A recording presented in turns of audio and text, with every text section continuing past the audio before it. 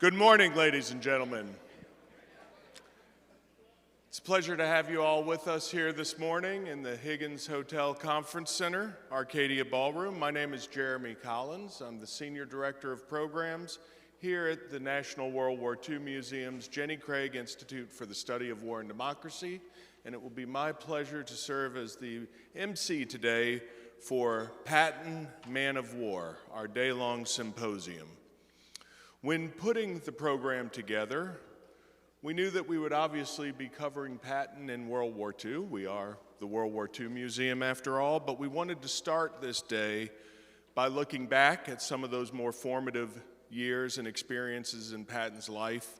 And so we have our very first session, Patton, the Early Years. To chair this session, it is up to our senior historian at the Jenny Craig Institute, Dr. Bradley Hart, to wrangle our first two speakers. Bradley, as senior historian, spends his time working in the Institute with our historians on articles, websites, our Arizona State University partnership. We've got about 15 of our Arizona State University students over there. You guys better have good questions today. And he also is our podcaster extraordinaire. And for those of you watching online, you can see this if they zoom in. Those of you here, please go pick up the information about Secret World War II, Spies and Special Ops podcast. Before joining us, Bradley received his PhD in history from Churchill College at the University of Cambridge and authored 2 books, including Hitler's American Friends, the Third Reich Supporters in the United States, and many other things. But Bradley, please get us started for a wonderful session to a wonderful day. Well, thank you. Thank you very much, Jeremy. I'm not sure I've ever been called a podcaster extraordinaire before, but it's a very kind introduction. And thank you so much to all of you who are here with us physically today, and those of us joining us, however you're joining us online, on television, or through whatever means you are. George Patton is a fascinating figure, and you'll hear a lot about him today, and if you're streaming our content later on, you'll hear a lot about him when you're streaming our material. We have a lot to offer here at the World War II Museum. But it's my distinct pleasure this morning to welcome our first two speakers. We're going to offer a perspective that we often don't hear about George S. Patton. We know the Patton of World War II, but we often forget about the Patton who lived before World War II.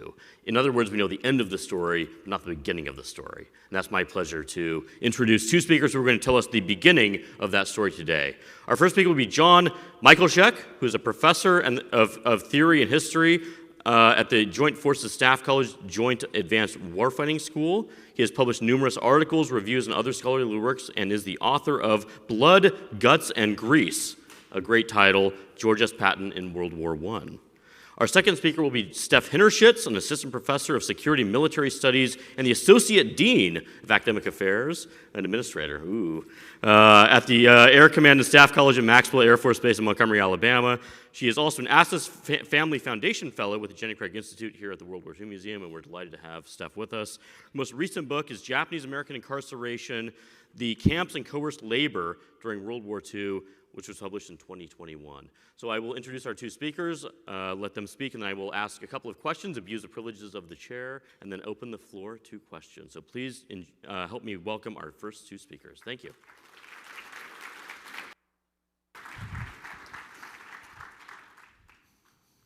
All right, good morning. I'm going to test out this clicker.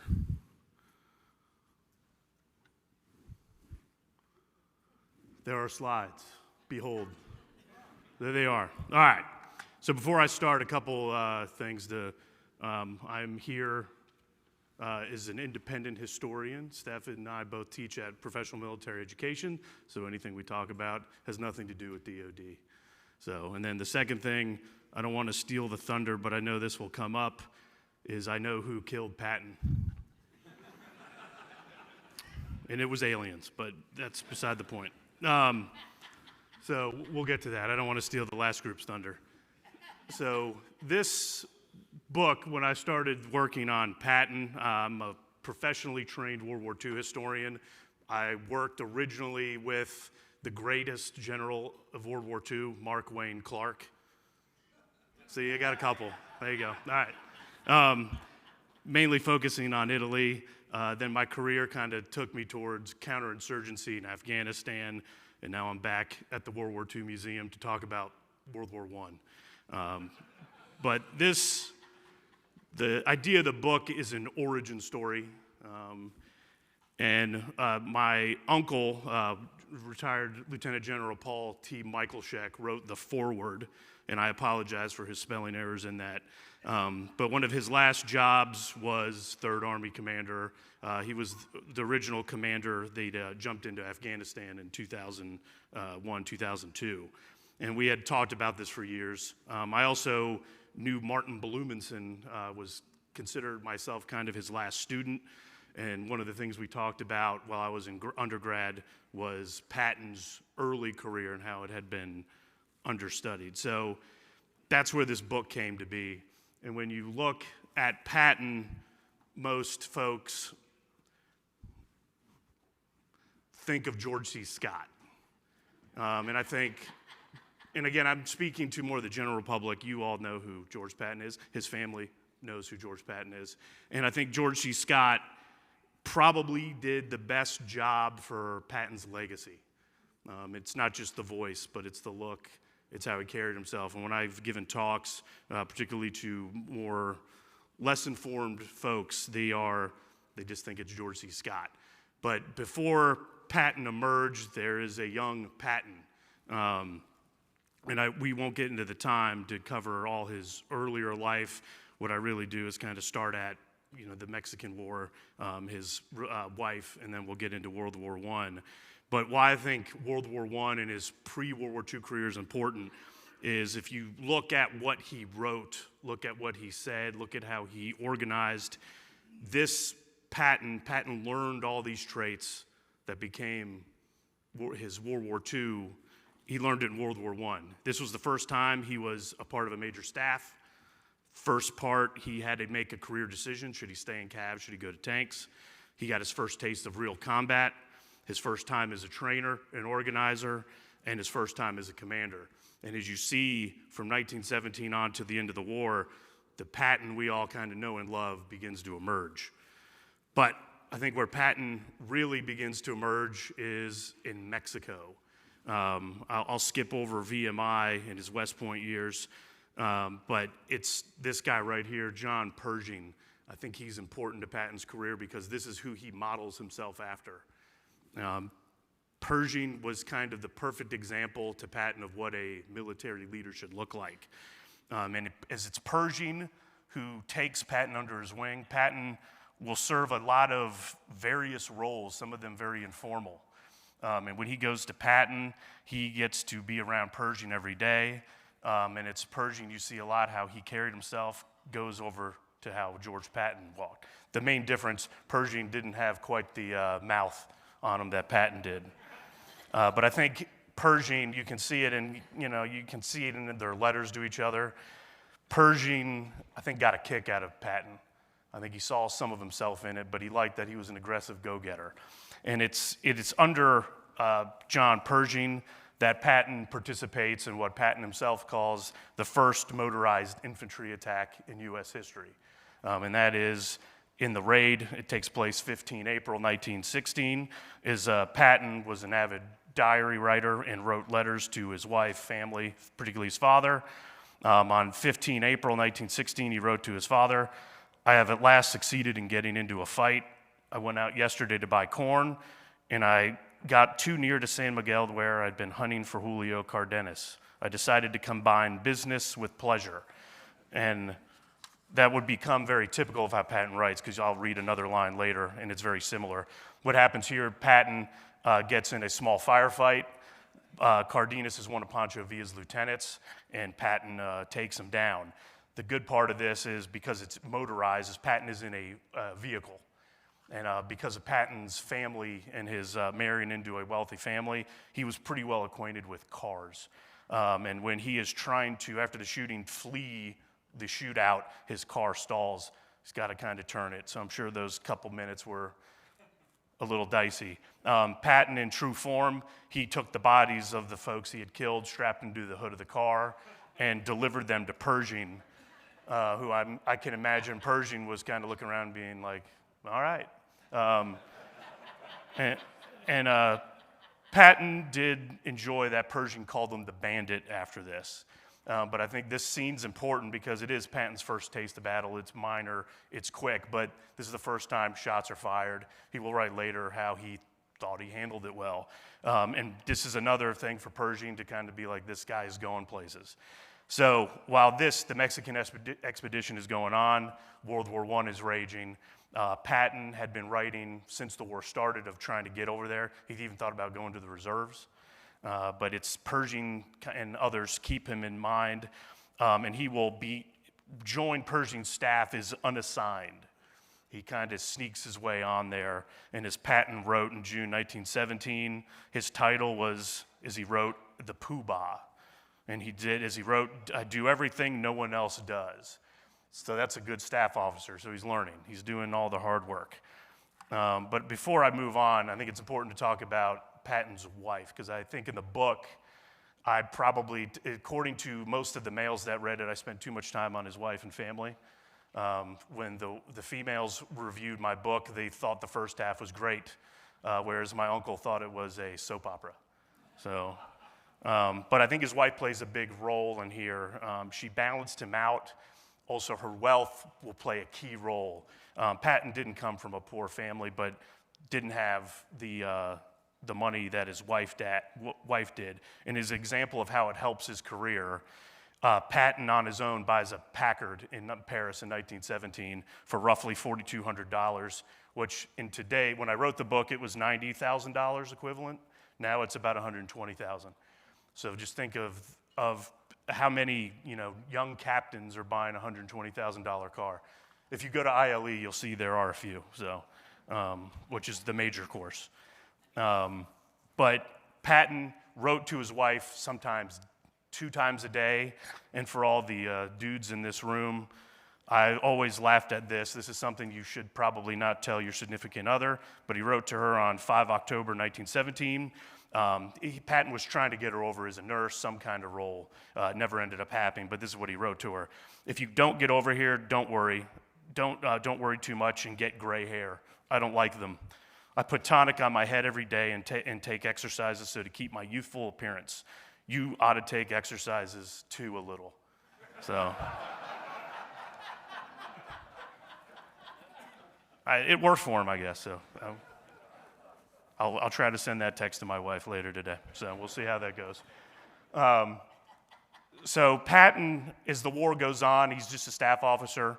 He begins to worry. He wants fame. He wants promotion. He wants to do something. And as Pershing staff, he has a good role, but he wants more. He wants to command. So in the fall of 1917, he begins to think about this new toy, this new wonder weapon, the tank. Patton was a cavalry officer. He had a lot of mechanical experience, was pretty decent with mechanical equipment. And over the fall, he weighs what to do. He's a little nervous because if he does go to tanks, this is a new novelty weapon. It may work, it may not. After the war, he also realizes these specialty units tend to not get promoted to general. But it's in November 3rd, 1917, he writes in his diary, I didn't sleep a bit that night, but decided to try the tanks, as it appears the way to high command, if I make a go of it. And in my book, too, and we talked about this last night, Patton didn't spell very well. There was no spell check. The idea of dyslexia has come up in the past, came up last night. Historians do love playing psychologists, but I think a lot of it stems from Martin Blumenson, who thought he was dyslexic. I think more of it tends to come from he learned history, learned orally. So his spelling wasn't that great, but I'll get to his writing because he actually is a much better writer than I think some historians give him credit to. And I'll get to that neatly. When Patton decides to go to tanks, and I'll read this because I think this was a pretty important, and he almost achieves it. He writes to his dad about his golden dream. So he goes, first, I will run the school. 2, I will then organize a battalion, and I will command it. Then if I make good and the tanks do and the war lasts, I will get the 1st Regiment. With that same if as before, they will make me a brigade and I will get a star. And he then later adds, the tank will be a great drawing card in the papers and illustrated magazines. So you can already see Patton beginning to think about the future. And Patton's golden dream, he will achieve almost all of those except getting that star. He will get close. He'll end up as a colonel in 06, but he'll get quickly demoted back to 03. But because of Pershing's friendship and Pershing's relationship with Patton's sister, he'll make major the next day. So generally, he did pretty well. Patton immediately begins. So this is a 03, now an 04. And this is where I give Patton a lot of credit. And you see in World War II, the historians will say he didn't plan well. Omar Bradley said things like that. He just was focused on the offensive, the attack. But I think if you read his tank report, which Patton even wrote by hand in the margins, that this is the basic tank concept of the United States Army. It's one of the most important things I will write. And also that goes to this whole dyslexia debate. With time, this paper is very well written. No AI was used. It was very shocking to me when I read it how astute it was. It's not just mechanical, but it's about warfare. And I think it's one of these things the historians tend to forget. And then Patton, as he goes through, he scouts out the land that the tank center will be used. And that's, again, you think about these things in today's world. You know, you're having an 03, a young 04, not only pick the training center, but build it, design it, then equip it, and then organize it. And I think Patton should get a little more credit for that. And here you see these pictures are by the tank center, and you can see Patton. He was decent, pretty tall for the age, a little shorter than me, about 6'1". And when he takes over tanks, he actually goes on a tour of tank factories, and he realizes all the French-made tanks are too short. And so that's one of the additions Patton has. Most of the American Renault tanks, which you'll see here in a minute, are about 1.5 inches, 2 inches taller for Americans. And Patton did, I think, even with his height, getting into one of these tanks was problematic. But it's also here, and this foreshadows World War II a bit. Patton begins to get a reputation as a tough disciplinarian. He is viewed, as he writes in 1918, I'm getting a hell of a reputation for a skunk when officers don't salute. He also threatens to hit many officers. He also begins to curse. And what he will find out later, though, is some of his officers and soldiers got a kick out of it. And they liked some of his profanity-laden views and speeches. But Patton realizes, too, very quickly, he is an excellent trainer. He's always leading from the front. In fact, he'll probably lead too much from the front as the war goes on. And here you see the Renault tank, which is what Patton picks. Patton was a Francophile, so picking a French tank was an easy choice. And real quick, in World War I, this is how they broke down tanks. There were heavy tanks, medium tanks, light tanks. And that one you see there is a light tank. And then within that, they had male tanks and female tanks. And I'm sure you can guess what made a male and what made a female. The male had a bigger cannon. And I'm not making that up. So that's real. So the Renault, why he picked it, other than it was French, it was a little more reliable. The British Mark tanks were huge, cumbersome, broke down a lot. The Renaults were also better at kind of small infantry attacks, which is how Patton viewed the early tanker was as an infantry in a tank. And when the tank broke down, he would move out. And you'll see that will not be good for Patton here shortly.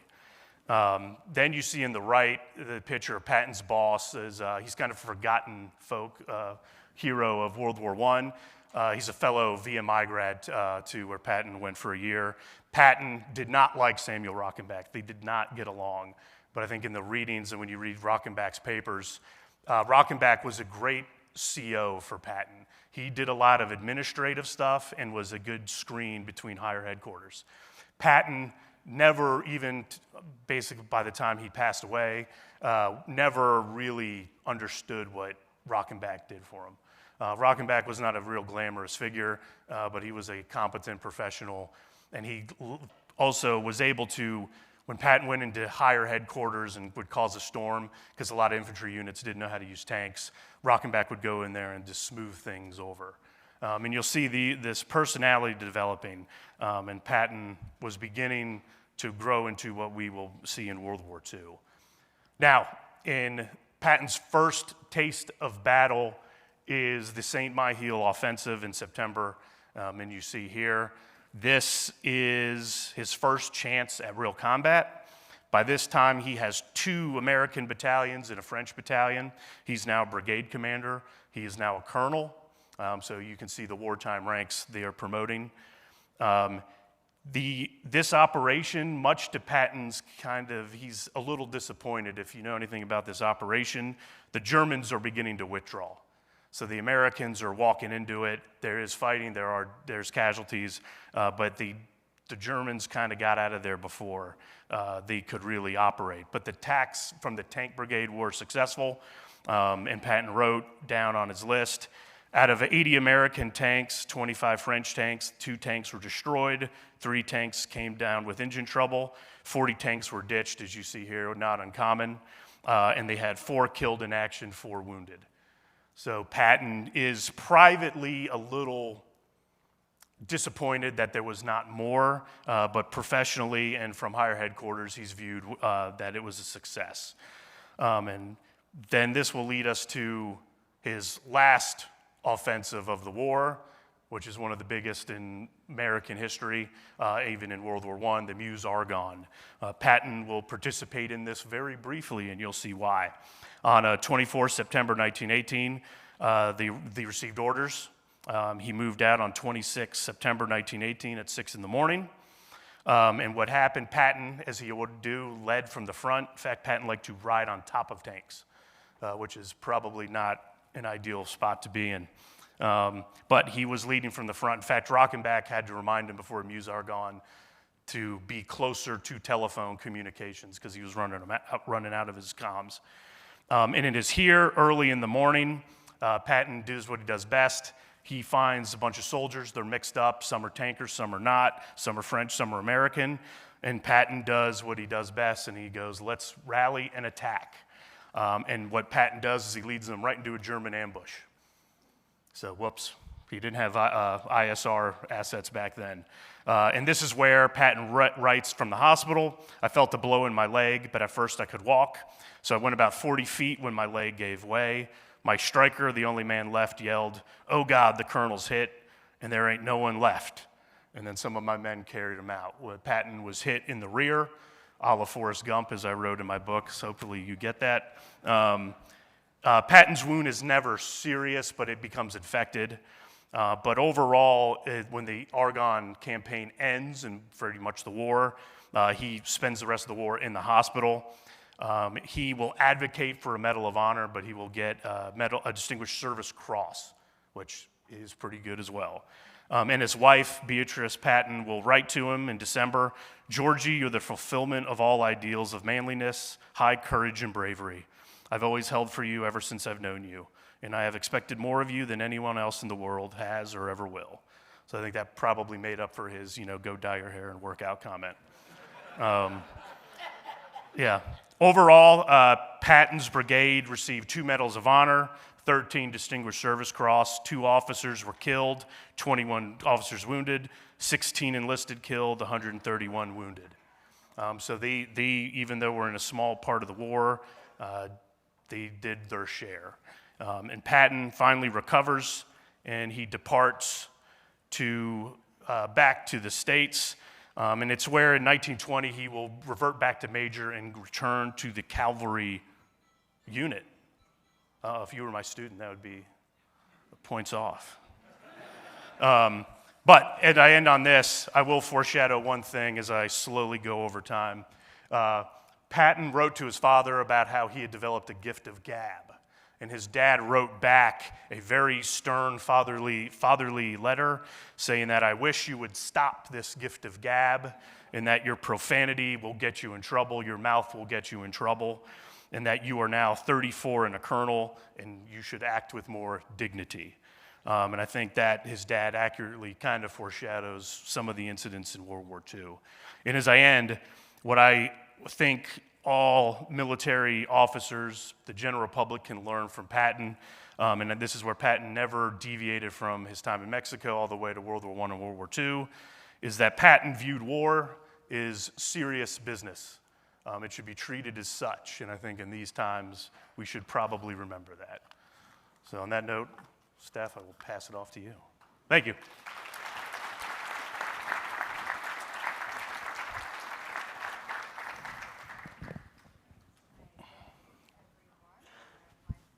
Everyone hear me? Mic on? Yeah, okay, thank you. So thank you, John, for setting up actually my presentation very well.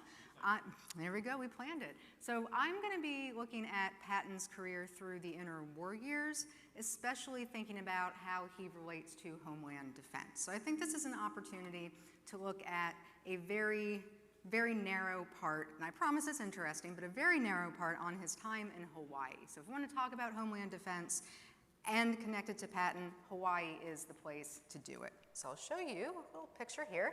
This, it's a good one. So this is Patton meeting Harold Dillingham. Dillingham was a power player in Hawaii, very prominently politically connected. He was very powerful, had a lot of business connections. Patton is having a great time. He does actually have a pretty great time in Hawaii, and he serves there twice in his career. So the first time is the late 1920s. He goes to work in the Hawaiian department, and he serves in the G1 and the G3 divisions. So basically G1, manpower personnel, G3, general overall operations, comes back to the States, and then he returns to Hawaii again from 1935 until 1938. While there, he becomes chief of the G2, or the intelligence division of the Hawaiian department. And that is primarily what I'm going to be focusing on today. I think it's something that is overlooked a little bit in the many, many different things that we have read about Patton, and I don't want to lose that opportunity. So again, I'm very excited to be here and talking about this with you today. Before we get into Patton, I do want to give you a little bit of the context that he's working in at this time. It's one of the neat things about this conference. We have an opportunity to dive more into Patton as the man. This is the man of the War Symposium. But also, what's going on around him? Where does he fit into the context, which I know he may not be happy about if I'm saying, how do you fit into the picture, rather than how does the picture be built around you? But it makes sense for what we're sort of tackling here. So what you see is a map of the core areas of the continental United States. These core areas were created under the National Defense Act of 1920, which if you're familiar with it, it does a lot of things for the Army. There's books about it, but for my purposes, it also creates these different core areas. The reason for this is that the Army wants to be able to rapidly mobilize in the event of another global war. So we've learned a lot of lessons after World War I, what it's like to try and train men, ship them, get them from point A to point B, that we want to make that go a little bit more smoothly. So these different core areas are responsible for mobilization, training, logistics. Each commander has sort of complete control over that. The other thing that's significant about these core areas is that it's related to homeland defense in the interwar years. During World War I, there was a severe concern about sabotage. So a lot of emphasis on looking for enemy aliens, saboteurs, whatever that form might take, individuals who might be looking to undermine the war effort in a lot of different ways. The home front, what we would call the home front today, was called the Zone of the Interior during World War I. And the argument is that when you have a war on this scale, the home front is just as important as any other front where people are fighting abroad. You need to have the home front protected, defended, so that all kinds of things, men, but also material that's produced, need to protect the plants that produce the things that you need to win the war. So homeland defense is really important, and that concept of the home front being part of planning comes out of World War I. The other thing to know about this core area is that that concern about enemy aliens and saboteurs, that doesn't go away after World War I. That actually sticks around and moves well into the 1920s and the 1930s, where generally speaking, the Defense Department will be, or I'm sorry, not the Defense Department, the War Department, will be concerned about generally who might be in the United States looking to undermine economics, trying to create labor strikes, basically doing anything that might disrupt our defense. So within these different core areas, they all have basically the same mission. It's a mobilization mission. But they also have anti-sabotage missions. So every commander is going to be responsible for making sure that their core area is protected. What you don't see on this map, unfortunately, are the territories. So the American territories also technically become core areas, like Hawaii. So the Hawaiian Department is established in 1908, and it is like a core area in the sense that you're going to have all the different general divisions of a general staff, and that is where you can bring Patton back into this. So if you're wondering why is this lady up here for a Patton symposium talking about Hawaii and not Patton, I promise you I'm getting there. So we are getting there. So this is where Patton and that Hawaiian connection comes into play. The other thing that you should know about the core areas, if you look at the 9th core area, it's basically the West. There is a really special intelligence connection between the 9th Corps area and the Hawaiian Department where Patton will end up. So both the Army and the Navy call that connection, that trans-Pacific region, the Pacific Coastal Frontier. And they both see it as a joint mission to protect and defend that against sabotage. There's a lot of sharing of intelligence between the FBI, eventually the Office of Naval Intelligence, and the G2 division of basically the Army, which is where Patton will go into play and take office. So I said I was getting there, right? So I wanted to give you the context. The other thing to know about Patton is that he was very much a man of his times. And I know that phrase is thrown around a lot, but it's very important for my presentation. Because another part of Patton's career that I would say is rather important, but I don't know if a lot of attention is really spent on it, was his time as a student at the Army War College in 1931 and 1932. So he goes back, he's actually a little bit of an older student when he goes back to the War College in Carlisle, but he and his classmates basically go through the same curriculum, very similar to how we do professional military education today. So they take readings, they go to lectures, they have group assignments, and the whole point primarily for War College education at this time is to actually do a lot of work on war planning. So the War Plans Division, which is another thing that was created under the National Defense Act of 1920, works very closely with students at the War College, thinking about different components of different broader war plans. When Patton was at the Army War College in the early 30s, primarily what they would have been focusing on would have been War Plan Orange. So in the event that we go to war with Japan, the orange, that's what they would have been really, really key and really, really focusing on. So all the students at the War College, including Patton, he and his classmates would have spent the whole year learning about the different functions of the different divisions of the general staff. So G1, manpower, G3, operations, and also G2, intelligence. So it was a real opportunity for Patton to do a deep dive into what does it mean to collect intelligence and how do you use it for war planning. At this time, intelligence, how it was defined, was really, really broad. So one way to think of it today, if you've ever heard the phrase like open source intelligence, so using newspapers, looking at different cultural things, what can you gather about a people, about an operational environment to better understand the context? Students did that without AI. So the students in Patton's class did a lot of work, just doing a lot of reading and figuring out how do you get all this information and use it in a very useful way.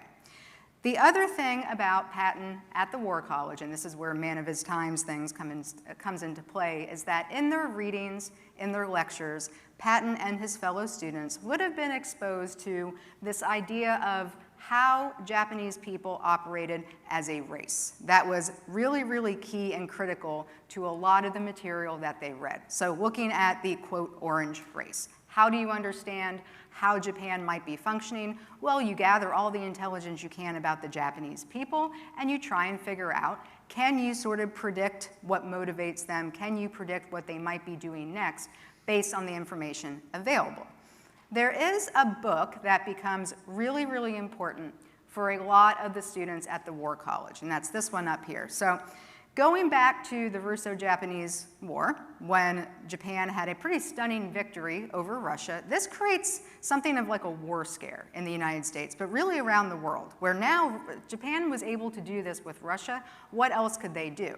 So there's a real need to understand how Japan was able to do this. It's part of the war planning problem. So this book was published in 1909 by Homer Lee. He's a sort of self-proclaimed Oriental expert. He knows everything there is to know about Asian peoples and Asian nations. So this becomes well-read. It becomes part, in a lot of ways, of the curriculum. Patton and his fellow classmates would have read this. Instructors discussed it. Lectures revolved around it. And basically, Lee's argument is that the Japanese people are a very cunning people. They're very martial. They're prone to imperial expansion. These are things that just explain their motives. What he didn't do is make the argument is that if these things do exist, that they exist because of a political structure, right? Because of how the emperor is related to the different people and how that whole relationship works. Instead, he makes an argument that this is genetic, that this is sort of racially inherent, that no matter what, if you are of Japanese heritage, whether you're born in the United States, whether you're born in Japan, these are qualities that are just kind of inherent. These are the ideas that men like Patton, his fellow students, the instructors, are exposed to. This book is really, really popular at the War College. People take this book, they carry it with them into their careers, and it also is pretty indicative of this cottage industry that pops up in the early 20th century and gains a lot of ground as we move into the 1920s about what would happen if Japan attacked or invaded the United States. So a lot of speculative fiction, a lot of books, a lot of short stories. What is this going to look like? What form is this going to take? So the reason why I'm bringing this up is because at this time, war planning and this cultural move to write all kinds of stories and think about what can we do in response to this, were really kind of one and the same. There was a lot of overlap. So by the time Patton graduates and he gets ready to go back to Hawaii, so he's going to go back to Fort Shafter, Oahu, in the Hawaiian department, take over as chief of G2, he's well-versed in intelligence. I think this actually goes really, really nicely with something that John brought up about understanding Patton not just as a commander, but as a staff officer. What was he like? He took his job very seriously. He's one of, I'm not going to say one of the only individuals, but he's certainly at the top of people in the Army who are reading intelligence and really looking at trying to understand what is it that Japan is doing. He's actually a great staff officer and he's a great intelligence officer. He's using all of his knowledge and he's taking in the operational environment. The type of environment that Patton is going to enter when he goes to Hawaii for the second time is this community that is about 25 to 30% Nikkei, or foreign and American-born individuals of Japanese descent. 25 to 30% is a pretty big chunk of a population. It's a vibrant community. There are cultural associations, there are Buddhist temples, just language schools. It's really popular. It's really thriving. In 1931, the FBI is also going to get interested in Hawaii in terms of what is happening in response to Japan's increasing push across the Pacific. So in 1931, the FBI opens an office in Honolulu. The FBI is going to work closely with the G2 Intelligence Division and then also with the Office of Naval Intelligence actually in San Francisco. It's part of that Pacific coastal frontier. And they're going to look at the Nikkei community as a really potentially bad source of sabotage, right? Bringing all of these different ideas. Is this something we should be concerned about? As Japan starts to increase and move farther into the Pacific, should we be concerned about the Nikkei population?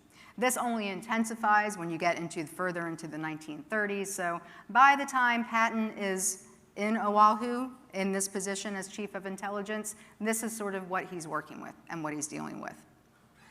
The FBI is also paying attention, working with these different agencies to think about, expanding their operational environment. They're not just going to be concerned only with intelligence and sort of keeping tabs on populations in the US, but also what is motivating Japan. So lots of maps like this. I wanted to show this because it's a good example of the actual reach of FBI work at this time. And then this map, a distribution of Japanese nationals. Where are they found? So the FBI is becoming very interested in this and working closely with the military, that intelligence community. So this gets us set up for what I'm going to spend the rest of my time discussing, and that is Patton's plan for what to do in the event of a war with Japan when it comes to, quote, orange nationals. So this is basically the Nikkei community in Hawaii. This is like classic war planning. He has grown up in this in the Army War College. When you're thinking about a part of War Plan Orange, what are you going to do to shore up the defense of Hawaii? This plan was brought to everyone's attention by historian Michael Slackman in 1984. He unfortunately passed away in 2013, but he pulled this out of War Plan Orange files, and no one had really talked about it. So this is Patton's plan. It is a multi-page plan. War plans are very comprehensive. They contain a lot of things. But this passage over here is what the few historians who have actually looked at this really focused on. This is the plan. So the idea is you're going to arrest and detain Nikkei who have demonstrated some kind of action or something to raise a red flag that they could be a security risk. Not too far from the ordinary. But the other part of Patton's plan is to arrest and detain and hold leaders, so whether or not they actually demonstrated any kind of issue that needs to be kept tabs on. But if you are a leader in the Nikkei community, drawing on that information that he brought with him and others brought with him about how important cultural associations are, then you will be arrested, detained, and held as a hostage. That word hostage is really at the center of when a lot of historians have looked at this. And some have taken a pretty drastic interpretation. So some have said, when he says hostage, he means like hold these people, and if he doesn't get what you want, more information or full cooperation from the Nikkei community, you murder them, you execute them. That is very extreme. I am not convinced that that is exactly what Patton meant, and I'll get to why that is in a little bit. Instead, really, this is part of just a bigger strategic approach to planning, where his argument is you arrest these leaders and then you hold them indefinitely in hopes that the Nikkei community will cooperate, right, will follow the orders that will be issued that might help turn over some more information because they are so inherently loyal, right, to their leaders that they would be willing to hand over information. So hostage in this, just being held hostage and not released without any indication of, well, that will be, or when that will be, in order to extract certain information. So that is sort of my approach to this, rather than they're going to hold these leaders hostage. And again, this is a part of a whole plan. There's many other pieces of this plan. This list of hostages over here, in total, there's about 120. If you look through the names, you'll see a lot of cultural association leaders, you'll see a lot of Buddhist priests, you'll see a lot of language school leaders, you'll see a lot of dentists and lawyers. Not that dentists or lawyers are inherently evil, but because these are the ones who are raising funds to send back to Japan. They're the ones organizing the cultural festival, so that's why they appear. The asterisk, right, you see down at the bottom says American citizen. So this is also really important for this plan. And it's not just going to be enemy aliens or foreign-born nationals, but if you are a leader in this community, whether you're American or not, you will be primed to be held as a hostage in hopes of being able to influence the community to do something, to cooperate. The other part of this plan that made this possible is a declaration of martial law. That's pretty standard in terms of any of the war plans when it comes to Hawaii, but this is what would make Patton able to have arresting squads, send the military police out to arrest and detain these nationals rather than just relying on the civilian law enforcement. And that is, again, sort of part of this operating plan, putting it into action. So a lot of historians have said that, yeah, this is a really cool find, it's neat, we should know about it, but nothing really came of it. It's not entirely true. There were parts of it that did end up actually happening. So in the hours immediately after the attack on Pearl Harbor, there is martial law declared. So John Poindexter, the territorial governor of Hawaii, will suspend habeas corpus and transfer all the judicial and executive powers over to the military governor, General de los Imans. So he becomes the governor. That's part of that plan, that proclamation plan. Actually, and it's not too far off because Patton did not operate in a vacuum. Even before he becomes G2 of intelligence in the Hawaiian department, there was another man who you might be familiar with if you know about the internment of Japanese Americans, General John L. DeWitt. So before he was John L. DeWitt of the Western Defense Command, he was also part of the War Plans Division, and he was actually stationed in Hawaii in 1927, and he developed his own defense of Oahu plan that was very similar to Patton's. Patton just focused more on the leader element rather than just interning all foreign-born nationals. Even before martial law was declared, however, you had the FBI start to arrest and detain orange, quote, orange nationals, or Nikkei. And this is based on lists that they had started to compile in 1939 with military intelligence to basically say who are the most dangerous elements that we should focus on. Primarily, it's a lot of leaders that will be arrested and detained. So again, not too far off from Patton's plan. And what made Patton's plan different from what happened here is that it was more targeted, right? It's focused on the leaders of the community. There is not sort of this mass detainment of Nikkei in Hawaii as there will be in the US. General Amos completely correctly determines that doing that to about 30% of the population will be bad for the war effort. But there are nationals who will be detained, and most of them are leaders, primarily Buddhists, a lot of Buddhists. So again, this is all kind of part of this plan. And I wanted to spend some time to talk about this today because I think it fits well with the theme of this conference. I think it's an opportunity to understand how Patton relates to homeland defense and also just what it meant to be an intelligence officer. So I will wrap up there. Thank you.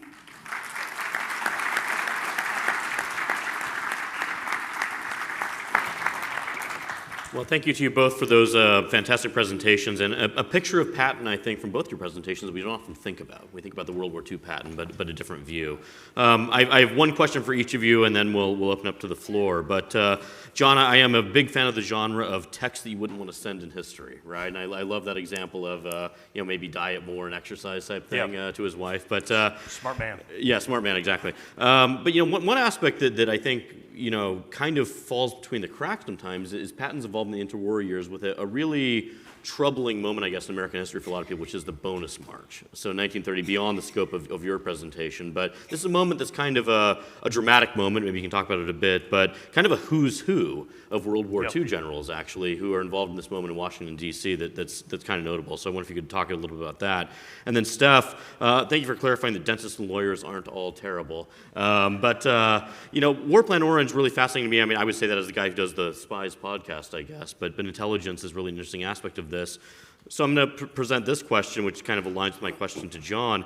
Why does Patton not go to the Pacific? Why is he not the MacArthur? Or is it MacArthur that's the reason he's not the MacArthur in that sense? So John, I'll start with you, and we'll go to Steph. All right, so Patton had a minor role in the Bonus March. And for those that don't know, it takes place in Anacostia. And the Bonus Marchers were World War I veterans. In fact, Patton's one of the guys that dragged him out of the foxhole when he got wounded is there. And Patton sees him and then refuses to talk to him ever again. And Patton was the XO of a cavalry regiment. MacArthur's the chief of staff. MacArthur orders the army to break up the camps, which are in the Anacostia Flats in D.C. And Patton, they're on horseback. He goes with his officers. They do show restraint. Patton made it very clear, you will not engage, no trigger pulling, no nothing.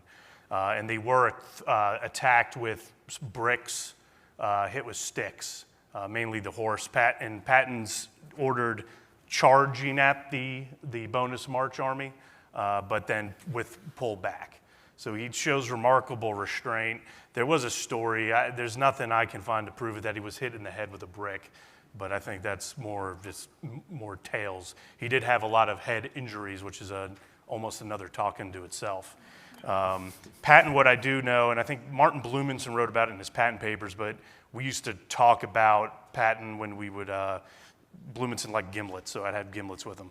And he gave me a lot of info, and he actually, when he went to talk to Beatrice Patton, some of the records she was throwing away, burning, were on his Bonus March experience.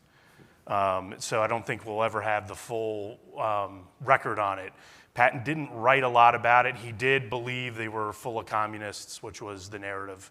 But after what happened, a child gets killed, and the U.S. public turns very anti-militaristic. As an example, in the interwar, when you see pictures of Patton, Eisenhower, particularly in D.C., they're in suits. So it's one of these civ-mil relationships, issues that is kind of forgotten today, but I think is still relevant. But I think Patton, despite his aggressive nature, showed a lot of restraint. And that Bonus March could have gone way worse. But I think he but it's just a small piece of it. And then by this point, he's a regimental commander, and then he's moving on out to bigger, better things. Thanks. Yep. So, Yeah, I also just want a brief plug, because John and I were talking about this before our presentation, but there was a book that came out not too long ago that was all about Beatrice. I forget the name of the author, but you can look it up. It's a great book that gets into some of the things that we discussed. But to your question about why is it that Patton did not actually end up in the Pacific, Yep. there's different levels to that question. I'll start with probably the most interesting but easy one is MacArthur, right? Yeah. So there was a very clear understanding that these two would not cooperate quite so well if they were sort of working in the same theater. I think that's fair. There's a lot more nuance to that, but that's sort of the kind of go-to reason. The other is more related to just what has happened in the war by the time you get to the 1940s. So when it comes to Patton's role in intelligence in Hawaii, right? The Hawaiian Department, the War Plans Division, these were almost like kind of necessary positions that a lot of people cycled through, not necessarily saying this is where you're going to end up in your career, but something that you do, kind of like a holding pattern to some degree. Patton is intellectually curious when it comes to some of the things that we've discussed, right? So mechanized warfare, land warfare, that's what he's really, really interested in. Also, by the time you get to right at World War II, War Plan Orange is no longer a thing. We've switched over to the Rainbow Plan, so this idea of where would someone like Patton be a better fit, just not so much the Pacific, right? We've changed, we're not dealing with orange anymore, things have shifted. Someone like Patton's gifts would be better used and utilized over in the European theater of the war. And I think that also does a lot for why it is that maybe we don't spend so much time on his intelligence career, as short-lived as it is, but that's just, intelligence was a thing that a lot of people did, so that was his contribution to War Plan Orange, but it wasn't where his strengths were. I think his strengths were clearly in doing more of the maneuvers, and that's where he would be needed. So it's a MacArthur issue, but also just a shift in priorities, how war planning has changed by the time World War I really sort of breaks out and we are in it. thank you to you both. Open the floor to questions, I think. Well, round of applause for John, Steph, and Bradley, please.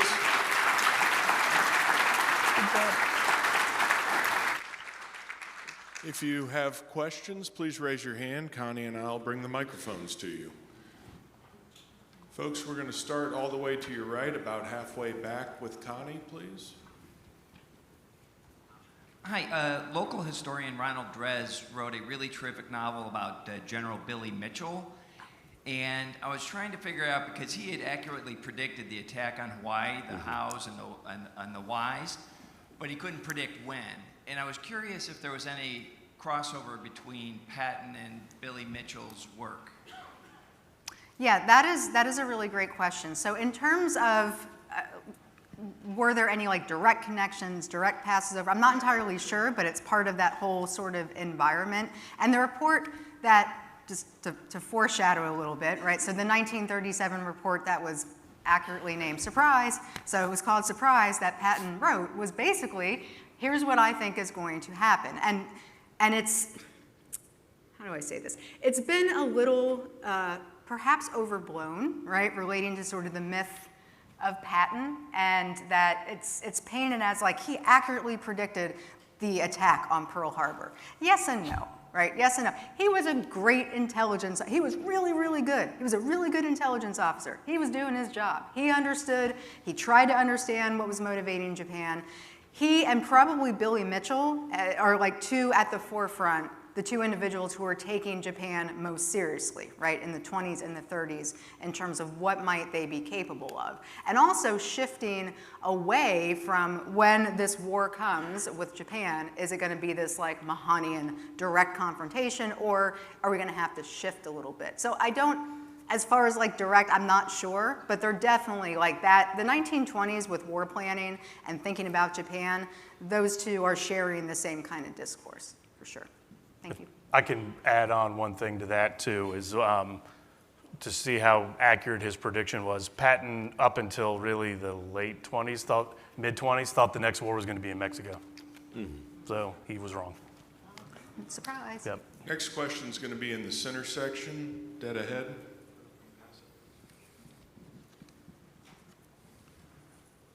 Fast forwarding a few years, his Third Army G2 is Colonel Koch.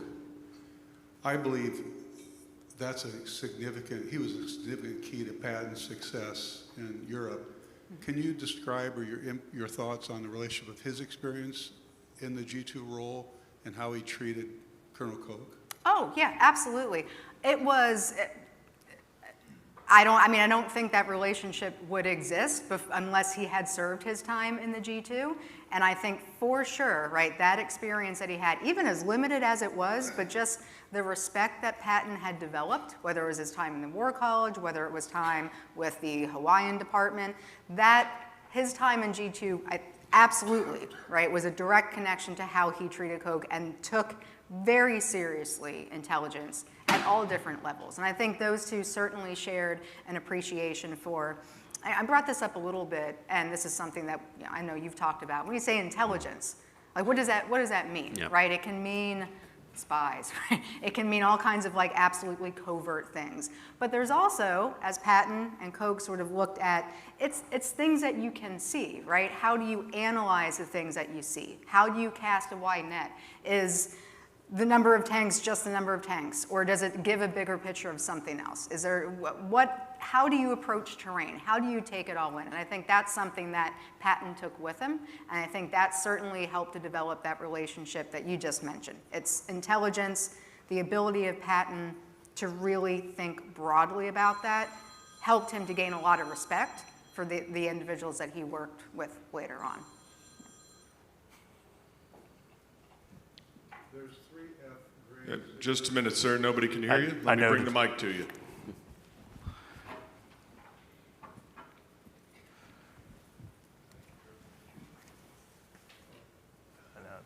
It was just a comment. That's 3 F grades he's issuing based Yep. on phones ringing. Next question is going to stay with me here, please. Thanks very much. As a native of the Boston area, I could talk a lot about Patton and so forth. But anyway, he was quite an accomplished athlete.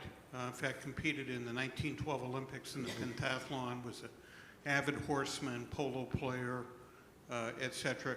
Can you comment about his athletic prowess and how that kind of made him develop as a soldier and how he viewed things? Yeah, yes. I'll talk about sports anytime, so that's easy. When you say he was a decent athlete, when it comes to ball sports, probably not great. He tried to play on the West Point football team, couldn't make it. Eisenhower was a much better football player, but Patton was a great horseman, avid horseman. Played polo, and then when you talk about the 1912 Olympics, he trained very hard on the ship over. He knew his weakness would be the running event. And when he competed in the Olympics, he almost died at the end of the race. He worked on his swordsmanship, which the Army still has to this day, the Patton sword, which he helped design. So he thought about these things. The best story, I think, about the Olympics is his best event was shooting. And at the competition, the shooting was towards the end of the competition, and he needed to basically hit the target, and he would have wrapped up the bronze. And what happened is he fires, and when they go, they can't find the target, where the hole in the target. So he ends up, I think it was 5th. To his dying day, Patton was convinced the bullet went through that hole. And they couldn't find the shell, so they did have a reunion, and he made a similar joke. But Patton was very active. Probably not a great basketball player, but he was an avid outdoorsman, polo player. I talk about it slightly in the book. He did sustain a lot of concussions, mainly from falling off horses. He got kicked in the head. I used to mark down how many windshields he went through. He liked to drive very poorly, and actually, I think all the concussions, as we know now, CTE is a real thing. You never know if he had CTE because we don't have his brain, but I do wonder if towards the end of his life, end of the war, all those concussions were catching up to him. because some of his statements at the end, some of the people around him, it was also he'd been deployed for 3-4 years almost at that point. But Patton was a decent athlete, wished he was a better football player. But I think sports played a big role, and particularly in the cavalry, you had to be a good horseman. Yeah, the polo thing also came through Yeah. a lot in Hawaii. So in Hawaii, a lot of time spent playing polo and also yachting. So, I mean, real big into that. And, Yeah. and I don't know too much about his leisure time in Hawaii, but I know it's very important for sort of his leisure. So, yeah, that was a big part of his time there. We're going to go to your left. Could you speak about Pershing's relationship with Patton's sister and its impact on his career? Yeah. So the two had a relationship. They were dating.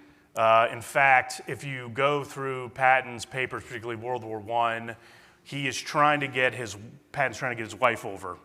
And he believes and he thought it technically was owed to him since he was apart from her in Mexico.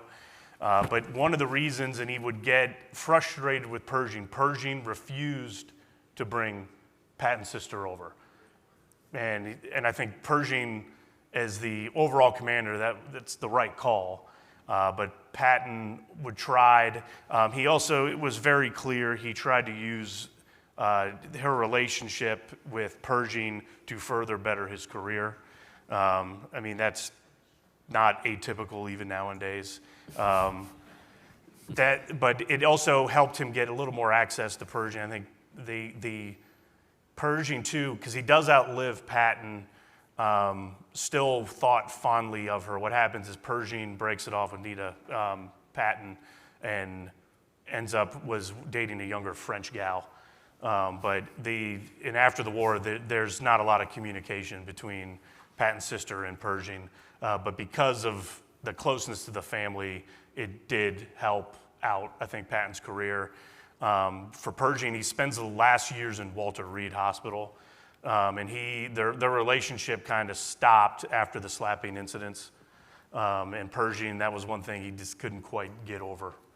But I think the relationship, I talk about it a little bit in the book, mainly in context with Beatrice Patton.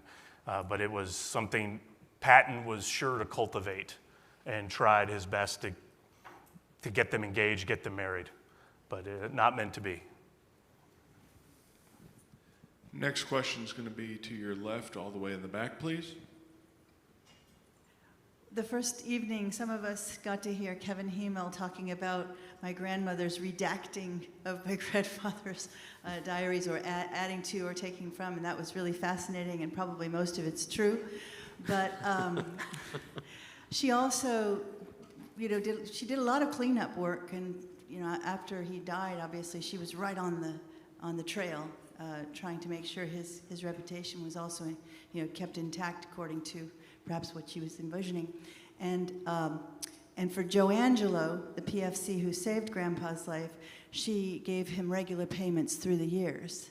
And he did disclose to the family that he forgave Grandpa because he knew what kind of a commander he would become. But I wanted to go back to something that's still a mystery, and that is who killed Julio Cardenas, really? I attended a lecture in New Mexico at the time of the anniversary of the raid, and there was an author there who maintained that there was a mole in Patton's, group, who was a German, who actually was the one that pulled the trigger. Does anybody know about that? Or have you heard? Herbert von something was the writer. Yeah.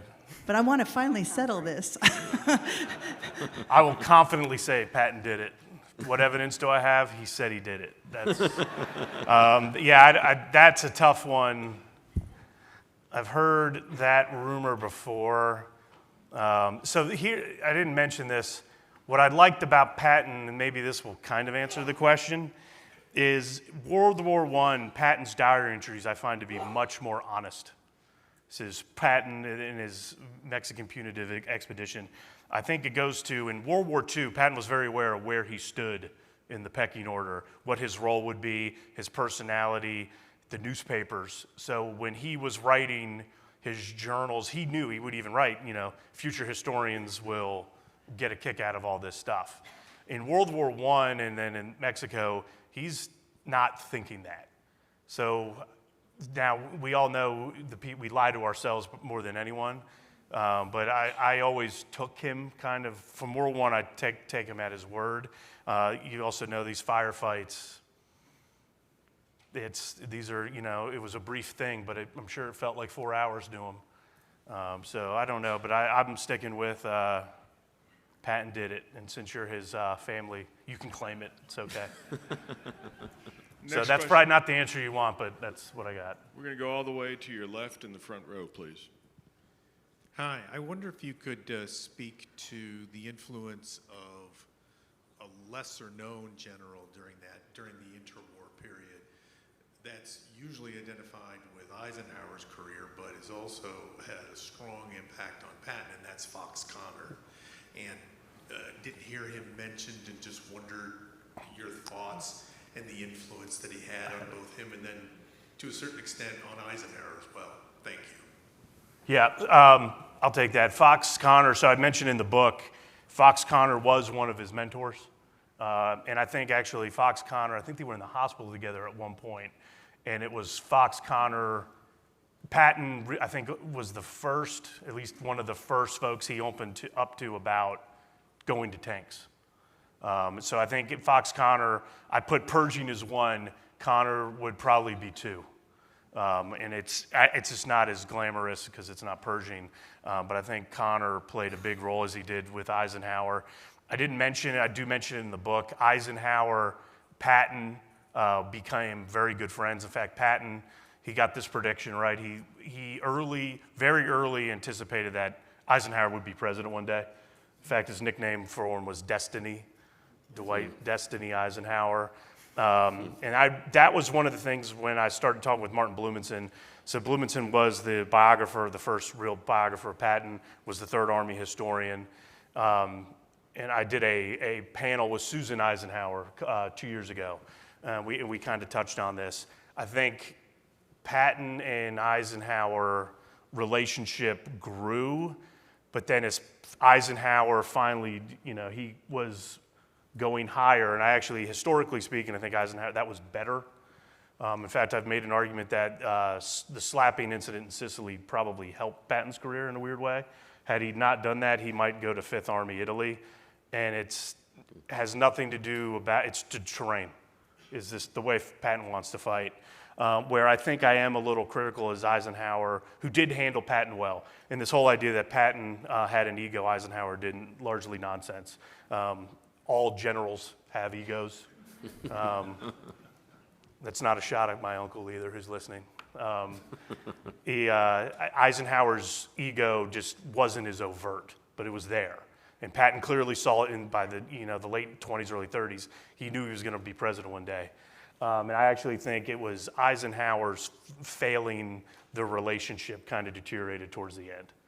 But going back, I think Fox Connor, very influential. And then not only with Marshall as well, but Eisenhower, Clark, Bradley, you name it. Next question's with Connie in the center, please. Could you talk a little bit more about Patton's relationship with Omar Bradley in Hawaii in the mid-30s? Yeah, so I actually am not that well versed on that, so I'm not exactly sure sort of how that relates. I don't know if you could sort of jump in. Yeah, I got not so much Hawaii, but their general relationship, and I will just full declaration, I'm not an Omar Bradley fan.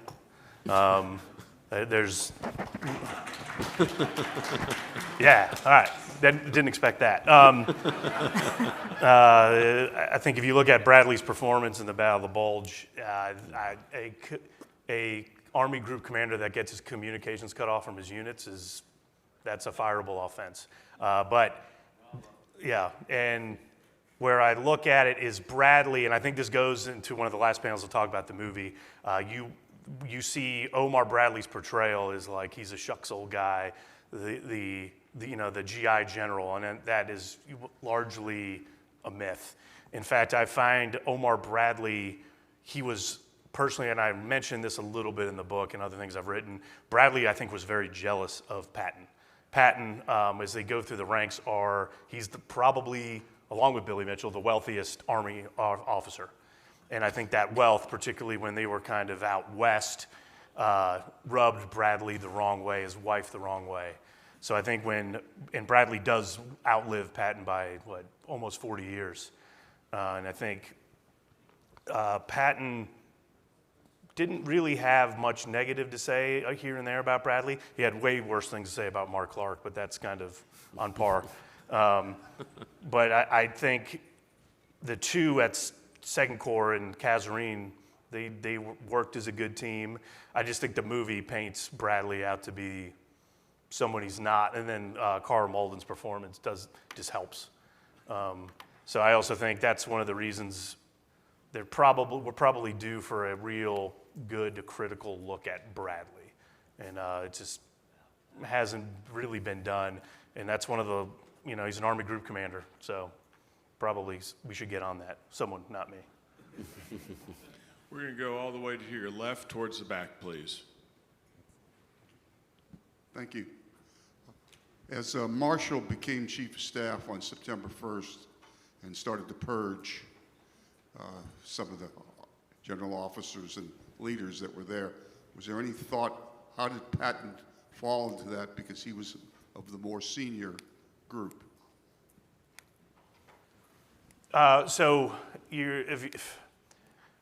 Patton, I will say this, he was older than most of the folks. Clark was the younger one. Eisenhower was one of the younger ones. Patton was on the older end. And I think Patton knew this by 38. And I believe that's one of the things I've written about in the past is Patton's myth, this legend that he wanted to make, is partially created because he knew he was older. I mean, he's writing about, even in World War I, that when the next war comes, he might be too old. So it's a fear he carries for 20 years. I think that's why he stays in shape like a good officer should. I think it's also why he is a little more flamboyant than, say, Omar Bradley for sure, but others. I think he wanted to show Marshall, the folks that were making the decisions, that, yeah, I'm older, but I'm also got experience. First motorized infantry attack, been wounded in battle, I know tanks, and I think that explains some of his behavior, particularly 38, 39, 40. But I think it was very deliberate. Patton understood clearly. He knew he was getting older, and that's why he did what he did and kind of kept in shape. And I think that also caused some problems too with Clark, who was the youngest of the four-star generals, because Clark, I think, pinned on at 44. And so it caused some, not so much generational divides, but there was some fighting over that. So I think Patton was very deliberate with the way he did things. And that's what I think some historians, the public, tend to view him as like a wild card, but I think it was much more, he knew what he was doing. So I think he was aware of the age gap. Last question is going to be with Connie. To your left, please. Yes, I'm curious. I think it's well known that Patton wasn't a big fan of Woodrow Wilson, both from his orders for Mexico and World War I. What, if any, thoughts did Patton have about Franklin Roosevelt prior to the war, and was Patton on Roosevelt's radar? So I was FDR. Did Patton? No. So I will say this. Patton was kind of a traditional conservative. He did say, and I failed to mention this, but now that you do, I can tie it back to the bonus March Army. Patton, at the very end, after the bonus March Army had been gone, it had died down, things were calming down. Patton did write one of the things that survived, whether Beatrice Patton threw him away or not, or burned him. He felt that he played a big role in helping get FDR elected because of what he did in the bonus March force. And though, yeah, there was a lot of, particularly in Mexico, so I'd say roughly 1914, 1917, he wrote to his father mainly about politics. He wrote a lot of pretty critical things on old Woodrow Wilson from Stanton, Virginia. FDR, and Patton did write, he claims credit for getting FDR the nomination in 32 and winning the White House. But after by the late 30s, 40s, he, again, when he's a general, he doesn't, there's not as much political talk. Early in his career, particularly with his dad, there's a lot of political talk. And that's partially why his dad was trying to tell him, you gotta like mellow out a bit. And he didn't really listen to that, but I think he listened to some of the other things his dad said. Yeah, and when he was in Hawaii, the type of people he ran with in Hawaii, like Dillingham and those political, that kind of political realm, dealing with the wealthier people and sort of that social climbing. His views on FDR were not horrible, but he was friends with people who were critical of FDR. So from a social, political, economic standpoint, there's that. He said as many similar things about MacArthur too, so it evens out. How about a round of applause for our first session?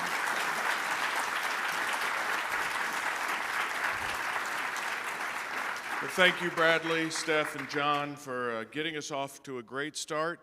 Now, please join our three speakers outside in the book signing area. You can get your books, you can get them signed. During the break, I'd like to draw your attention to our info desk where our travel team is. You can find out information about upcoming programs, both our summertime Band of Brothers 25th Anniversary Symposium, the November International Conference on World War II. You also have the opportunity during this weekend for a flash sale for 2 of our 2026 programs that go overseas, Masters of the Air and our Normandy and the City of Light tour. Right now you can save an additional $2,500 on that tour, so please do see Carrie and Chaz and our travel team. Please enjoy the break, please enjoy the interstitial video package, and go to the bookstore, buy lots of books, and get their wrists hurting. Our next session begins at 10:45, so be back promptly with your cell phones silenced for our Patton at War session. Thank you very much.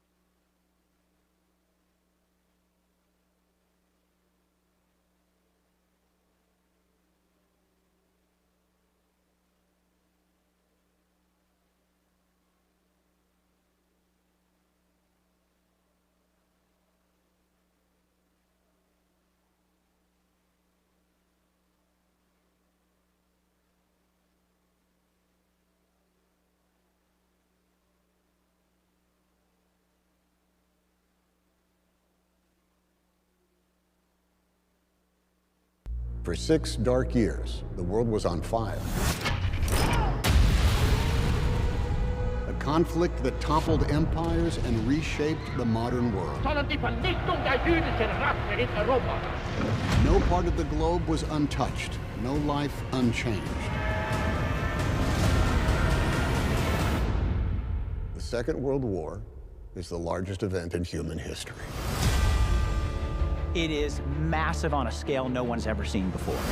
They have to fight every climate from the Arctic to the jungles of the Pacific to the deserts of Africa. It's a war of annihilation. This is murder on an industrial scale, but each death is uniquely suffered.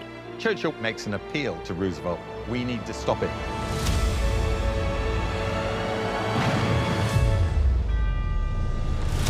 There could be one victor and one vanquish.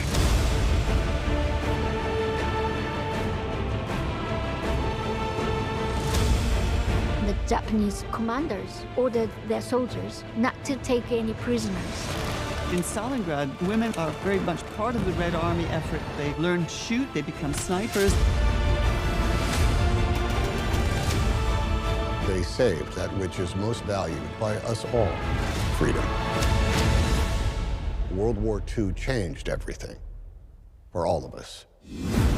World War II with Tom Hanks. New series premieres Memorial Day at 8. Part of History Honors 250. Only on the History Channel. They were ordinary people, just like you and me, who never expected to find themselves like this. But they found courage. They found grit, grace. They found strength in each other. And in their stories, we find strength within. The National World War II Museum. Find the extraordinary inside. On December 29, 1940, President Franklin Roosevelt delivered one of his signature fireside chats to the nation. He called upon the American people to face the ongoing global crisis with courage and realism. He declared that the United States must become an arsenal of democracy. This is World War II in 2.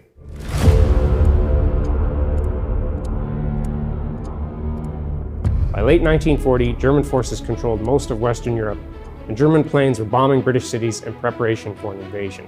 Roosevelt warned that if Great Britain fell and Nazi Germany and Axis powers gained control of most of the world's land and seas, there would be dire consequences for the United States. We must be the great arsenal of democracy. For us, this is an emergency as serious as war itself. The President called for the U.S. to support Great Britain and other countries with military supplies, arguing that it was necessary to keep America safe. This was a major change in American national security policy. Under pre-war neutrality acts, it was illegal to supply war materials to any nation at war.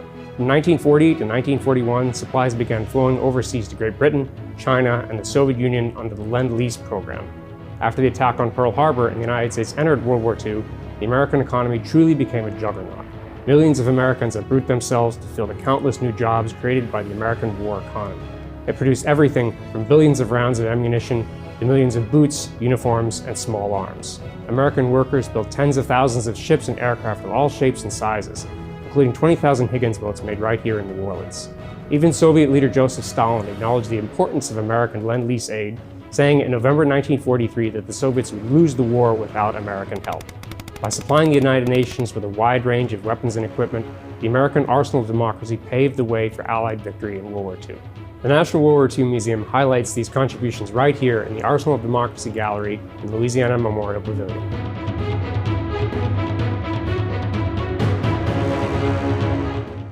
Are you willing to undertake a dangerous mission for the United States?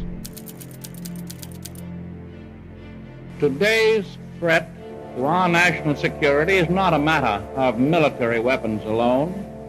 We know of new methods of attack.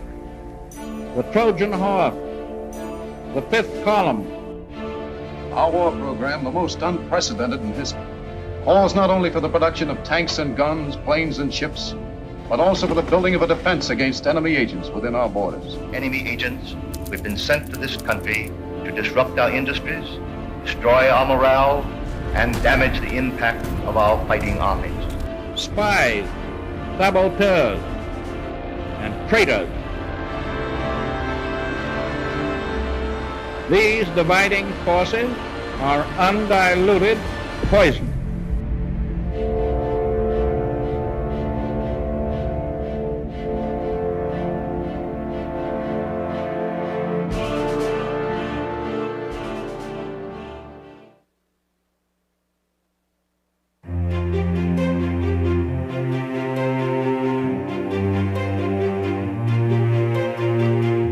I first participated in the conference in 2006, which was the first of the conferences. I've been to most of them since then.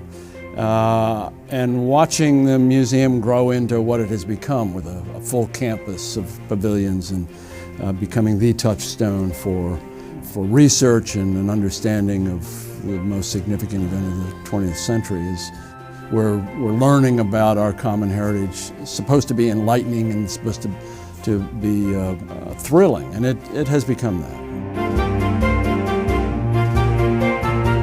Quality of the presentations. Every year I think they get better. I think the quality of the researchers, the people you bring in, plus now the facilities are second to none. So this year is our first year here, but it is clearly the place to be. I was here at the first conference in 2006, and I was just so enthralled by it. I just fell in love with World War II history and the museum. An extraordinary collection of some of the best minds in the business, and the thing that I'm looking forward to is actually learning from them. Even though I've been working on certain aspects of the Second World War myself, nobody can know everything. And if you bring a couple of dozen world experts together to share what they know about their particular area of expertise, it's like having a living encyclopedia of dozens of people who really do know the answers to some of the most important and complicated questions about the war. It's great for me as a teacher. I'm usually in send mode. I'm usually talking to people. It's great to be in receive mode and hear from all these fantastic people who are here and get new insights. Not just the scholars, but the guests who are here as well. And just to be able, like I said, just to shut off the send part of your brain for a little while and sit back and learn about some things maybe you haven't thought about. I just fell in love with it. I've been coming back ever since. It's the right place to be. When you can get with 500 other guys and gals that are interested in history, it's just the place to be. It's just one of those conferences that just keeps on giving to the history of our country.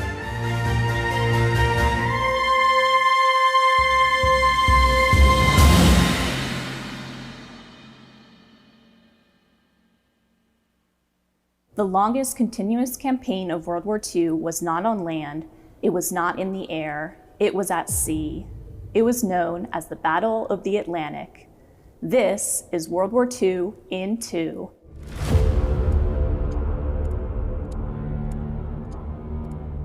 When war broke out in Europe in September 1939, Britain and France imposed a naval blockade on Germany. In response, German submarines or U-boats began targeting Allied shipping in the Atlantic, hoping to cut off Britain's essential imports of food and war supplies. The situation changed dramatically after June 1940. German victories in Europe provided new U-boat bases along the Atlantic coast. These U-boats intensified attacks against convoys headed for Britain in the northern and eastern Atlantic. Hundreds of Allied merchant ships were sunk, and losses were immense. Allied navies, along with Allied merchant mariners, fought fiercely against the growing German naval threat.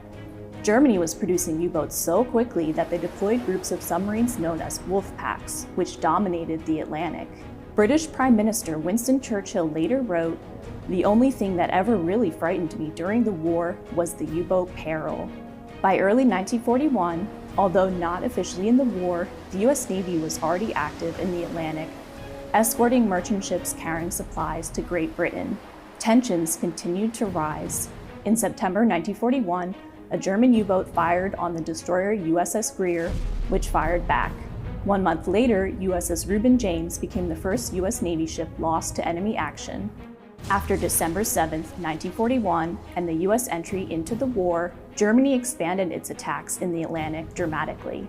U-boats moved close to the American East Coast, aiming at ships lit up by coastal city lights. In 1942, the submarine campaign even pushed into the Caribbean and near the U.S. Gulf Coast. In response, the Allies developed new tactics to protect shipping and hunt U-boats, including improved convoy systems, long-range aircraft, and hunter-killer groups. Advances in sonar and radar, combined with Allied code-breaking of the German Enigma system, enabled more precise detection of U-boats. Americans expanded production of ships on an unprecedented scale. By mid-1943, these combined efforts turned the tide. German losses reached around 30,000 U-boat crewmen, nearly 3/4 of the force. Allied losses were also severe. More than 72,000 sailors killed, with approximately 3,500 merchant ships and 175 warships sunk. For the remainder of the war, the German Navy continued to fight, but Allied innovation and industrial power ensured control of the seas, enabling the ultimate victory in the war in Europe. So you are in this building right now. Oh, okay. So, okay, you want me to walk you through it? Yeah, because I'm like, Yes, I got you. So I'm from Covington, on the North Shore actually. So every Sunday I make the hour commute across the Causeway Bridge and such to get here, but it's always been worth it. So I kind of stumbled upon the World War II Museum by accident actually in middle school, but I was just awestruck by the planes. You know, kind of ironic that we're in here actually. I was just awestruck by the planes. And so we ended up staying at this new museum the whole day. And by the end of the visit, I had just completely fallen in love with everything the museum had, and was just really touched by how inspirational it all was. And so fast forward a couple years later, I kept going to the museum, coming back every chance I could get. And when I turned 16 for my 16th birthday, I asked my parents if I could start volunteering at the World War II Museum. And kind of surprisingly, they let me. So that's when I became a volunteer. Interested, you can read a little bit about the silent service right there in the wall. I have my red star now, so I think that's 1,000 hours. I think it's 1,000 hours, and I've been a volunteer here now for 3 years. I've wanted to serve in the military really my whole life. I guess I kind of also discovered it as I spent more and more time here, meeting with the veterans and just hearing the stories echoed throughout the exhibits every single day. I really was just inspired by being American and serving something, being a part of something larger than yourself. So all of that really kind of culminated in pushing me to want to serve in the military. So I'm actually going to the U.S. Naval Academy next year. I want to fly, so I want to fly fighter pilots. And I definitely say that the museum is what inspired me to want to do that. I think World War II is just a very integral part to society and how we function, even if it's just so simple as reminding Americans to be patriotic, to love our country. And I think it should inspire everyone who comes to visit it to just hold their head a little higher and to be proud to be American.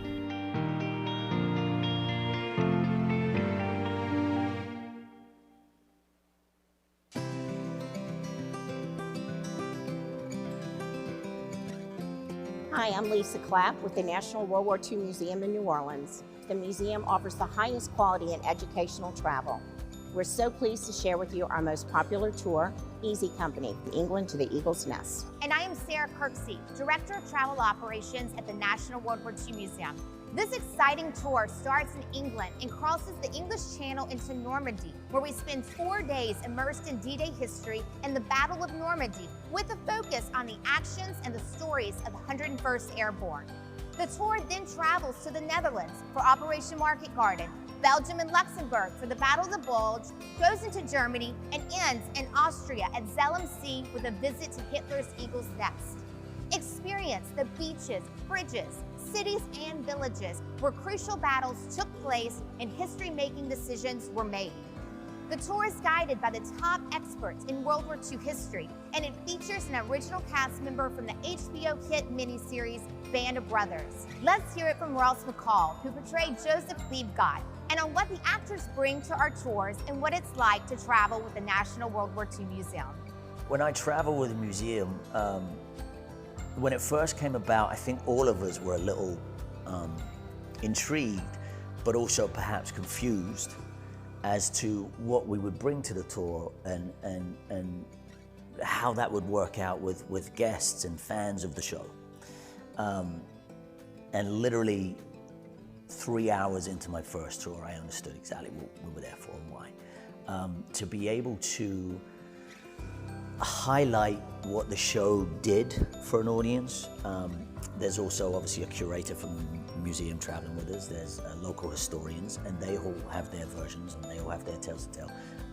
But there's such an interest in the show to be able to give like behind the scenes ideas of what happened, or the Hollywood version of what happened, is just, and I've heard this from many guests now. I've done maybe 5 tours. And the guests all have that same similar vibe. They're like, at first we were like, great, this actor, I love this guy from this and this and this, but what do we do once we've taken our first photo and he signed the DVD? You know, what next? But you'd be surprised the amount of questions that we get. And so it's really just about being involved with the guests and being an open book and saying, sure, I'll tell you some stories, you know, and they love to hear it. And then you hear reality and you hear the Hollywood version, and they're pretty close, you know. Some, like I say, we have to take liberties for, but we can't go back and reshoot, you know. What's done is done. But it's a magical experience and a real bonding experience, actually. But also for me, secretly, it's a real education. I learn something new every time I do a tour, every time. And I get to Zell MC in Austria, and I'm sort of blown away with how the tour works, and it just runs so smoothly and so beautifully, and everybody's very emotional at the end, and nobody wants to leave. And you know, that last night is always, I got some great memories. Yeah. We are looking forward to welcoming you on Easy Company, England to the Eagle's Nest. Thank you for traveling with the National World War II Museum.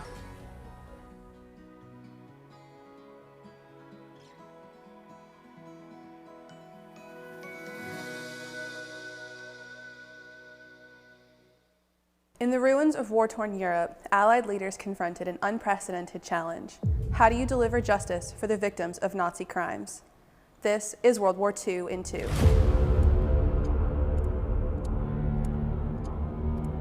As early as 1941, Allied leaders began discussing how to hold Nazi leaders accountable for their crimes across Europe. But the question remained unresolved until after the war's end. In March 1945, the 4 major Allied powers, the United States, the United Kingdom, France, and the Soviet Union, proposed trying major war criminals before a special international court, an unprecedented step in international criminal law.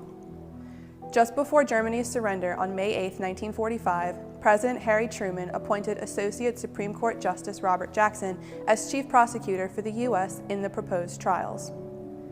Jackson joined representatives from the other Allied nations in drafting the London Agreement and Charter, establishing the legal framework for the International Military Tribunal. The legal process became known as the Nuremberg Trials. The agreement set the trials in Nuremberg, Germany, an important site of Nazi rallies before the war. On November 20th, 1945, as seen in this archival video, the first round of trials opened with Justice Robert Jackson addressing the court the next day. The privilege of opening the first trial in history for crimes against the peace of the world imposes a grave responsibility. 24 Nazi government officials, including Luftwaffe Chief Hermann Goering and Deputy Führer Rudolf Hess, were indicted on 3 charges: crimes against peace, war crimes, and crimes against humanity. They were also indicted for conspiracy to commit these crimes. The first trial concluded on October 1, 1946, with 19 convictions, 12 of which carried the death penalty and 3 acquittals. The executions took place on October 16th, though Hermann Goering took his own life the night before. After the International Military Tribunal, there were 12 subsequent trials with 199 total defendants and 161 convictions over 5 years. The Nuremberg trials set an important legal precedent. For the first time, individuals, not just states, could be held criminally responsible under international criminal law.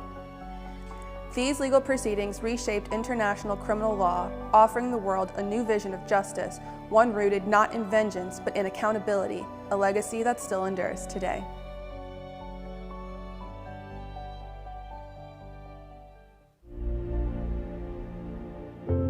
Hi.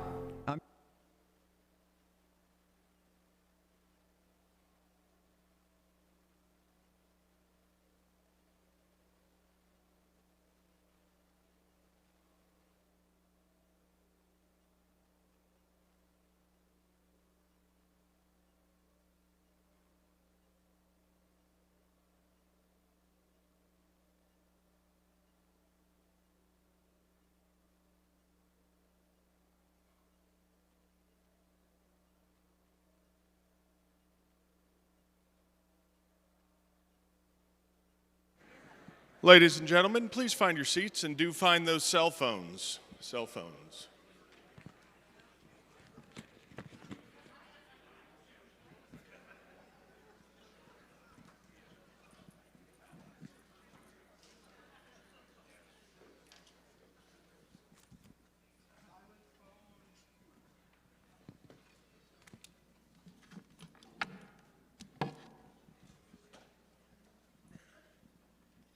Welcome back. For our next session, it's my pleasure to introduce my colleague and friend, Dr. Rob Citino. Rob, you all know Rob well. For those of you who have attended many of our programs in the past, Rob is currently a senior fellow at the Jenny Craig Institute for the Study of War and Democracy here at the museum. Prior to that, from 2016 to 2023, he served as the museum's Samuel Murray Stone Senior Historian, and 3 of those years he served as the executive director of the Institute. Felt like 30, probably. Rob is the leading authority on the German Wehrmacht. He has written 10 books on the subject. His 11th book is a biography of our very own Paul Hilliard called Dauntless, and hopefully his 12th is in the works, and maybe 13th and 14th. You will see plenty of Rob, not just for the next hour and 15 minutes, but you will see him a lot this summer as the History Channel broadcasts World War II with Tom Hanks. Rob served as the chief consultant, technical historical advisor behind the scenes, and is probably the most predominant talking head on that. That will be released over Memorial Day weekend and run through the summer, and the museum's honored to have been a part of that. You'll see many of our other faculty and historians on that. To chair today's session and to introduce our next panelists, it's my pleasure to turn the podium over to Dr. Rob Citino.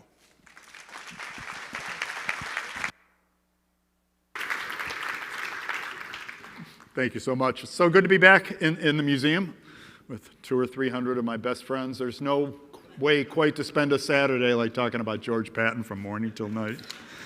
So, my work at the museum for the years I was here, there were so many days like this. You wake up and you have World War II for breakfast, and then you'd have it for lunch, and you'd have it for dinner and dessert, and then go off into the New Orleans night and have a good time. It's really lovely to be back. So we have a great session. I guess this is the red meat session of a very kind of red meat symposium in which we're going to be talking about Patton at war. I've been so impressed with the presentations. Last night's Mike's interview with Nathan Jones, and then hearing Steph and John this morning. We've really had some good work, and I think my panelists too are going to continue that. So first, speaking of them in order, introducing them in order, and I'll give both your introductions and then turn it over to the two of you. We have Kevin Himmel. Kevin is a historian for the Arlington National Cemetery, and also a major author on World War II. He is about to set the seal on a 3-volume history biography of George Patton called Patton's War. I've read the first 2 volumes, and probably many of you have as well. I was privileged to read the 3rd volume in the manuscript, the page proofs. You know, this is the one perk we get as historians, and I was pleased to be asked to blurb that too, and I hope I blurbed it in style. I don't know of anyone who has really gotten to the heart of who George Patton was, or who's taken a deeper dive into Patton's diaries. And so if you haven't seen the first 2 volumes, I think they're sitting out there, and they should be purchased immediately, multiple copies. And then look forward to that 3rd volume. Kevin, when? June 20th. And there we have it. Yep. Kind of a Barbarossa Day, in fact, so in my line of work. So circle June 22nd on your calendars. And Kevin is going to speak first, and he'll be dealing with Patton's war, especially the early campaigns of George Patton in World War II. Our second speaker will be Major John Nelson Rickard, a major in the Canadian Army, and also serving as Curriculum Development Officer currently at the Canadian Forces College in Toronto. Now, besides that, I've known John a long time. We go way back, as we say in the academic business, into the early portions of the 21st century.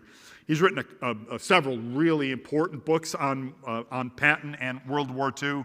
I will name Patton at Bay, the Lorraine campaign from September to December 1944. Particularly tough and frustrating fight for General Patton, which gave me at least a different idea of his wartime career. And then Advance and Destroy. Great title, by the way. I'm going to copy that for some book I intend to write in the future. Patton as commander in the Bulge, talking about one of those signature moments in George Patton's career. His army facing east and suddenly told to wheel and get to Bastogne as quickly as he could. And boy, did he do it in style. So with that, I will turn things over to Kevin, who will speak first, and then John second. I'll redirect a couple of questions to them, and then we will turn both of them over to the tender mercies of you, the audience, which is always the real fun here at the National World War II Museum. So thank you very much. Kevin? Let me just run over to the podium. Hi, everybody. So I am going to cover about a year of Patton history in about 20 minutes. So let's just kind of jump into it. I'm going to say something few historians ever say. I'm going to try to make this brief. So to give you the overall picture before we get into Patton himself, we're going to talk about Operation Torch. Okay, this is the first Allied American contribution to the Allied cause in the Mediterranean theater. This is landing forces in North Africa, November 8th, 1942. And as you can see on the far right, you've got the Eastern Task Force and then the Central Task Force. Those task forces are made up of British and American forces coming from England. Finally, you have the Western Task Force. Now that's Patton coming from the United States. So that's the only all-American task force going in. The British, during the planning, are entirely against Patton's task force. They're saying it's too far away from the fighting in Libya and Tunisia. You've got the Atlas Mountains in between. You can't really support things logistically. And they're having these conferences in Washington, D.C., and Patton is becoming infuriated that the British are trying to squash, his task force. He's so mad, in fact, that he goes home to his house in Washington, D.C., goes into his living room and grabs a lava war statue. The family nicknamed it Charlie. Beatrice got it for him in Hawaii as a good luck charm. He marches out into the backyard and spikes it into their pond because he feels like the war gods are frowning on him. Now, fortunately, President Roosevelt steps in, realizes we need the closest port to the United States. That's going to be Morocco. It's going to be Rabat and Casablanca. So they get the green light. So with that, Patton's going to cross the Atlantic. He is going to land at what's called Fadala Beach at Casablanca. Boop. And he's roughly going to land exactly there, okay? We are actually looking south. If the photographer from this aircraft had looked up a bit, you could actually see the skyline of Casablanca right there. Fadala Beach is a little north. How do we know that where Patton landed? Because he drew that arrow on that photograph. So this is no historical interpretation, guys, all right? The first thing he does when he lands, he actually helps push a landing craft that's been caught up on a sandbar back into the water.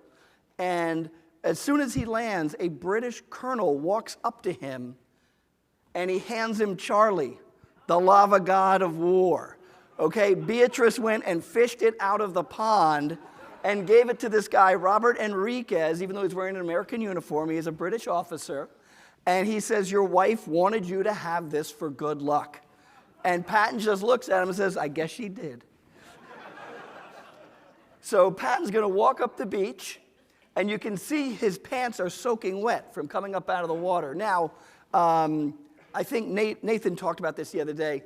There are only 2 photographs of George S. Patton wearing 2 ivory-handled pistols. This is one. The other one is taken about 10 seconds later, and that's it. Everything after this, he's wearing 1 ivory-handled pistol. So he comes up the beach. He's kind of watching things happen. The 3rd Infantry Division, which has landed, has kind of moved inland. Things are kind of quiet. And Patton sees a local Moroccan with a donkey coming up the beach, and it's got saddlebags and everything, and he's picking up American clothes and equipment and throwing it on the donkey's back. Fine. Well, he picks up an M1 rifle to put in the saddlebags. This is unacceptable to Patton. He pulls out his Colt 45, aims, fires, and the bullet goes right by the guy's ear. He drops the rifle and runs off. Patton didn't shoot him, but he got the job done. And I've heard some descriptions that the soldiers that were in these sort of sandy foxholes kind of pop up like gophers, like what just happened? And to me, that's Patton sort of announcing his presence on the battlefield. All right? So, correct arrow, there we go. He's going to occupy what's called the Shell Building about 3 days later in Casablanca. After the Vichy French surrender. They didn't fight the Germans, they fought the Vichy French, the French that were loyal to Nazi Germany. And he looks out his window. Now remember, the invasion happens November 8th. 3 days later, the French surrender. And so he goes up to the 3rd floor and he takes this photograph of 3rd Infantry soldiers moving into Casablanca. And he says, this was a really good birthday gift. Because believe it or not, Patton's birthday is November 11th, Armistice Day, Memorial Day. And so that's Patton's birthday gift, the capture of Casablanca and the surrender of the Vichy French. So with this, Patton's command really kind of becomes a backwater. It becomes more of a supply station while the other American troops advance into, or try to advance into Tunisia. But Patton, even though he's sort of in this backwater position, he really starts locking down on discipline with his troops.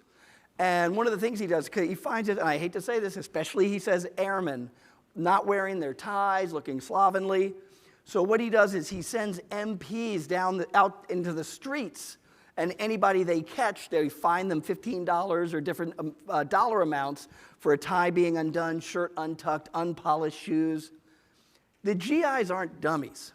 They can see those MPs coming, so they would always straighten themselves up. Patton's not a dummy either, okay? When this happens, he starts pulling doctors out of evac hospitals that are off duty and tells them to walk ahead of the MPs and figure out who's not looking good. So when the MPs get to these guys and they straighten up, the doctor was going, nope, he had his tie down, his shirt was out. So Patton was no dummy, okay? He kept the discipline even though he knew he was in a backwater. While all this is going on, I want to mention this. Has anybody seen the movie Patton? Maybe one or two of you? Okay. This is Patton visiting the Pasha of Morocco, okay? This is technically the King of Morocco. If you see the movie, it's this old guy giving Patton an award. He's actually a grand vizier. He's a grand advisor. The Pasha was actually a young guy in his 30s, and then his son, you can see in this picture, very much younger. And the only reason I'm showing you this is I was able to get over to Morocco and get into the king's palace. You see that, you can see that, let's see, this goes backwards. Nope, that's backwards. You can see that pyramid roof right there. So that's the same one. So the palace has actually got two walls, an outer and an inner wall. They let me in the outer wall, and you can see the troops in their red uniforms. So those are the same guys you saw in the movie marching by Patton. And I always wondered, I thought that was kind of a boring scene, Patton watching all these Moroccan troops go by. I think the production company spent a ton of money to get inside the king's walls and film there. So there's your little inside Patton movie bit there. While Patton's in Morocco, there's going to be a lot of fighting going on in Tunisia on the border, and there's going to be a major German attack by General von Arnim, followed up by a guy you may have heard of named Rommel, going to drive the American forces back to Kasserine Pass. Patton's actually going to lose his son-in-law as a POW to this. And so this is so bad, the commander, a guy named Fredendall, is performing so poorly, Eisenhower sends a general named Ernie Harmon to check on things. And Ernie Harmon says, you need to relieve Fredendall. And Eisenhower says, okay, you got the job. And he says, no, I can't take the job of a guy I just recommended firing. So Eisenhower logically goes to his next best choice, a guy named Mark Clark, who has just taken command of 5th Army, and Clark says, no, I can't do it. A corps is lower than an army, so it'd be a demotion if I did it. So next guest, they go to Patton. Patton says, let me pack my bags, I'll be right there. So he says goodbye to his staff in Casablanca, boards a plane, flies over to Tunis, gets briefed about the upcoming fight and what he is to do.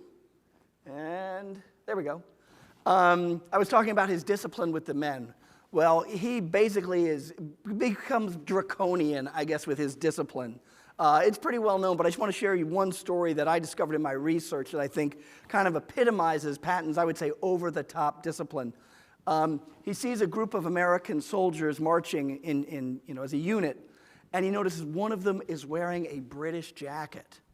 So he goes up to the soldier, orders him to take off the jacket and give it to him.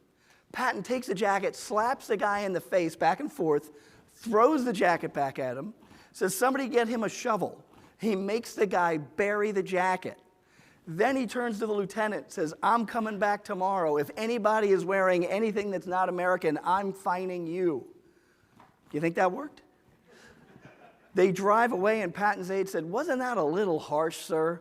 And he said, oh, yeah, but trust me, they'll be fine tomorrow. So that's Patton's form of discipline. It is going to get out of hand to a certain point. I'll talk about that in a minute. But that's just one of the lesser-known stories that I know of Patton's discipline. So as the new commander of 2nd Corps, that's the top Army combat position in North Africa, Patton is going to command the 1st Infantry Division under Terry Allen.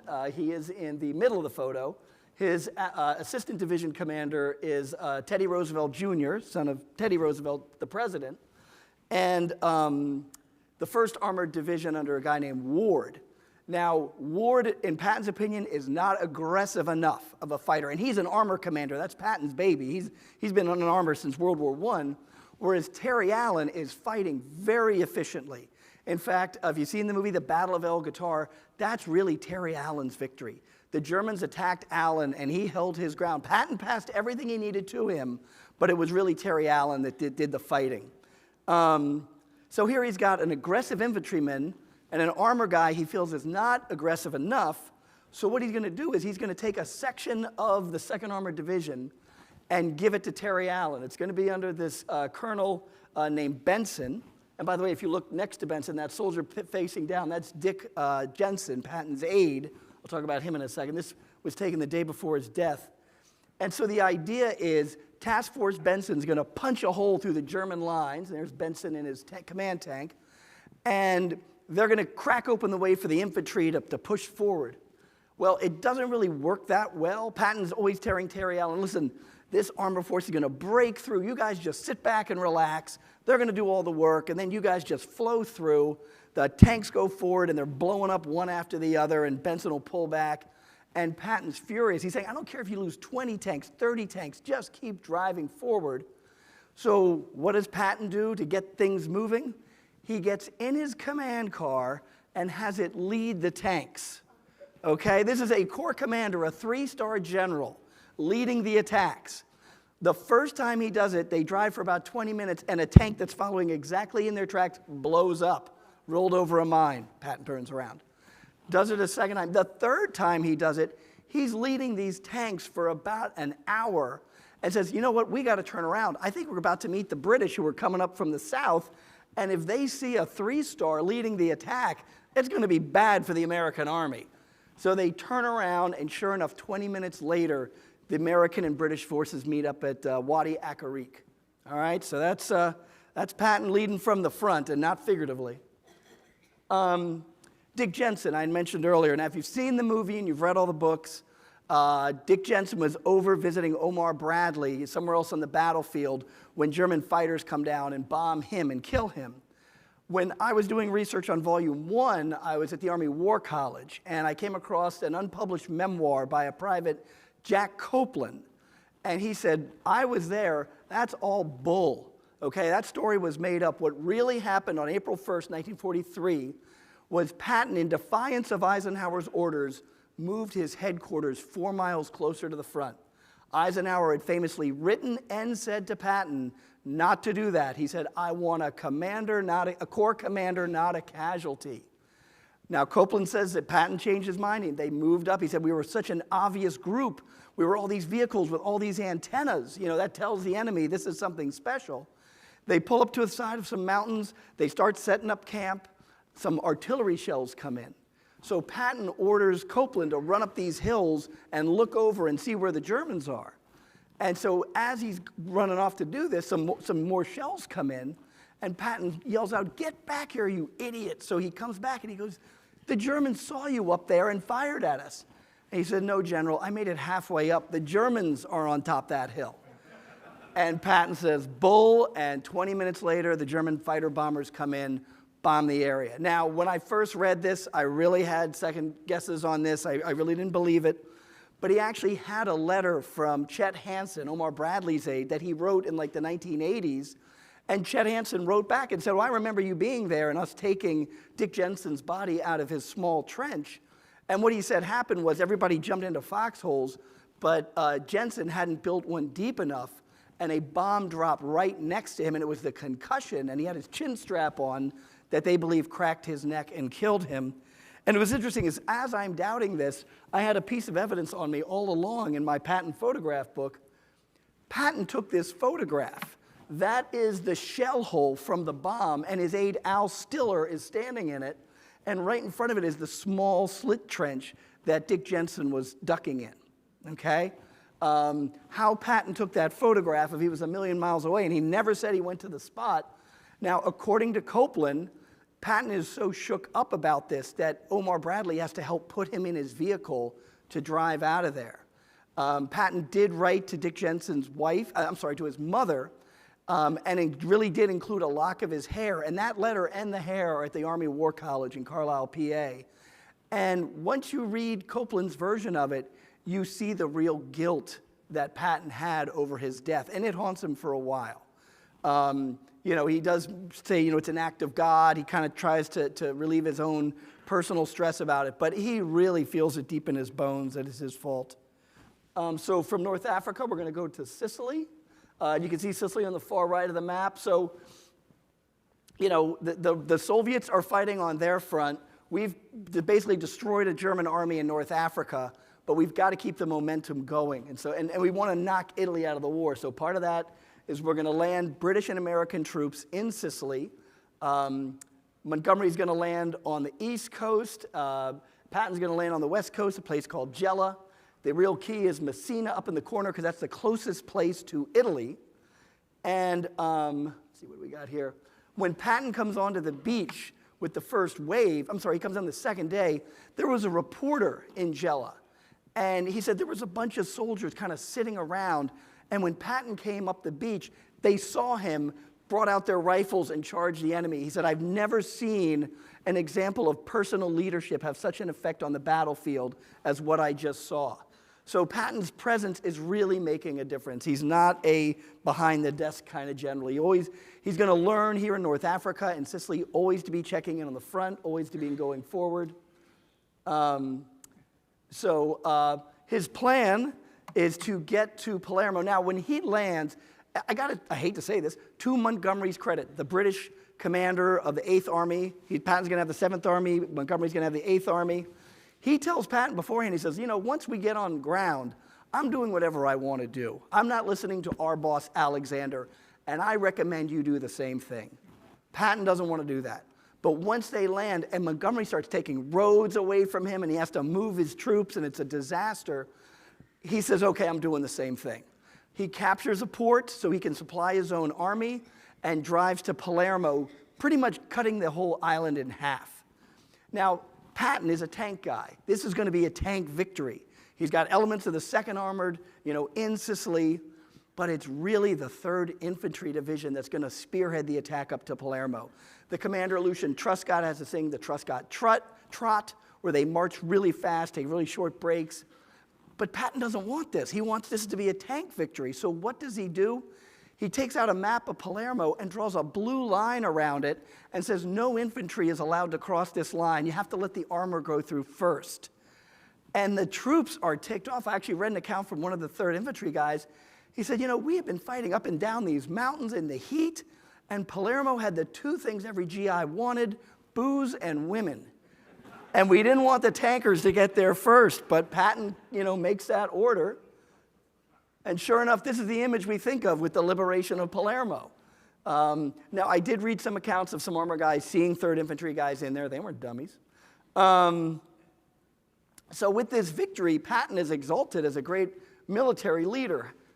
However, during the drive on Messina, I finished with Palermo.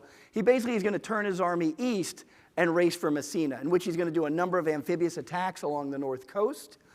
He's going to beat the British. And in the movie, they make it out to be like this neck-and-neck thing. Montgomery did contact Patton and said, the way is open for you. You're going to get there first. You know, I'm conceding it to you.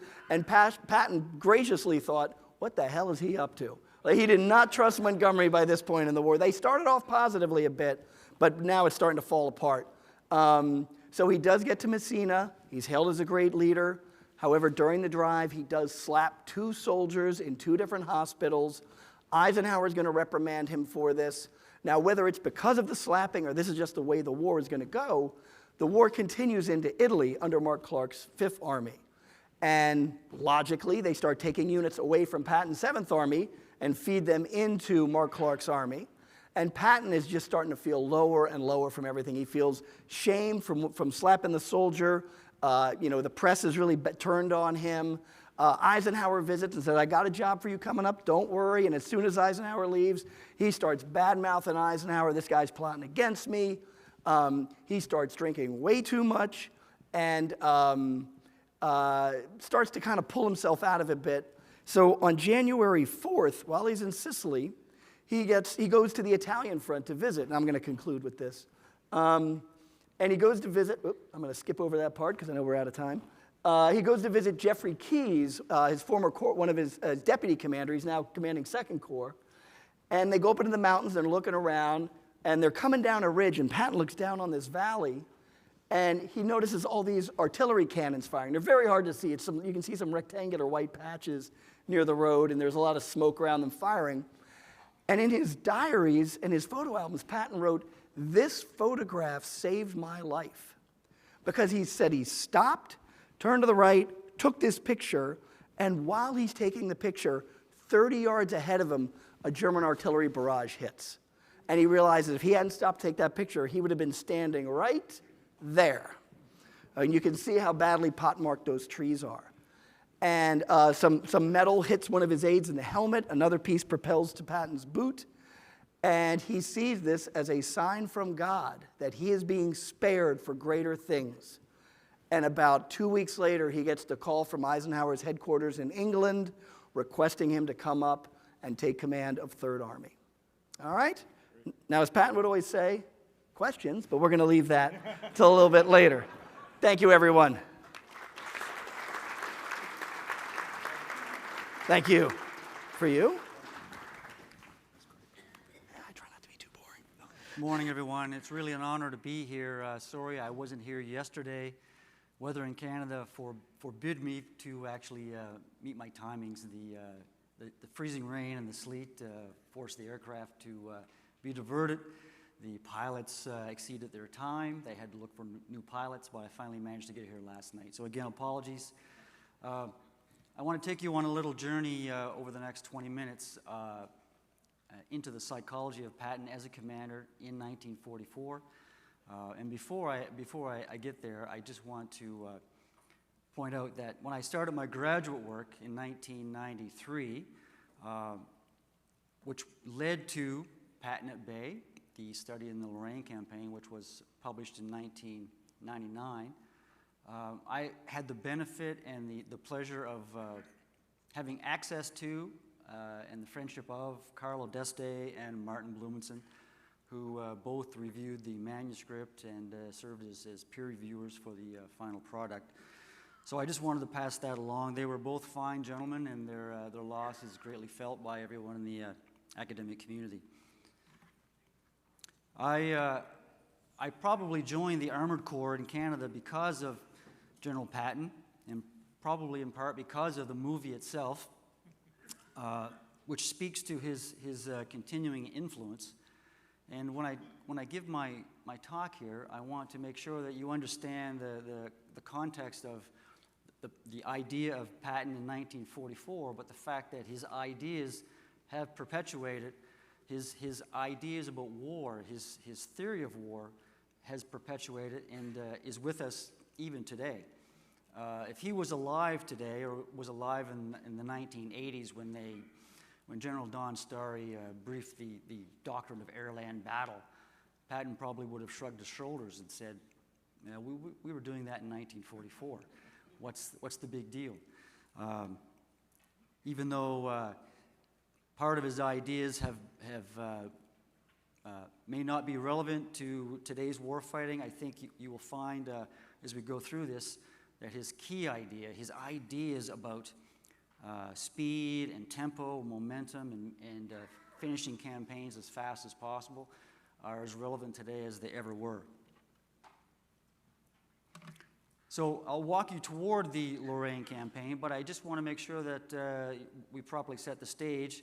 And as Kevin said, George is very lucky that Eisenhower goes to bat for him, given discretion by George Marshall to make the call whether to keep him or not. And luckily for the campaign in Northwest Europe, Eisenhower keeps George and gives him command of Third Army. Now you can imagine someone like George Patton, who was essentially a kinetic ball of energy waiting to be released in some way, waiting to prove himself after the slapping episodes, that has to sit there and wait and watch First Army lead the invasion in Normandy. So essentially Patton's the backup quarterback waiting for his chance. And when he does get it, and on August 1st, when Third Army is unleashed, he demonstrates his true abilities, and he sends Third Army basically in multiple directions, trying to achieve multiple objectives all at the same time according to the pre-Overlord plan. He gets pulled into Brittany, he gets pulled to the south toward the Loire, starts to send elements off to the east. You can see this growing frustration that mounts with him very, very quickly at a place called Falaise, the Falaise Gap, when he is actually in position and has 15 Corps in position to move and come up and meet the Canadians and seal the gap much quicker than what actually happens. He's on the cusp of doing what he wants to do. He sees the opportunity. There's a vacuum there, and he's ready to go. But it's Omar Bradley that will directly intervene and halt Third Army's momentum and basically institute a series of excuses about why 15 Corps can't move. And the gap will remain unclosed for several days when it probably could have been closed much quicker from the south as the Canadians battled through 1st SS Panzer Corps from the north. That was probably his first point of frustration. But even given that frustration, even in the current fight, he was not designed to stay in the current fight. His mentality was always the fight beyond.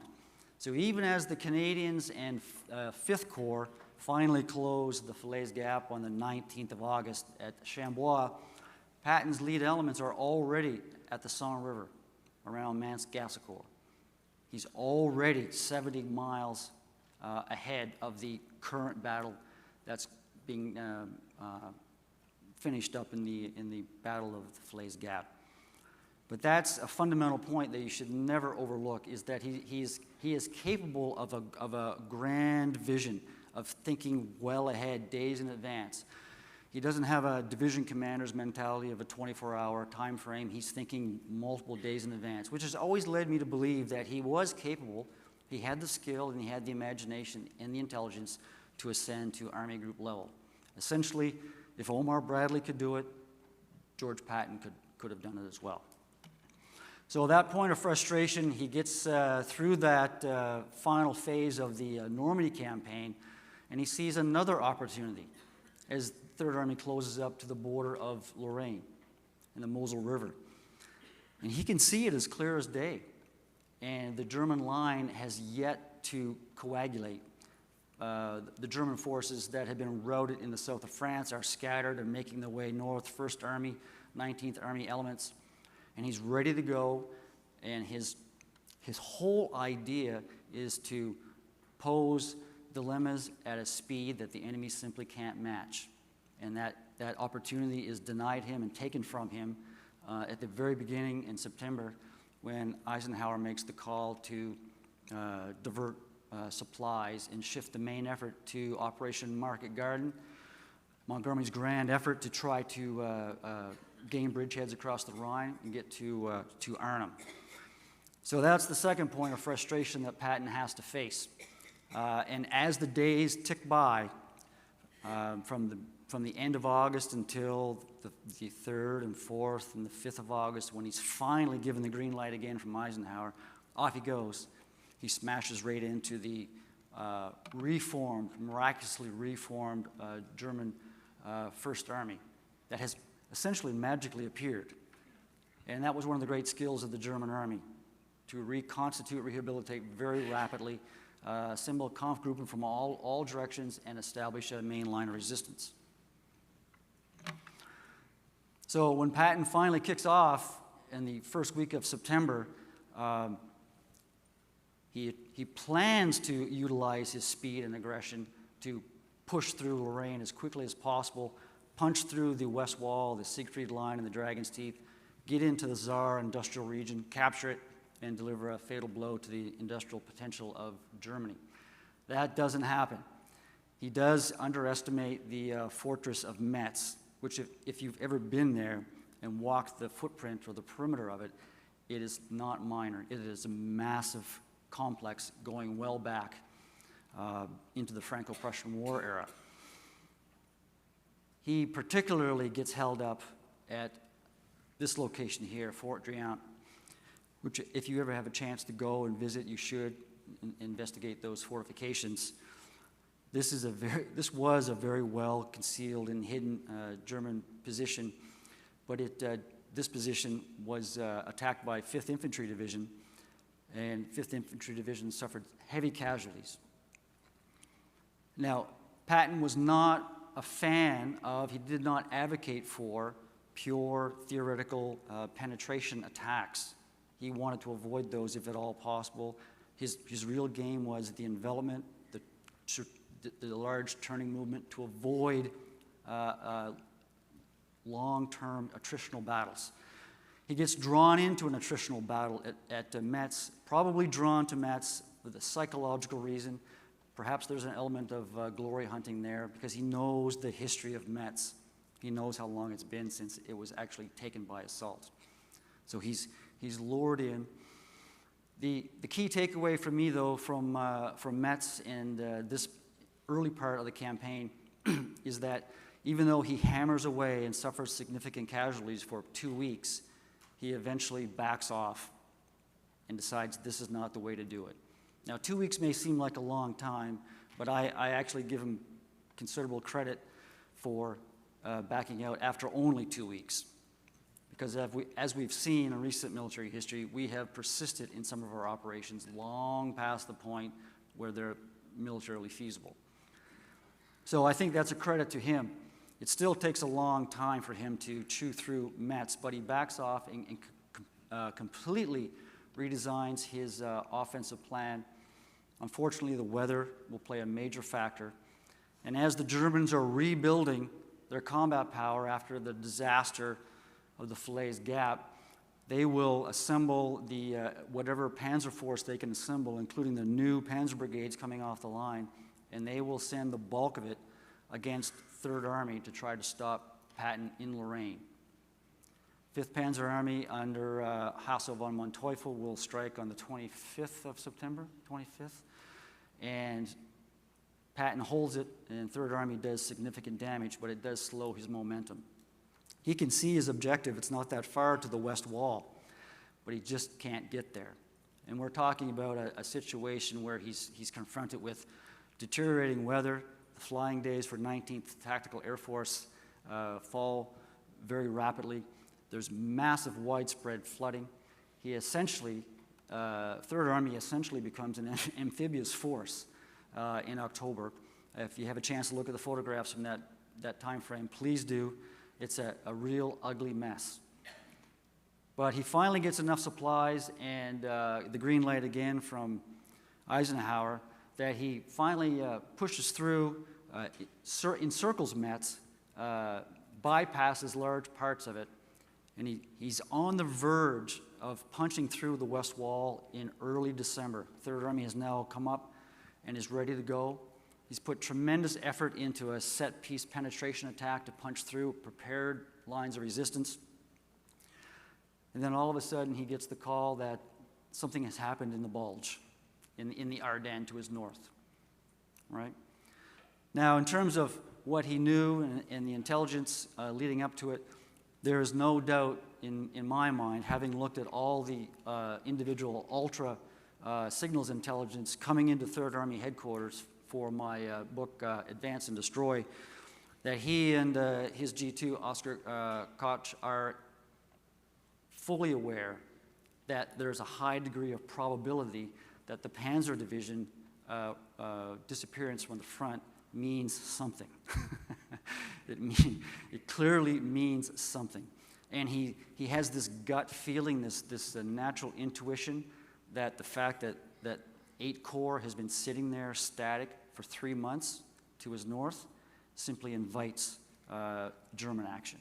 Because he always said, we have to get inside the German decision cycle. If we leave them alone, they're going to do something. They will find the way to take the initiative against us. And truer words were never spoken. So he gets the call, and all of a sudden he has to abandon all this effort. 50,000 casualties in Lorraine that 3rd Army suffers. And now he's told, George, you're going to down tools on your offensive. 20 Corps is going to hold place. You're going to shift as much combat power as you can north, and you're to go up and relieve 101st Airborne Division at Bastogne. Now, I won't go through all the calculations and all the staff tables of how effective his turning movement was, but it really is an impressive movement to turn the Army, 2 Corps, 90 degrees, approximately 12,000 plus vehicles. And Eisenhower, being far more conservative than Patton, really restrained him in the time and space aspect and wanted him to launch a concerted blow with 6 divisions on 22nd December. But Patton, 4th Armored Division, has moved so fast that they're actually within striking distance of Bastogne on the 20th. They're within distance of Bastogne with a combat command to actually play a role if Patton's allowed to do it. But again, the theme that comes back is he's not allowed to do things. And it's not Bastogne that he actually wants to go to. He believes the best course of action is not to hit the bulge in the middle of the bulge, but it's to attack the anchor. So he really wants to go toward Echternach, which is where all the German bridges are for 7th Army on the south. He wants to go and psychologically paralyze the German command, because if the bridges are threatened and the Germans are threatened with their retreat being cut off, then he's expecting some sort of kinetic effect to take place, and the Germans will be forced to confront the dilemma. So he's trying to avoid the frontal, but he gets into a frontal because of the line of operation that Eisenhower sent him on, and Omar Bradley, who really is not very effective in the battle. It's really Patton's fight. And what actually happens is, I don't know if you know the full story, but the 6th Panzer Army to the north culminates very quickly and can't do much against the 99th Infantry Division and the Americans around Saint-Vit. So as the days pass, all that combat power, 6th Panzer Army, starts to find its way south. And George Patton and 3rd Army will end up fighting the bulk of 5th Panzer Army and most of 6th Panzer Army and all the Panzer divisions as they desperately try to cave in 3rd Army's relief of Bastogne and overrun 101st Airborne Division. Patton promised that he would get there by Christmas. He gets there by the 26th. Apologizes to Eisenhower for being late. But at the end of the day, it's really a truly impressive performance under grueling winter conditions. He inflicts significant casualties, and I've worked it out, though, that the loss ratio is approximately 1.2 to 1. So it's not a massive casualty advantage. He's inflicting about as many casualties on the Germans as they are inflicting on 3rd Army. So it's a real slugfight, but that's not the way he wanted to fight. And of course, the bulge, the armies link up at Houffalize on 16 January. The campaign goes on to the 25th, but the Germans have basically spent their force. And after the Battle of Bulge, there's not much left. And 3rd Army is still a combat effective force ready to roll into Germany. That's the basic overview of those 2 campaigns very quickly, the Lorraine campaign and the Bulge. But I just want to speak a little bit about its psychology, because as an Army commander, The first thing he did was he sought responsibility. He was willing always to take responsibility. As he told his corps commanders, one time General Eddy, commanding 12 Corps, came in and was worried, and he was very, very tired, and Patton could tell he was psychologically exhausted. And he told General Eddy, Eddy, don't worry. The job of the corps commanders is to fight. I will do all the worrying necessary. You fight until I tell you to stop fighting. Don't worry about where the Germans are coming from. I will handle all that burden and responsibility. You are the fist. I will give you direction and all the help I can possibly give you. And I think that's what any commander hopes from his superior. Give me the support when I need it, all right? And tell me where to go, and hopefully it's the proper direction. And if it's not, we'll figure it out as we go along. That's General Eddy there on the left. So obviously I don't have a whole lot of time, a couple of minutes to go, but I really want to stress the psychological aspect of Patton as a commander. He's unique. He's a one of. He always said himself that he wanted commanders of different types. He wanted the hard, aggressive type like Walton Walker. He wanted the more cautious type like Eddy. He wanted that mix. But in the Allied command team, he is, in my opinion, he is the ace in the hole. He is the highest card in the deck in terms of overall skill at what we would call maneuver warfare today. He was a maneuverist. His first option is not the slugging match. His first option is always to look for the indirect approach and find a way to end the campaign as quickly as possible. Inflict the most damage on the enemy and limit the damage the enemy can do to Third Army. And unfortunately, he's out of phase, and this is the last key point I'll make. Even though I consider him the highest card on the deck, I think he would have you could have taken Patton and easily fit him in to any of the large-scale German operations on the Russian front, and he would have performed very well. Manstein would have been very happy to have Patton as an army commander maneuvering around in Russia. But he's surrounded by more conservative types. And you can imagine the psychological frustration of someone like Patton, who I said is a kinetic ball of energy, right? If you can't figure out what to do, throw a fit, burn a town, do something, keep moving. That's the way he was wired. That's his mentality. There's a reason why he called Bradley the tent maker. They're not on. They're not on the same page. And with that, I'll conclude by saying, even though they weren't on the same page, I hope we don't lose, in the Western armies, I hope we don't lose a bit of that Patton spirit and aggressiveness, because I think we're going to need it. Thank you.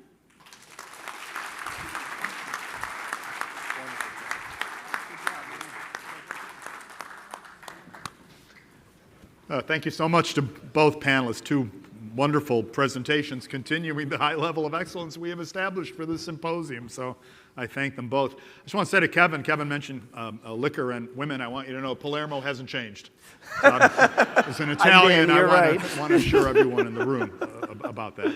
And John mentioned freezing rain and sleet grounding the plane. I'm glad to see that Canada hasn't changed either. So I think Canada's going to be eternal.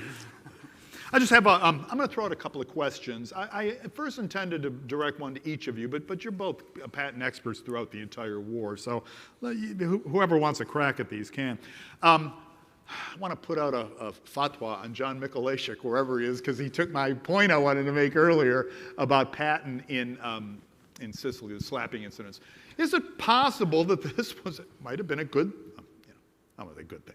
Was it possible that it might have had a positive impact on Patton's career? He would have been, I have to say, he would have been trapped in the Italian campaign. Would he have done any better in the Italian campaign than Clark or any of Clark's corps commanders? I'm just curious what your thoughts are on that. I have one more after that. That's a tough call. I mean, the Italian theater is where armies go to die. Yes, right. The terrain is not pro-movement. Patton achieved what he achieved in Sicily, where the terrain's kind of similar, by going around everything using the U.S. Navy. But as far as everything I've read, Patton was always slated to go into Sicily. That was the plan. He was temporarily pulled away from planning it to take over 2nd Corps in Tunisia. And when he was sent back to complete the planning, they kind of downplayed Omar Bradley taking over because this is not a demotion or anything. We think Patton did well. But there were other elements besides the slapping incident. They were watching a training maneuver with Eisenhower, and some soldier came up the beach. I don't think he had a bayonet on his rifle, and Patton came down out of the stands and he yelled at the guy, and somebody kind of whispered to another person, well, there goes Patton's higher command than an army. So he was, like I said, his temper and his draconian discipline were getting worse by the day, in my opinion. And I think the slapping incidents kind of calmed him down for the rest of the war. But as for a net positive, I mean, to look at it from Patton's view, and the depression he sinks into, and the heavy drinking he resorts to, I just can't see it. Eisenhower would come to visit him and always say, I've got a job for you up in England. You're going to command an army. Don't worry. But Patton was so stressed out he couldn't see that. And so when he is called to England, it's kind of a revelation. And in the movie, they say your hero is a spy. We're going to build a fake army around you. Patton really had almost nothing to do with what's called Operation Fortitude. They were he went to an airfield one day and said something the next day. This was a big British secret operation. They didn't need him in it. They just needed his name. As soon as he gets to England, he's told he's going to command 3rd Army, and he begins training immediately. John? I think had he stayed in Italy and taken over 5th Army, I do not think he would have allowed conditions to develop the way Mark Clark did at Salerno, Operation Avalanche, or Anzio, Operation Shingle. I think after a few days he had a clock in his head when it came to operations going awry. He may have assumed direct command of those operations, maybe it relieved Hawley and commander of 6th Corps in Anzio much quicker. I think the planning would have been much better. I think he had more amphibious landing experience. I think he would have been a better commander than in Italy had he stayed than what actually unfolded in Italy with Mark Clark. I just think the planning was very poor. I don't think he would have allowed it. I think, and that's I will speculate, but I don't think he was wired that way.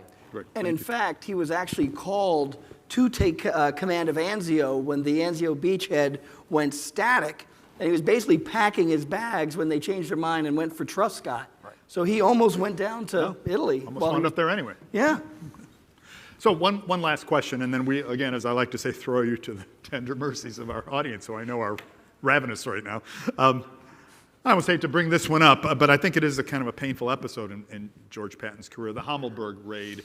And I wonder if I can have both your thoughts on it. Essentially, the Hommelburg Raid is a private effort by General Patton to rescue his son-in-law, John Winters, from captivity. He'd been taken prisoner at Casarenas, I think Kevin mentioned. I read this, I almost think we're looking at George Patton's negative traits kind of combined. There's impulsiveness, there's a tendency to rush in, bending the rules when it suited him. And I just wonder if either one of you can, or both of you can comment on that. Kevin, I've had the privilege of reading your 3rd volume, and you raised the question as to whether Patton should have been dismissed. Certainly, officers have been cashiered for less than the Hommelburg Raid in the course of military history. So I just wonder if both of you can comment on that. Sure. So right after Patton crosses the Rhine River, he decides he's going to try to rescue his son-in-law and basically rescue the POW camp where his son-in-law is captive. And so puts together a very small task force under a Captain Baum and sends it behind enemy lines. And from the conception of it to its execution, Patton was not fully honest about it. He kept telling him there's only a couple of 500 guys in this POW camp. He doesn't tell Baum about the son-in-law. Instead, he assigns Al Stiller, one of his aides, who knows what John Waters, his son-in-law, looks like, so he can identify him. And I actually interviewed Captain Baum in his later years, and I said, it's my theory that it really was the son-in-law, and he was like, I don't know.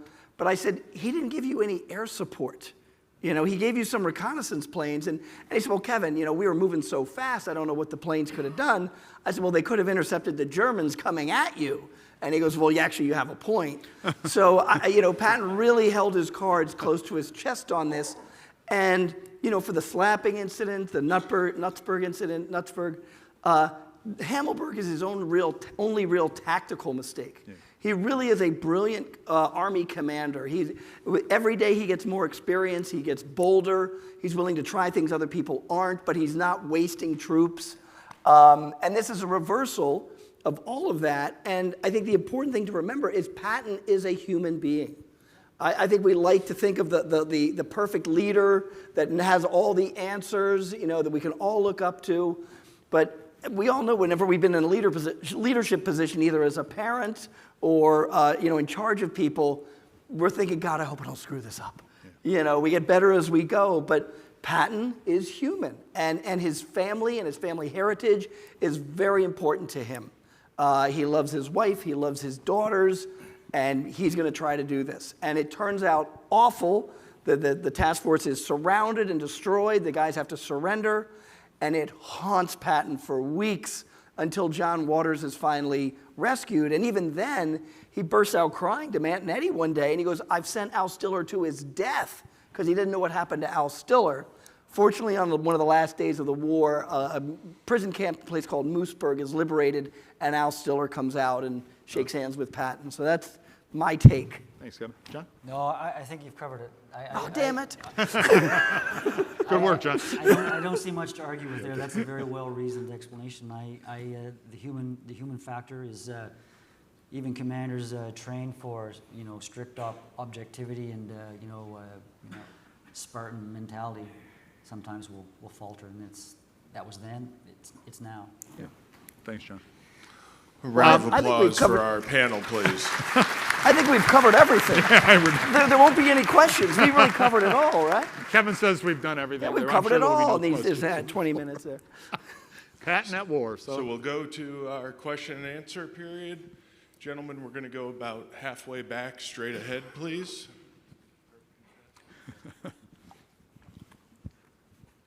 Thank you for that excellent discussion. I'm really curious about your what-if analysis on if supplies weren't diverted to Operation Market Garden in early September. Okay. I think if they're not, and he can execute his timetable the way he wants to do it, that Third Army probably easily gets to the Tsar, probably gets through the West Wall, but then it becomes a problem of what to do next, and that's not a decision that he can make. So if Bradley makes the wrong decision or makes a good decision, then Patton he would have, you know, started sequel planning to decide what to do next. But the idea that Third Army by itself would just wander off into Germany is would not have been ideal. He had the potential, and this is the part. There's a curious thing about military operations and commanders, and we like to have symmetry. We don't like to push one unit too far out because we create flanks and create vulnerabilities. And there's a psychological aspect to it where Patton was willing to push a bit further than most people, but it would have likely disrupted the entire line depending on how far he went. Yep. But certainly he could get through the Siegfried line. I'm almost positive of that, unless the Germans pulled some magical panzer force out of their hat. Yeah. This is the distinction between a single thrust and the broad front advance that we read so much about in World War II. Eisenhower supported that broad front advance. He had so many armies, he wanted to keep them all moving forward. Yep. You know, one army blasting into Germany by itself with no flank protection is going to be a problem. If you ordered him to do it, he would have done it. There's no doubt in my mind. Right. No, I agree with John, because when I was reading it, and that's always been, a lot of the Patton authors and historians have said, you know, if Patton had been allowed to do this, he would have, you know, made much more progress. So I was approaching that with a lot of doubt. Like maybe that's a little bit too much hagiography. And so I tried to be really objective in what I was looking at, but it really does play out that way. That Patton had momentum. You know, that was the real key that he had going for him. And to me, in my studies, and I'm not a professional logistician, but it wasn't as much the fuel itself getting to them, they were relying on C-47s flying that fuel, and those C-47s went away, not just for Market Garden, they were trying several airborne drops. And so he was losing them there. Some other elements to consider too, the terrain changes. If you drive across France and you get to that area of the Moselle and the Saar, it becomes really like, we're not talking hills, we're talking cliffs, a lot of waterways. The weather's gonna change on Patton.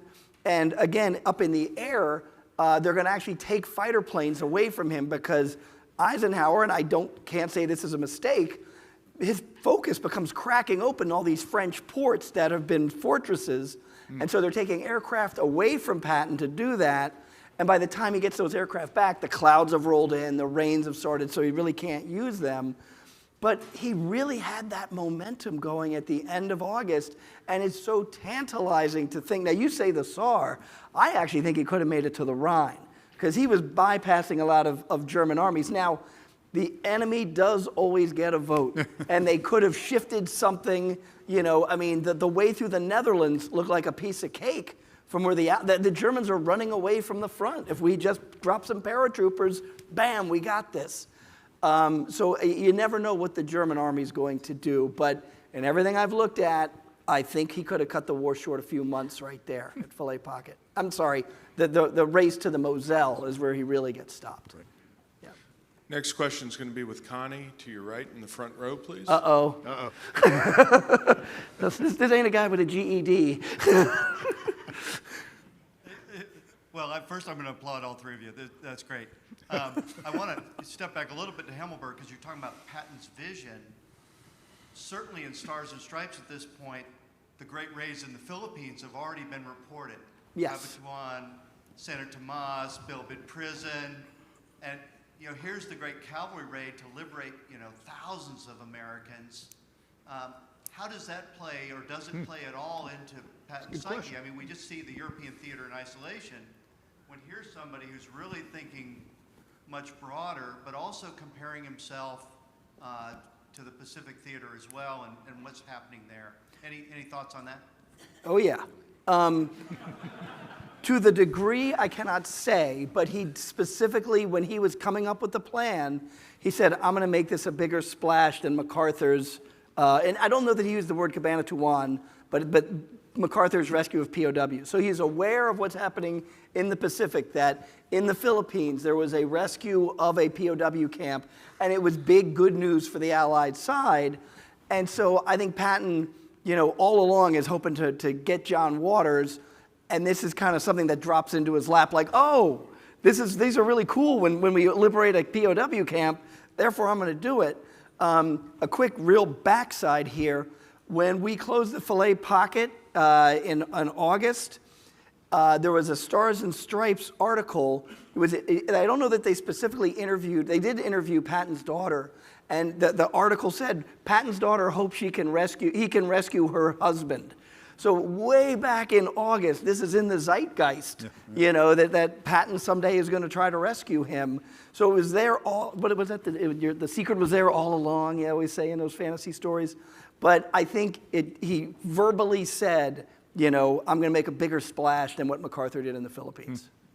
And after Malmedy and what the 12th SS did to the Canadians in Normandy and the executions, there's probably a genuine fear that it could go real pear-shaped as the Germans really know they're starting to lose. And, no, that's a good point. That's a good point. I think it's a reasonable assumption to make that he's factored that in.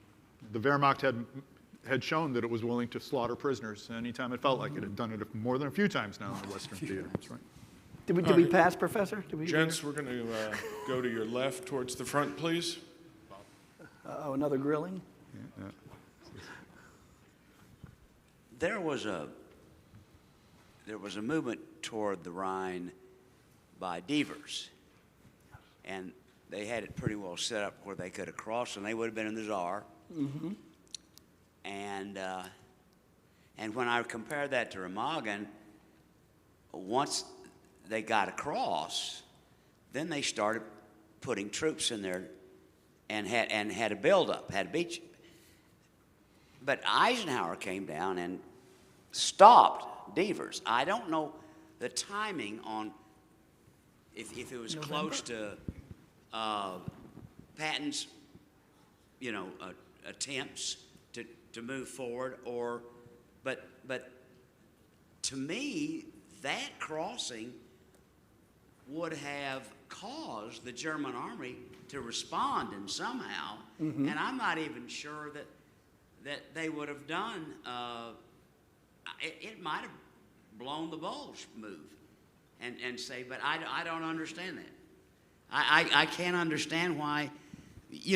Eisenhower had this theory, but when they crossed at Remagen, they poured troops, in there. So anyway. So here we are, Patton experts. You're asking us about Devers and Eisenhower, but so that's it. That's roughly November of '44 that Jacob Devers and Patch's 7th Army get to the Rhine River. They are preparing to cross the Rhine River when Eisenhower goes down and visits and says, no, don't do this. I know there's some books, but there's an author that has explored it much better than I. Decision at Strasbourg is the name of the There book. we go. And I'm sure someone knows the author's name in this intelligent gathering. But I think Eisenhower felt that this was going too far out on a limb. Remember, November, Patton is struggling around Metz. Even when he takes it, it's still a tough fight. It's not a quick pincer movement. It takes him 2 weeks just to surround the town, and get it to surrender. And I think in Patton's transcribed diaries, he predicted some dire consequences for the German army. He really didn't do that in his original diaries. But yes, Devers does, or Devers is an army group commander. He's command of a guy named General Patch, Sandy Patch, 7th Army, and the 7th Army is the one that touches onto the Rhine first. Now, comparing that to Remagen, which is going to happen in March of 1945, months and months later, they weren't even intending to cross the Rhine River at Remagen. They were building up to the north. This was going to be the big push across. And 9th Armored Division was coming down, because the idea was, let's sweep all the Germans on the western side of the Rhine, and then we'll cross. And while the 9th Armored is coming down from 1st Army to link up with Patton to clear out the area, they spot the bridge and decide without real orders from they cross it. And it catches everyone by surprise. Even Patton's, Eisenhower's operation officers almost angry, saying, no, you're taking all the gravity away from our big offensive up north. And, but they agree to send divisions over. Now, they don't exploit that bridgehead as well as they could. They're very conservative about it. And Bradley says, I need you, George, to cross the Rhine. And then the two of you, the 1st Army and 3rd Army, can then blow east. That's my best. Yeah, all I'll say is in November of '44, you have to keep in mind that all the 3 army groups, 21st to the north, 12th in the center, and 6th to the south, they're not all equal in terms of main effort. There's only one main effort. Yeah, it's one in the middle. Then there's a secondary effort. And 6th Army Group, 7th Army, and 1st French Army are not the main effort. So that's part of the reason why. If I may, I'll take the Wehrmacht's point of view for a minute, Mr. Hayes. And so I think letting Devers and the 6th Army Group, I guess it is, cross. You're talking about the very south of Germany. You're crossing. You're in Alsace, actually, and so you're kind of crossing into a little cul-de-sac in southwestern Germany. I think it might have been the most defensible spot for the Germans. I think they might have actually perceived this as a favor to have probably the weakest of the Allied army groups cross, get over the Rhine first, and then kind of tuck themselves into a little corner or cul-de-sac in southwestern Germany. Might have been just to the taste of the German High Command. That's right. Oh, by the way, David Colley. I was about to say that. Decision at Strasbourg. My apologies to Mr. Colley. It's a very, very interesting book and something else that should be on your shelves as well. Yep. Next question is going to be with Connie to the back, straight ahead, gents. Thank you, gentlemen. Those were wonderful presentations. I actually have 2 questions. The slapping incidents, of course, are well known in General Patton's career, but what I would like to know is, was it normal for 3-star generals to visit field hospitals and their own guys? Did other guys do that, or was he kind of unique that way? It's a good question. And the second question actually is kind of international flavor with Field Marshal Montgomery and his January 7th, 1945 press conference and taking credit for the success of the Battle of the Bulge because of his British military leadership. I'd like to know, I heard that Patton and Bradley had gone to Eisenhower and said they were going to resign if he didn't get rid of Montgomery, and I'd just like to know what the real story is behind that. Thank you.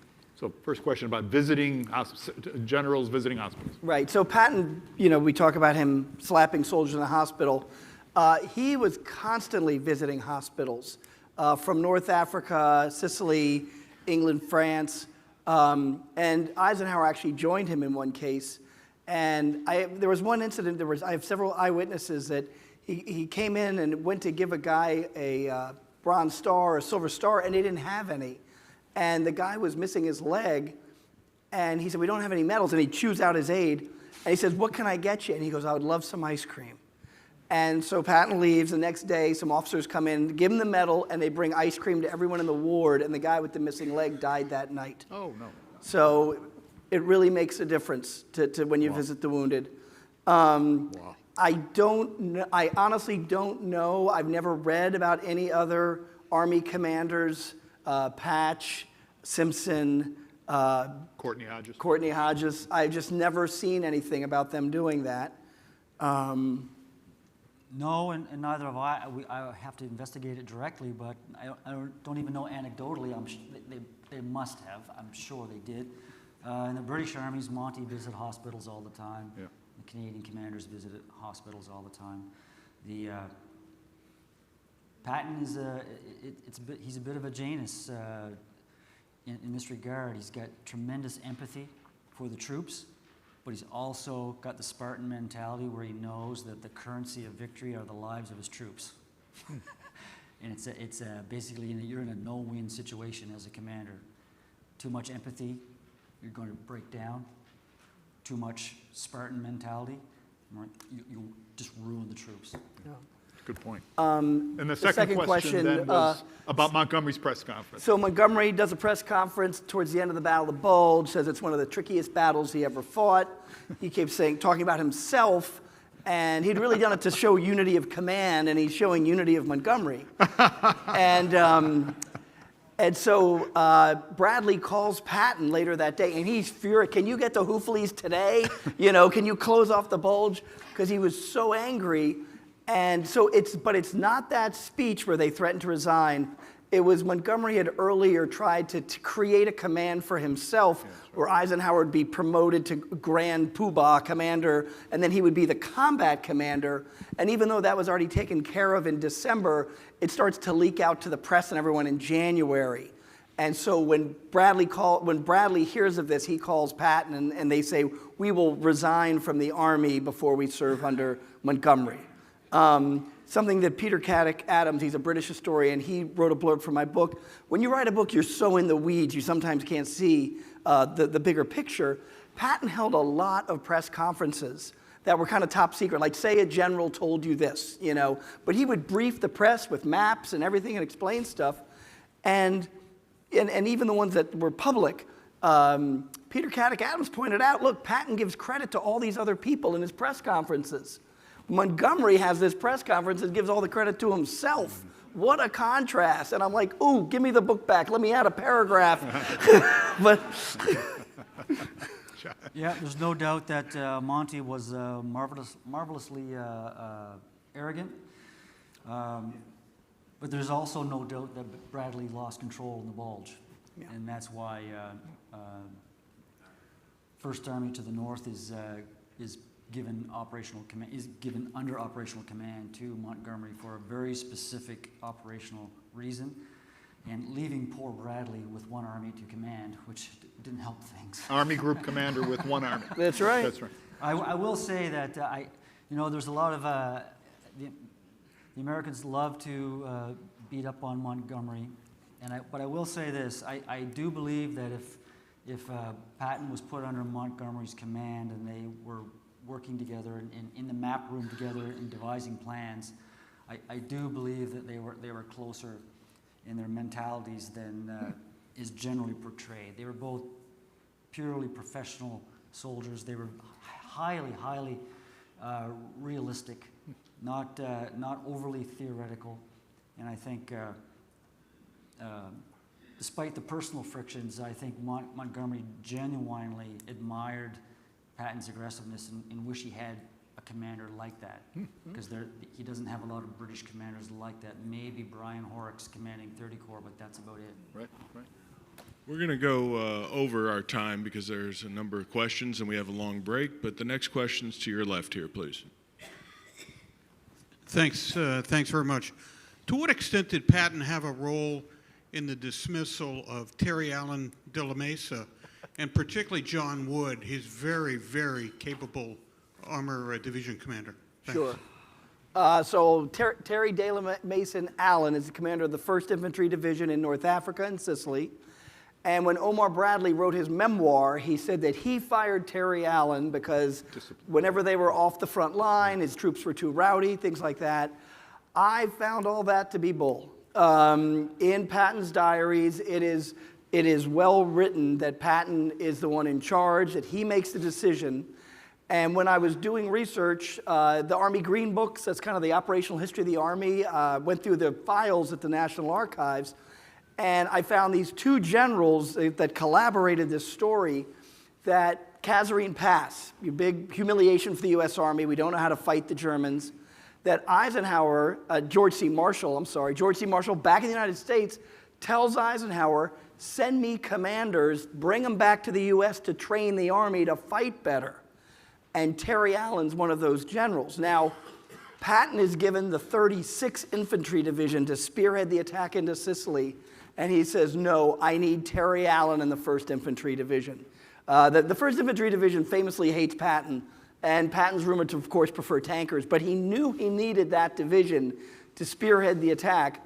But Terry Allen is informed that once Sicily becomes secure, he's going home.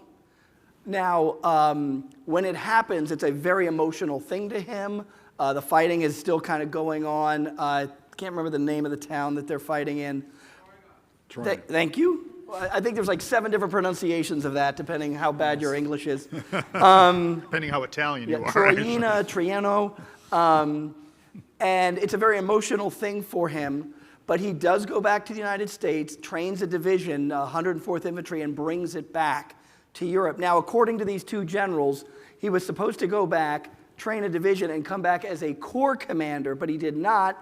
I don't have any evidence of why that is. My speculation is he did have a bit of, I'm being nice, he had a bit of a drinking problem, and I think that prevented him from corps command. But the 104th Division, it does come in late in the war, but it is one of the best trained. It always attacks at night. So he was not relieved by Omar Bradley. He was rotated home, is really how it said. And I regret that I didn't get it into my book, because I came across this later. Eisenhower in his letters even says, I regret that the way we sent Terry Allen home, we should have stressed that it was a rotation, not any kind of demotion, because the 1st Infantry Division hates Patton for this. They really do blame him. Now, John Wood, commander of 4th Armored Division. This is the division that really kind of breaks out in France. It's going to relieve, well, I shouldn't get into that, but it's going to do a lot of racing around France. It's one of the, premier divisions, I'll say that. And Jack Wood is credited as just this brilliant armored commander, and I won't disagree with it. Don't we have Don Fox in the audience somewhere? I don't know who that is. Well, you guys have set this up perfectly, because the session after lunch will dive into the 1st Don's ID and the book. 4th Armored. Don so. who? So, just so everybody knows, Don Fox has written the setting multi-volume up, work man. on the 4th Armored Division. So, and Don's been very helpful for me in a lot of my research. I got to give him props. But when they get kind of, during that bogged down period, October, November, along the Moselle and then the Saar, Wood, for as brilliant as he was, constantly clashing with his boss, Mantonetti, to the point where Mantonetti's going to Patton going, I can't work with this guy anymore. He's being insubordinate, he's insulting me. And Patton writes letters to Wood saying, you got to stop it or I'm going to relieve you. He's given fair warning. And then it's that Wood took some road over and he was staying too long on it from a different corps. And when Eddie confronts him, he's like, are you crazy? I'm supposed to be, and that's it. Wood's had enough. Patton is, and Patton does him a favor because he doesn't fire him, he sends him home. So it's more of a slap on the hand than a real humiliation. But who's the historian over there?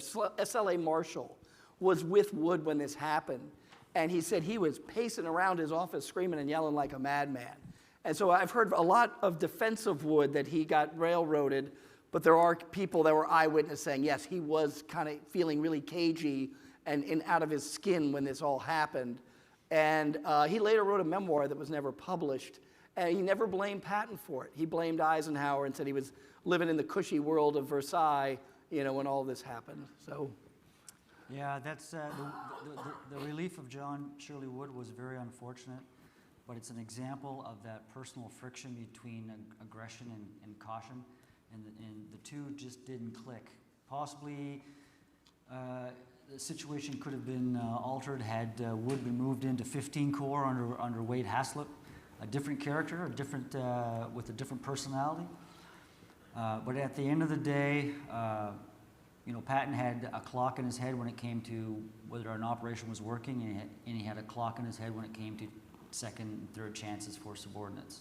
So the insubordinate thing is just something that someone like Patton, and even though Wood is, they're old friends. Yeah. And so it was a tough decision, but you just can't do that George in the Army, right? was wired to make those decisions at the end of the day, just like Eisenhower was wired to make those decisions. You know, John, I wonder about that clock you've now referenced a couple times in Patton's head, and the question was about Terry Allen. That attack on Troyina had gone very badly in Sicily. It was a fortified German village on a hilltop, like there are so many in Sicily. And, you know, casualties were rising, and this had been a highly mobile campaign, and now it looked like it was about to stabilize somewhere in central Sicily. So I wonder if that could be part of it too. You know, so suddenly there's that clock going off in your head. How long do we want to continue this attack? It's an interesting point, and I bring it up because Patton talks about it as a division commander, and he said, you know, I'll allow battalion attacks to go for 6 hours to see if they can make something of the situation. And after 6 hours, I'm coming down, and we're going to reevaluate. Huh? Now, he doesn't say that about when he's a corps commander. He doesn't say how long he'll allow division operations to go, but I would assume that it's a full day. Yeah, that's very interesting. And up the chain you go. So give a corps commander a couple days at least to make something of it. Yeah. Because if you looked at it, you know, during Operation Cobra, the first couple days of Cobra didn't look very good. Yeah. When General Collins made the decision to commit the armored divisions. Yeah.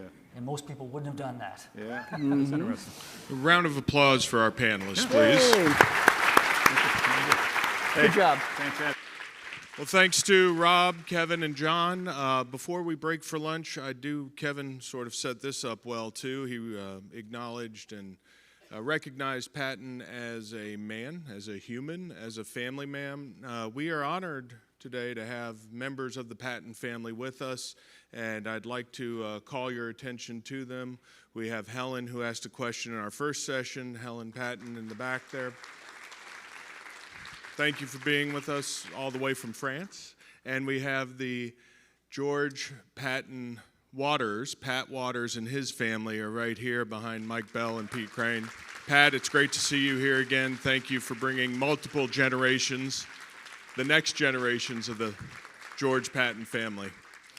Our speakers will be out at the book signing table for our next break. This is our lunch break. We have the setup outside. Please do take one. And if you're hungry, maybe there'll be a second one, but please only take one your first time through. During this long lunch break, your lanyards will get you access to the museum. So if you want to run through Road to Berlin or see our special exhibition, Degenerate, please do so. Visit our info table for more information about our upcoming programs and our Institute table, the Jenny Craig Institute table. This way you can take some of these bookmarks and flyers home to continue learning from your phone or your iPad or your computer. Be back at 1:45 for our next session about serving under Patton with the 1st ID and the 4th Armored. So thank you very much and enjoy your break.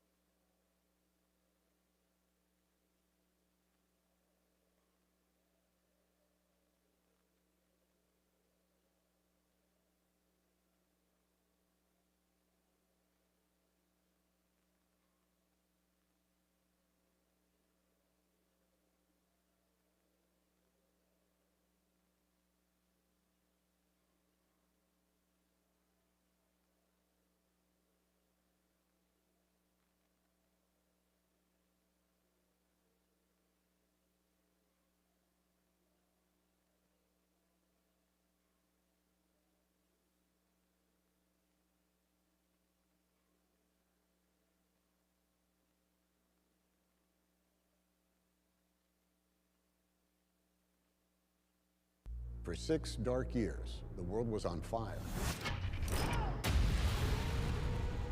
A conflict that toppled empires and reshaped the modern world.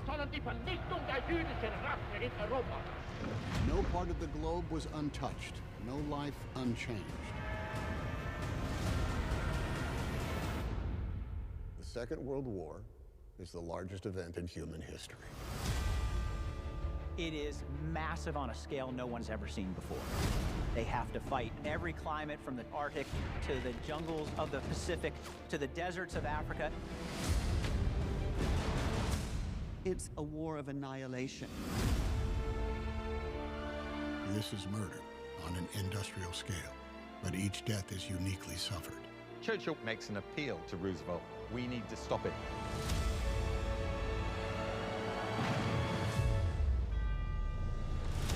There could be one victor and one vanquish.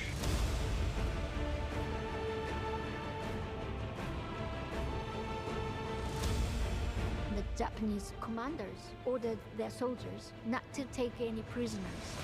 In Stalingrad, women are very much part of the Red Army effort. They learn to shoot, they become snipers. They saved that which is most valued by us all, freedom. World War II changed everything for all of us. World War II with Tom Hanks. New series premieres Memorial Day at 8. Part of History Honors 250, only on the History Channel. They were ordinary people, just like you and me, who never expected to find themselves like this. But they found courage. They found grit, grace. They found strength in each other. And in their stories, we find strength within. The National World War II Museum. Find the extraordinary inside. On December 29, 1940, President Franklin Roosevelt delivered one of his signature fireside chats to the nation. He called upon the American people to face the ongoing global crisis with courage and realism. He declared that the United States must become an arsenal of democracy. This is World War II in 2.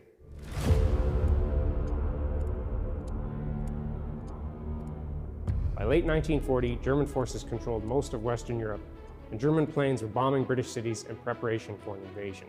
Roosevelt warned that if Great Britain fell and Nazi Germany and Axis powers gained control of most of the world's land and seas, there would be dire consequences for the United States.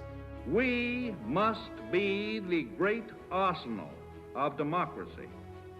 For us, this is an emergency as serious as war itself. The President called for the U.S. to support Great Britain and other countries with military supplies, arguing that it was necessary to keep America safe. This was a major change in American national security policy. Under pre-war neutrality acts, it was illegal to supply war materials to any nation at war. From 1940 to 1941, supplies began flowing overseas to Great Britain, China, and the Soviet Union under the Lend-Lease program. After the attack on Pearl Harbor and the United States entered World War II, the American economy truly became a juggernaut. Millions of Americans uproot themselves to fill the countless new jobs created by the American war economy. It produced everything from billions of rounds of ammunition to millions of boots, uniforms, and small arms. American workers built tens of thousands of ships and aircraft of all shapes and sizes, including 20,000 Higgins boats made right here in New Orleans. Even Soviet leader Joseph Stalin acknowledged the importance of American Lend-Lease aid, saying in November 1943 that the Soviets would lose the war without American help. By supplying the United Nations with a wide range of weapons and equipment, the American arsenal of democracy paved the way for Allied victory in World War II. The National World War II Museum highlights these contributions right here in the Arsenal of Democracy Gallery in Louisiana Memorial Pavilion.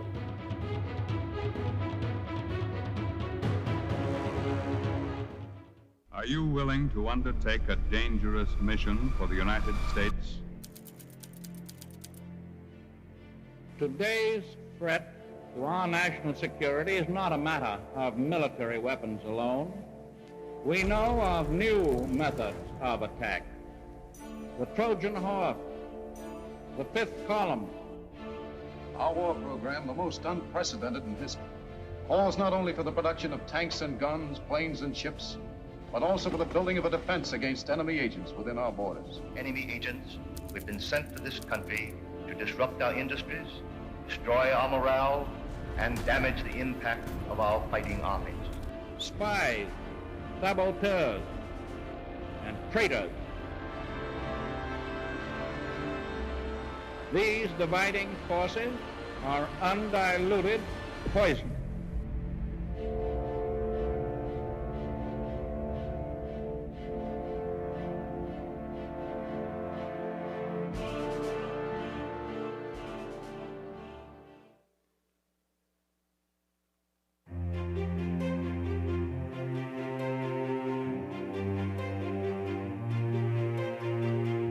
I first participated in the conference in 2006, which was the first of the conferences.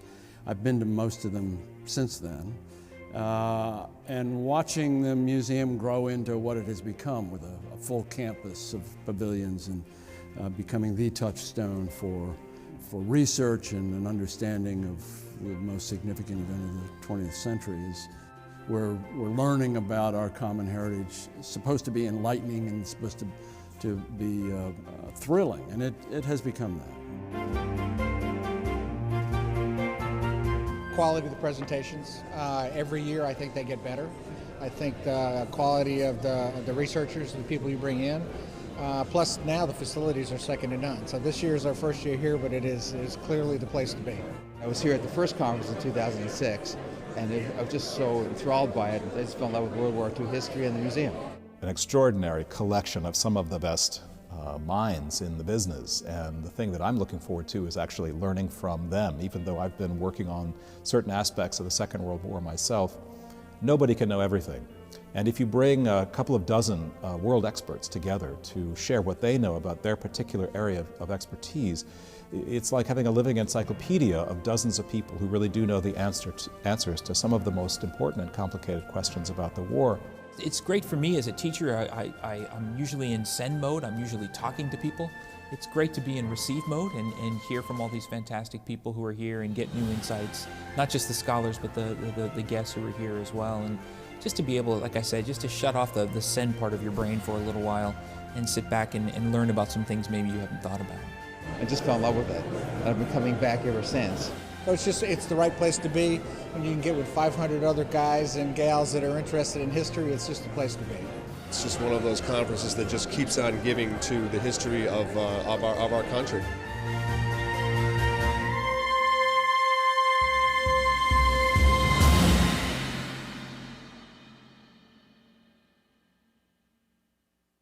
The longest continuous campaign of World War II was not on land, it was not in the air, it was at sea. It was known as the Battle of the Atlantic. This is World War II in 2.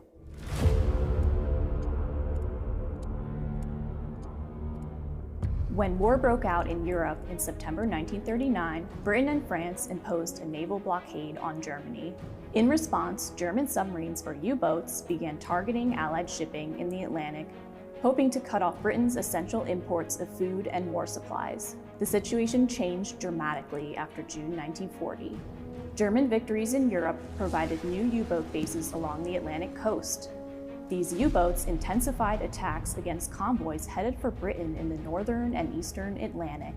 Hundreds of Allied merchant ships were sunk, and losses were immense.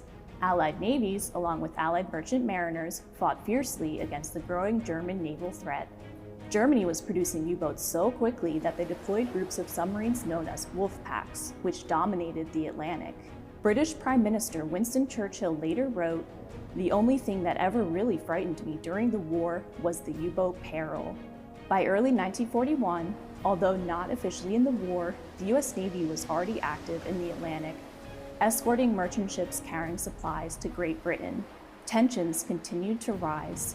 In September 1941, a German U-boat fired on the destroyer USS Greer, which fired back. 1 month later, USS Reuben James became the first U.S. Navy ship lost to enemy action. After December 7, 1941, and the U.S. entry into the war, Germany expanded its attacks in the Atlantic dramatically. U-boats moved close to the American East Coast, aiming at ships lit up by coastal city lights. In 1942, the submarine campaign even pushed into the Caribbean and near the U.S. Gulf Coast. In response, the Allies developed new tactics to protect shipping and hunt U-boats, including improved convoy systems, long-range aircraft, and hunter-killer groups. Advances in sonar and radar, combined with Allied code-breaking of the German Enigma system, enabled more precise detection of U-boats. Americans expanded production of ships on an unprecedented scale. By mid-1943, these combined efforts turned the tide. German losses reached around 30,000 U-boat crewmen, nearly 3/4 of the force. Allied losses were also severe. More than 72,000 sailors killed, with approximately 3,500 merchant ships and 175 warships sunk.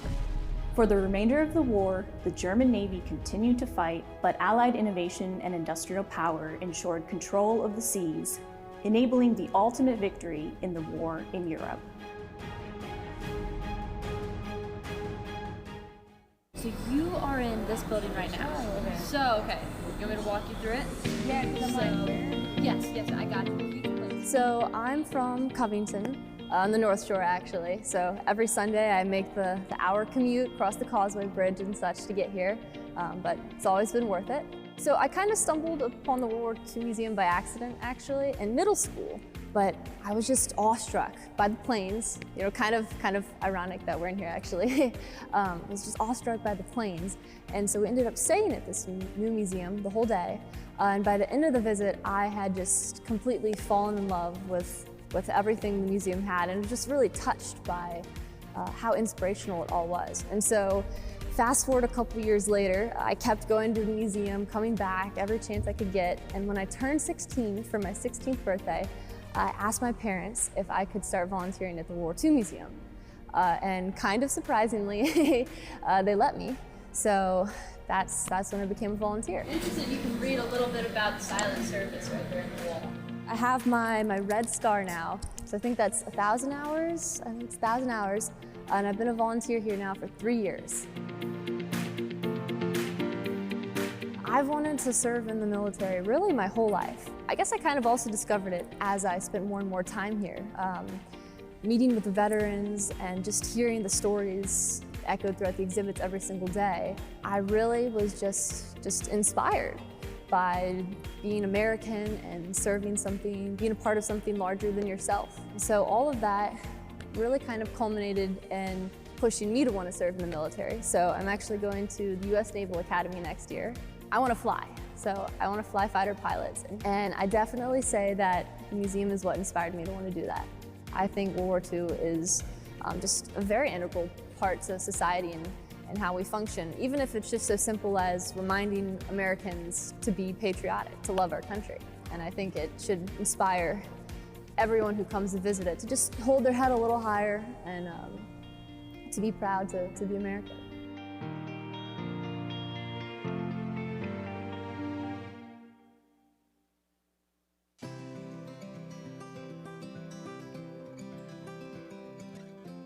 Hi, I'm Lisa Clapp with the National World War II Museum in New Orleans. The museum offers the highest quality in educational travel.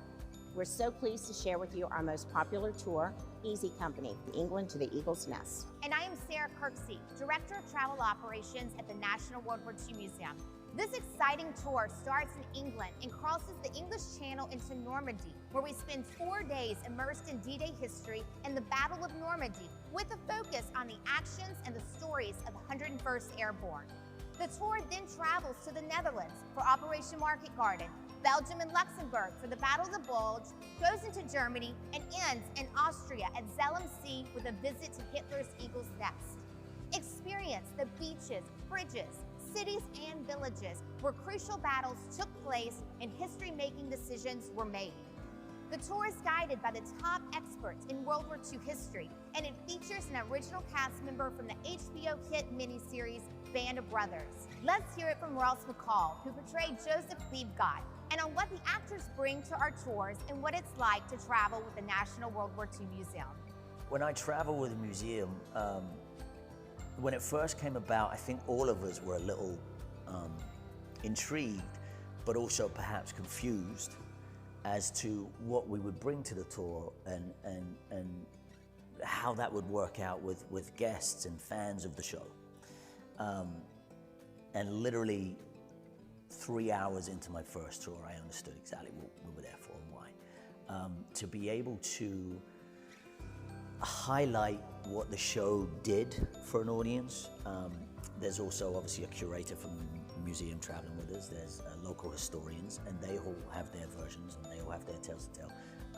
But there's such an interest in the show to be able to give like behind the scenes ideas of what happened, or the Hollywood version of what happened, is just, and I've heard this from many guests now. I've done maybe 5 tours.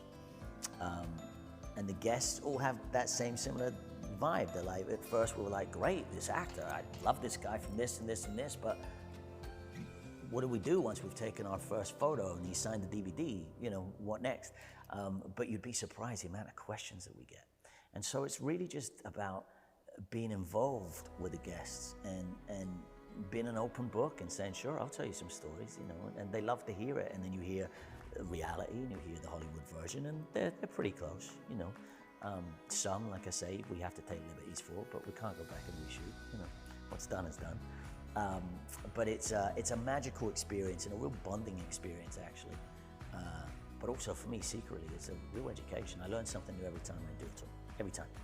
And I get to Zell MC in Austria, and I'm sort of blown away with how the tour works, and it just runs so smoothly and so beautifully, and everybody's very emotional at the end, and nobody wants to leave, and you know, that last night is always, I got some great memories.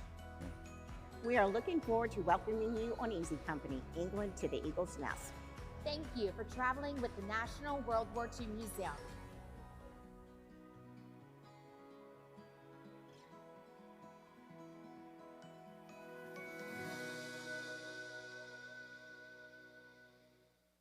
In the ruins of war-torn Europe, Allied leaders confronted an unprecedented challenge. How do you deliver justice for the victims of Nazi crimes? This is World War II in 2.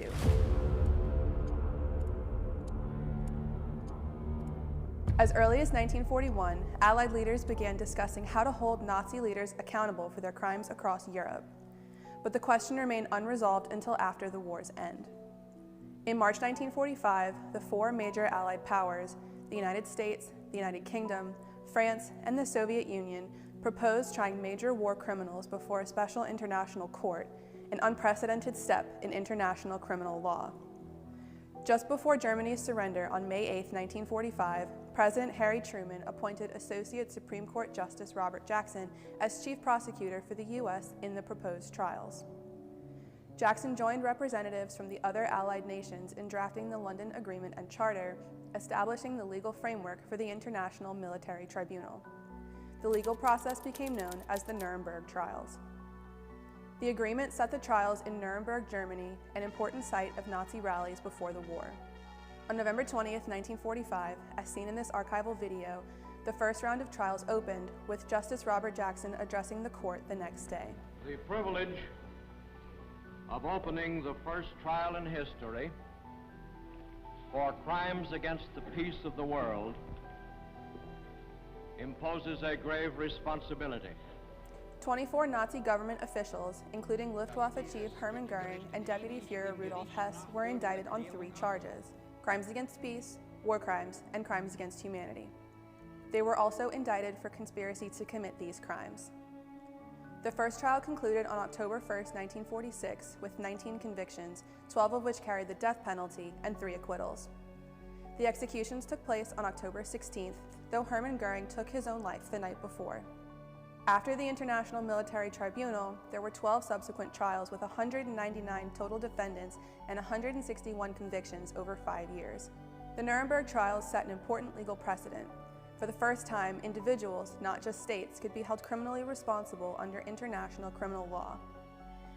These legal proceedings reshaped international criminal law, offering the world a new vision of justice, one rooted not in vengeance but in accountability, a legacy that still endures today.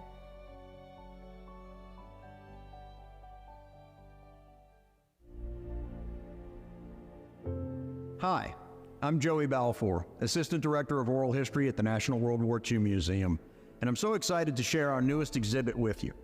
Step into history with Voices from the Front, a groundbreaking new experience at the National World War II Museum. This interactive exhibit connects you directly with the World War II generation. bringing their powerful stories of courage, sacrifice, and resilience to life in ways never before possible.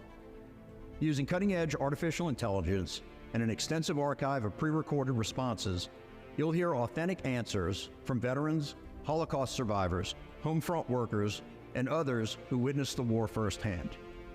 Their words reveal the real-life experiences of those who shaped history. Voices from the Front offers a new way to bridge the gap between generations, connecting today's visitors to those who lived through the conflict. This is more than history. It's a personal encounter with the people who were there, ensuring their stories endure for years to come. Come put real faces to the past. Hear their voices, experience their stories. Voices from the Front, only at the National World War II Museum. At the National World War II Museum in New Orleans, there is an experience as epic, as extraordinary as the conflict it honors, beyond all boundaries. This immersive 4D cinematic journey through the war that changed the world is shown exclusively in the museum's one-of-a-kind Solomon Victory Theater. I'm proud to have served as executive producer of Beyond All Boundaries, and you can see it only at the National World War II Museum in New Orleans.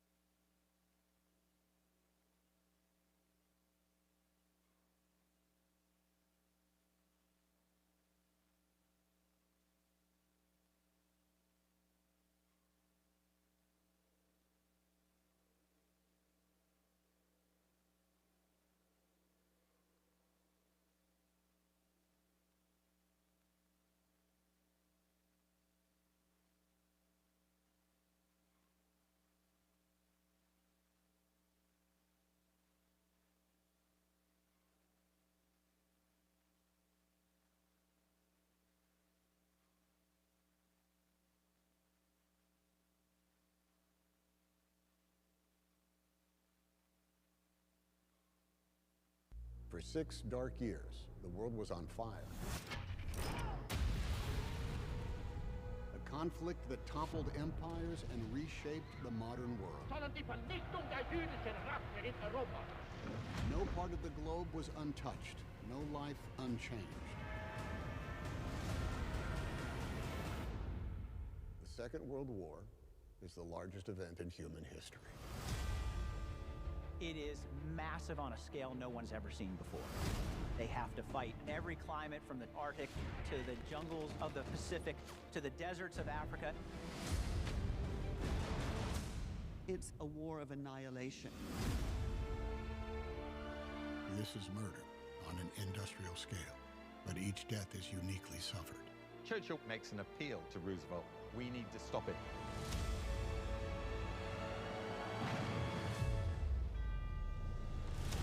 There could be one victor and one vanquish.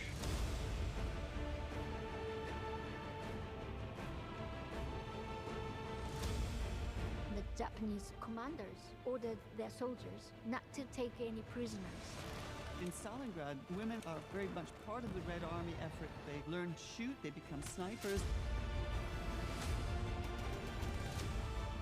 They saved that which is most valued by us all, freedom. World War II changed everything, for all of us. World War II with Tom Hanks. New series premieres Memorial Day at 8. Part of History Honors 250, only on the History Channel. They were ordinary people, just like you and me, who never expected to find themselves like this. But they found courage. They found grit, grace. They found strength in each other, and in their stories, we find strength within. The National World War II Museum. Find the extraordinary inside. On December 29, 1940, President Franklin Roosevelt delivered one of his signature fireside chats to the nation. He called upon the American people to face the ongoing global crisis with courage and realism. He declared that the United States must become an arsenal of democracy. This is World War II in 2.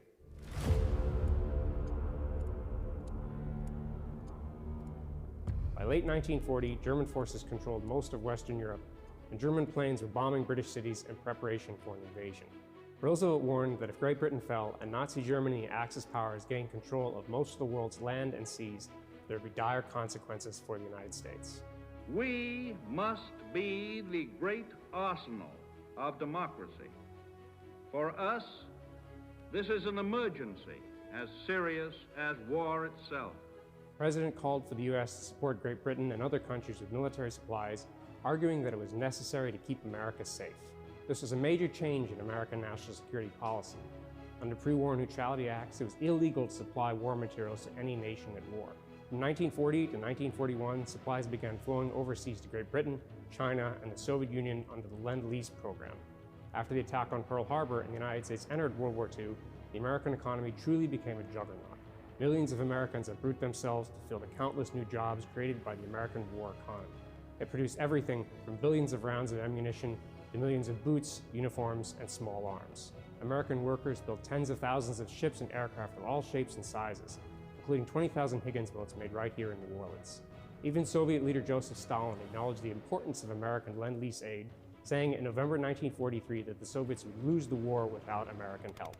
By supplying the United Nations with a wide range of weapons and equipment, the American arsenal of democracy paved the way for Allied victory in World War II. The National World War II Museum highlights these contributions right here in the Arsenal of Democracy Gallery in the Louisiana Memorial Pavilion.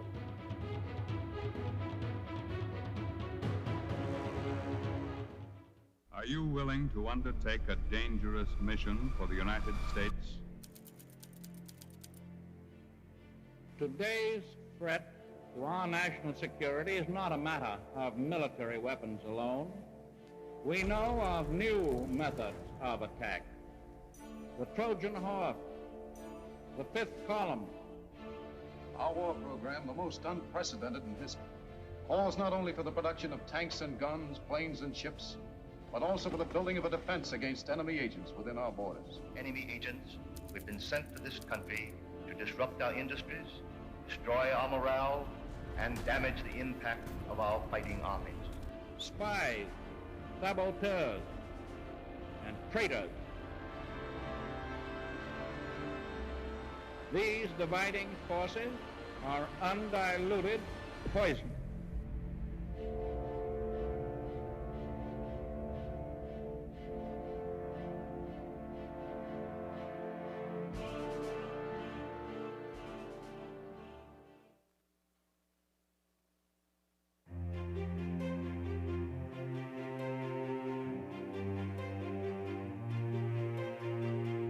I first participated in the conference in 2006, which was the first of the conferences. I've been to most of them since then. And watching the museum grow into what it has become with a full campus of pavilions and becoming the touchstone for research and an understanding of the most significant event of the 20th century is we're learning about our common heritage. It's supposed to be enlightening and it's supposed to be thrilling, and it has become that. Quality of the presentations. Every year I think they get better. I think the quality of the researchers, the people you bring in, plus now the facilities are second to none. So this year is our first year here, but it is clearly the place to be. I was here at the first conference in 2006, and I was just so enthralled by it. I just fell in love with World War II history and the museum. An extraordinary collection of some of the best minds in the business, and the thing that I'm looking forward to is actually learning from them. Even though I've been working on certain aspects of the Second World War myself, nobody can know everything. And if you bring a couple of dozen world experts together to share what they know about their particular area of expertise, it's like having a living encyclopedia of dozens of people who really do know the answers to some of the most important and complicated questions about the war. It's great for me as a teacher. I'm usually in send mode. I'm usually talking to people. It's great to be in receive mode and hear from all these fantastic people who are here and get new insights, not just the scholars, but the guests who are here as well. And just to be able, like I said, just to shut off the send part of your brain for a little while and sit back and learn about some things maybe you haven't thought about. I just fell in love with it. I've been coming back ever since. It's the right place to be. When you can get with 500 other guys and gals that are interested in history, it's just the place to be. It's just one of those conferences that just keeps on giving to the history of our country.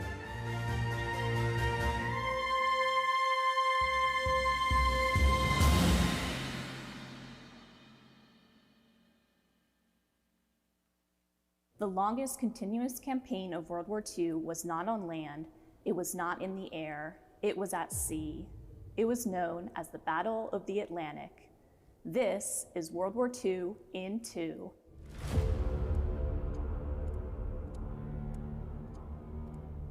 When war broke out in Europe in September 1939, Britain and France imposed a naval blockade on Germany. In response, German submarines or U-boats began targeting Allied shipping in the Atlantic, hoping to cut off Britain's essential imports of food and war supplies. The situation changed dramatically after June 1940. German victories in Europe provided new U-boat bases along the Atlantic coast. These U-boats intensified attacks against convoys headed for Britain in the northern and eastern Atlantic. Hundreds of Allied merchant ships were sunk, and losses were immense. Allied navies, along with Allied merchant mariners, fought fiercely against the growing German naval threat. Germany was producing U-boats so quickly that they deployed groups of submarines known as wolf packs, which dominated the Atlantic. British Prime Minister Winston Churchill later wrote, "The only thing that ever really frightened me during the war was the U-boat peril." By early 1941, although not officially in the war, the US Navy was already active in the Atlantic, escorting merchant ships carrying supplies to Great Britain. Tensions continued to rise. In September 1941, a German U-boat fired on the destroyer USS Greer, which fired back. 1 month later, USS Reuben James became the first US Navy ship lost to enemy action. After December 7, 1941, and the US entry into the war, Germany expanded its attacks in the Atlantic dramatically. U-boats moved close to the American East Coast, aiming at ships lit up by coastal city lights. In 1942, the submarine campaign even pushed into the Caribbean and near the US Gulf Coast. In response, the Allies developed new tactics to protect shipping and hunt U-boats, including improved convoy systems, long-range aircraft, and hunter-killer groups. Advances in sonar and radar, combined with Allied code-breaking of the German Enigma system, enabled more precise detection of U-boats. Americans expanded production of ships on an unprecedented scale. By mid-1943, these combined efforts turned the tide. German losses reached around 30,000 U-boat crewmen, nearly 3/4 of the force. Allied losses were also severe. More than 72,000 sailors killed, with approximately 3,500 merchant ships and 175 warships sunk. For the remainder of the war, the German Navy continued to fight, but Allied innovation and industrial power ensured control of the seas, enabling the ultimate victory in the war in Europe.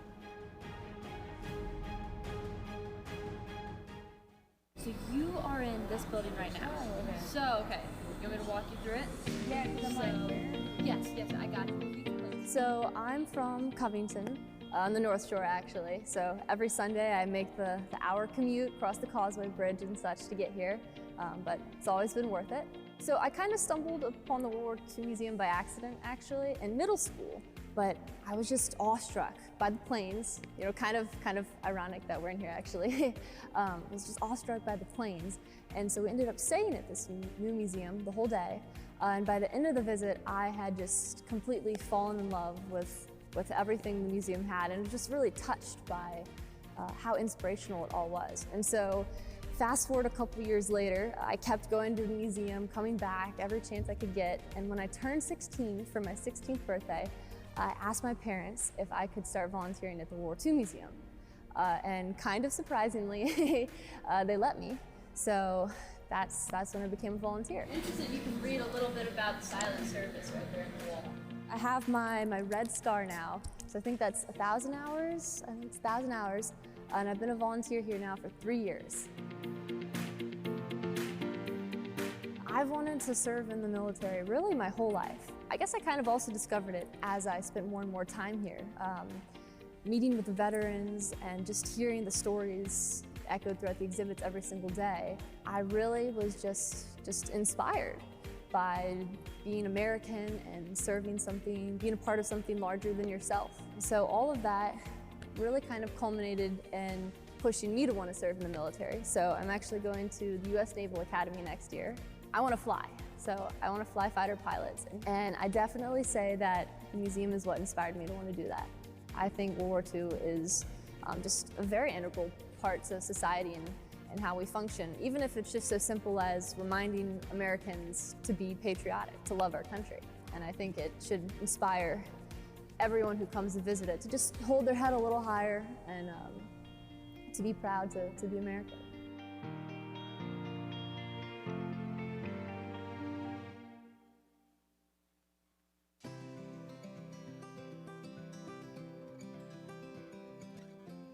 Hi, I'm Lisa Clapp with the National World War II Museum in New Orleans. The museum offers the highest quality in educational travel.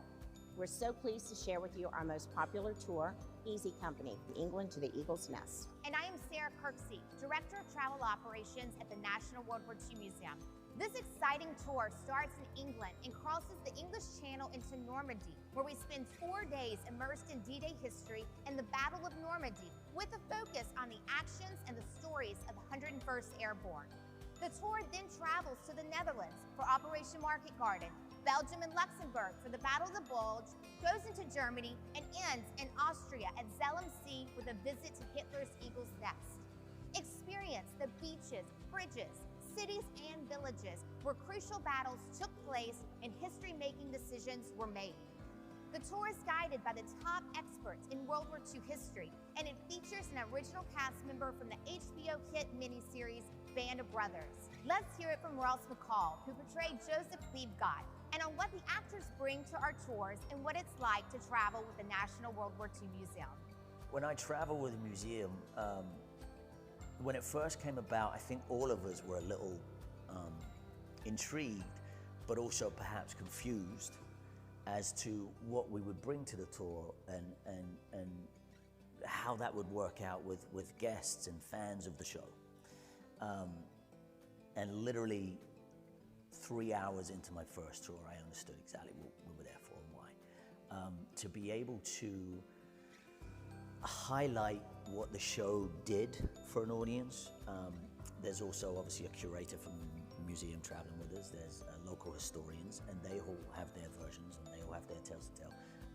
But there's such an interest in the show to be able to give like behind the scenes ideas of what happened, or the Hollywood version of what happened, is just, and I've heard this from many guests now. I've done maybe 5 tours. And the guests all have that same similar vibe. They're like, at first we were like, great, this actor, I love this guy from this and this and this, but what do we do once we've taken our first photo and he signed the DVD? You know, what next? But you'd be surprised the amount of questions that we get. And so it's really just about being involved with the guests and being an open book and saying, sure, I'll tell you some stories, you know, and they love to hear it. And then you hear reality and you hear the Hollywood version, and they're pretty close, you know. Some, like I say, we have to take liberties for, but we can't go back and reshoot, you know. What's done is done. But it's a magical experience and a real bonding experience, actually. But also for me, secretly, it's a real education. I learn something new every time I do a tour, every time.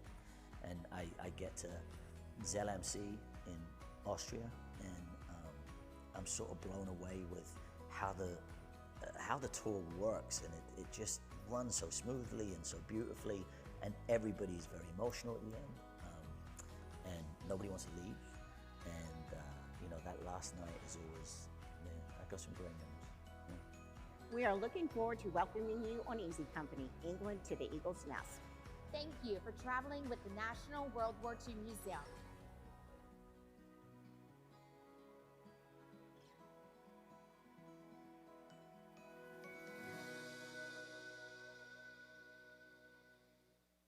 In the ruins of war-torn Europe, Allied leaders confronted an unprecedented challenge. How do you deliver justice for the victims of Nazi crimes? This is World War II in 2.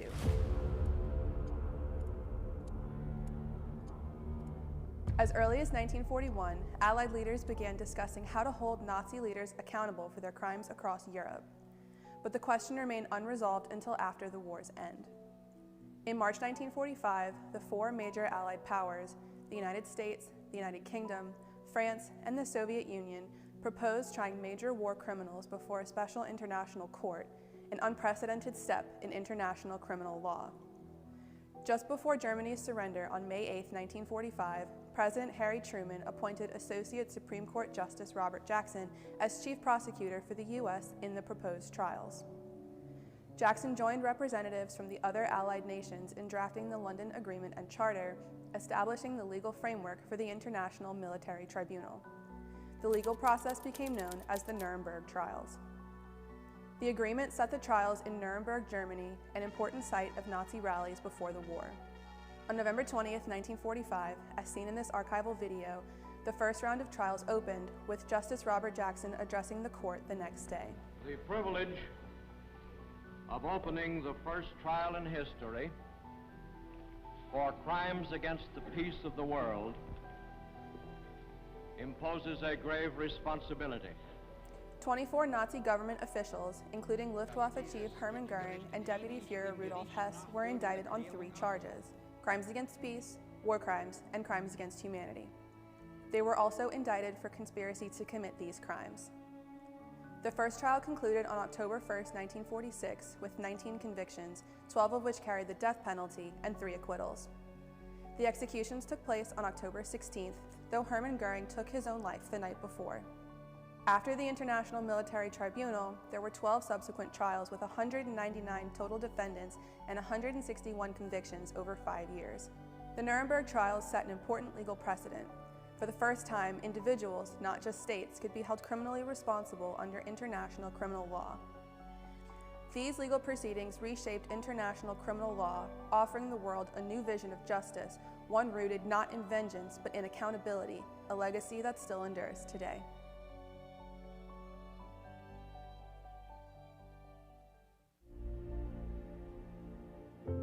Hi, I'm Joey Balfour, Assistant Director of Oral History at the National World War II Museum, and I'm so excited to share our newest exhibit with you.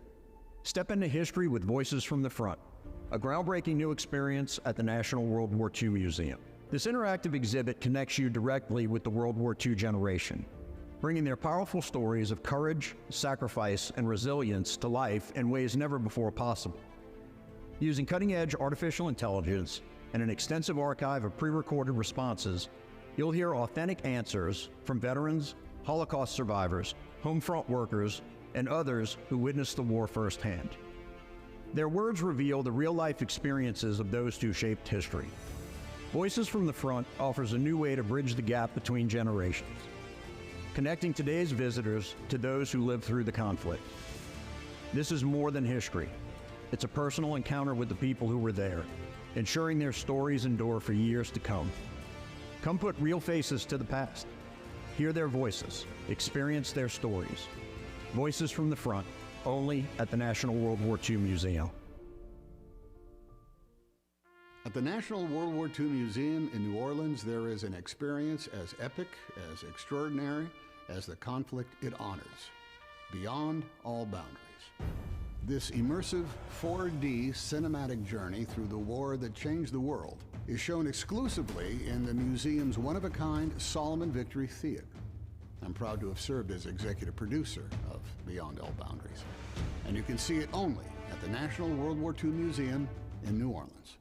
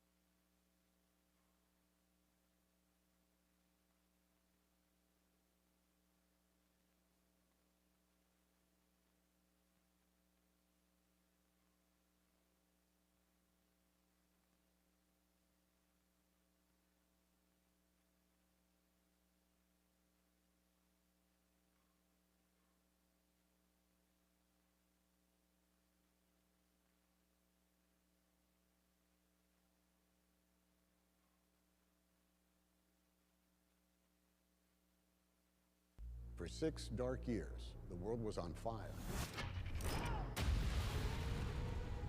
A conflict that toppled empires and reshaped the modern world.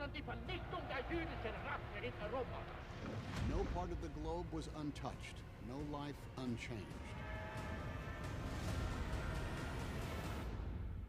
The Second World War is the largest event in human history. It is massive on a scale no one's ever seen before. They have to fight every climate from the Arctic to the jungles of the Pacific to the deserts of Africa. It's a war of annihilation. This is murder on an industrial scale, but each death is uniquely suffered. Churchill makes an appeal to Roosevelt. We need to stop it.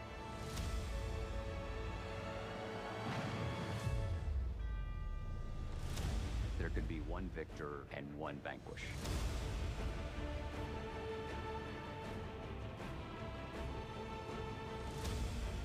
The Japanese commanders ordered their soldiers not to take any prisoners. In Stalingrad, women are very much part of the Red Army effort. They learn to shoot, they become snipers. They saved that which is most valued by us all, freedom. World War II changed everything for all of us. World War II with Tom Hanks. New series premieres Memorial Day at 8. Part of History Honors 250. Only on the History Channel. They were ordinary people, just like you and me, who never expected to find themselves like this. But they found courage. They found grit, grace. They found strength in each other, and in their stories, we find strength within. The National World War II Museum. Find the extraordinary inside. On December 29, 1940, President Franklin Roosevelt delivered one of his signature fireside chats to the nation. He called upon the American people to face the ongoing global crisis with courage and realism.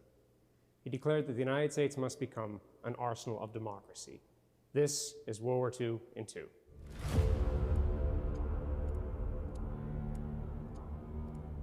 By late 1940, German forces controlled most of Western Europe, and German planes were bombing British cities in preparation for an invasion. Roosevelt warned that if Great Britain fell and Nazi Germany and Axis powers gained control of most of the world's land and seas, there would be dire consequences for the United States. We must be the great arsenal of democracy. For us, this is an emergency as serious as war itself.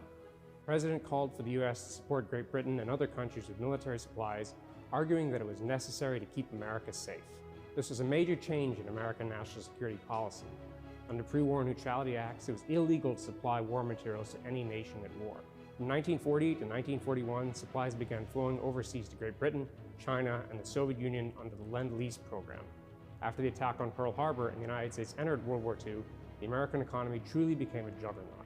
Millions of Americans uproot themselves to fill the countless new jobs created by the American war economy.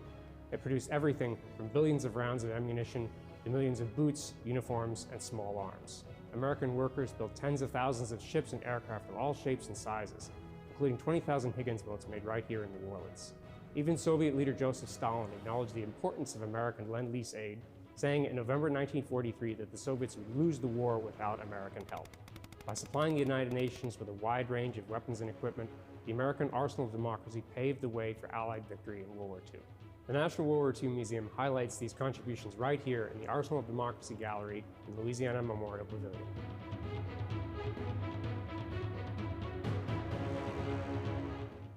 Are you willing to undertake a dangerous mission for the United States? Today's threat to our national security is not a matter of military weapons alone. We know of new methods of attack. The Trojan horse, the fifth column. Our war program, the most unprecedented in history, calls not only for the production of tanks and guns, planes and ships, but also for the building of a defense against enemy agents within our borders. Enemy agents who have been sent to this country to disrupt our industries, destroy our morale, and damage the impact of our fighting armies. Spies, saboteurs, and traitors. These dividing forces are undiluted poison.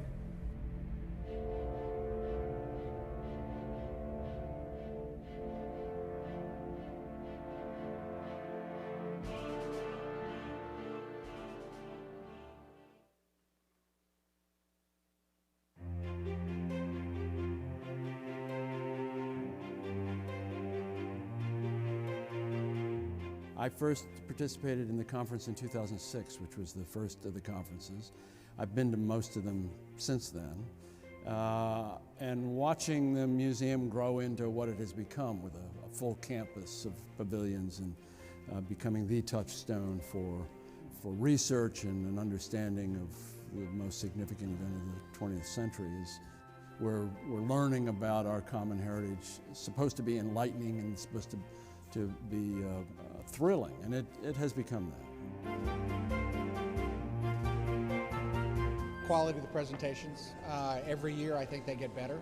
I think the quality of the researchers and the people you bring in, plus now the facilities are second to none. So this year is our first year here, but it is clearly the place to be. I was here at the first conference in 2006, and I was just so enthralled by it. I just fell in love with World War II history and the museum. An extraordinary collection of some of the best minds in the business, and the thing that I'm looking forward to is actually learning from them. Even though I've been working on certain aspects of the Second World War myself, nobody can know everything. And if you bring a couple of dozen world experts together to share what they know about their particular area of expertise, it's like having a living encyclopedia of dozens of people who really do know the answers to some of the most important and complicated questions about the war. It's great for me as a teacher. I'm usually in send mode. I'm usually talking to people. It's great to be in receive mode and hear from all these fantastic people who are here and get new insights, not just the scholars, but the guests who are here as well. And just to be able, like I said, just to shut off the send part of your brain for a little while and sit back and learn about some things maybe you haven't thought about. I just fell in love with it. I've been coming back ever since. It's the right place to be. When you can get with 500 other guys and gals that are interested in history, it's just the place to be. It's just one of those conferences that just keeps on giving to the history of our country.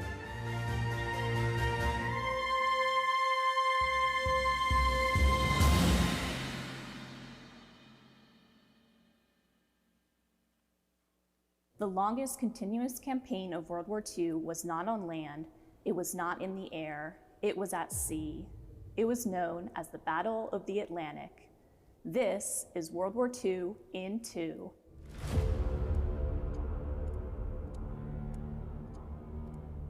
When war broke out in Europe in September 1939, Britain and France imposed a naval blockade on Germany.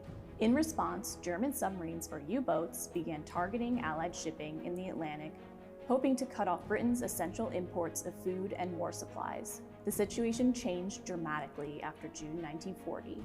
German victories in Europe provided new U-boat bases along the Atlantic coast. These U-boats intensified attacks against convoys headed for Britain in the northern and eastern Atlantic. Hundreds of Allied merchant ships were sunk, and losses were immense. Allied navies, along with Allied merchant mariners, fought fiercely against the growing German naval threat. Germany was producing U-boats so quickly that they deployed groups of submarines known as wolf packs, which dominated the Atlantic. British Prime Minister Winston Churchill later wrote, "The only thing that ever really frightened me during the war was the U-boat peril." By early 1941, although not officially in the war, the U.S. Navy was already active in the Atlantic, escorting merchant ships carrying supplies to Great Britain. Tensions continued to rise. In September 1941, a German U-boat fired on the destroyer USS Greer, which fired back. 1 month later, USS Reuben James became the first U.S. Navy ship lost to enemy action. After December 7, 1941, and the U.S. entry into the war, Germany expanded its attacks in the Atlantic dramatically. U-boats moved close to the American East Coast, aiming at ships lit up by coastal city lights. In 1942, the submarine campaign even pushed into the Caribbean and near the U.S. Gulf Coast. In response, the Allies developed new tactics to protect shipping and hunt U-boats, including improved convoy systems, long-range aircraft, and hunter-killer groups. Advances in sonar and radar, combined with Allied code-breaking of the German Enigma system, enabled more precise detection of U-boats. Americans expanded production of ships on an unprecedented scale. By mid-1943, these combined efforts turned the tide. German losses reached around 30,000 U-boat crewmen, nearly 3/4 of the force. Allied losses were also severe. More than 72,000 sailors killed, with approximately 3,500 merchant ships and 175 warships sunk. For the remainder of the war, the German Navy continued to fight, but Allied innovation and industrial power ensured control of the seas, enabling the ultimate victory in the war in Europe. So you are in this building right now. Oh, okay. So, okay, you want me to walk you through it? Yeah, because I'm like, Yes, I got you.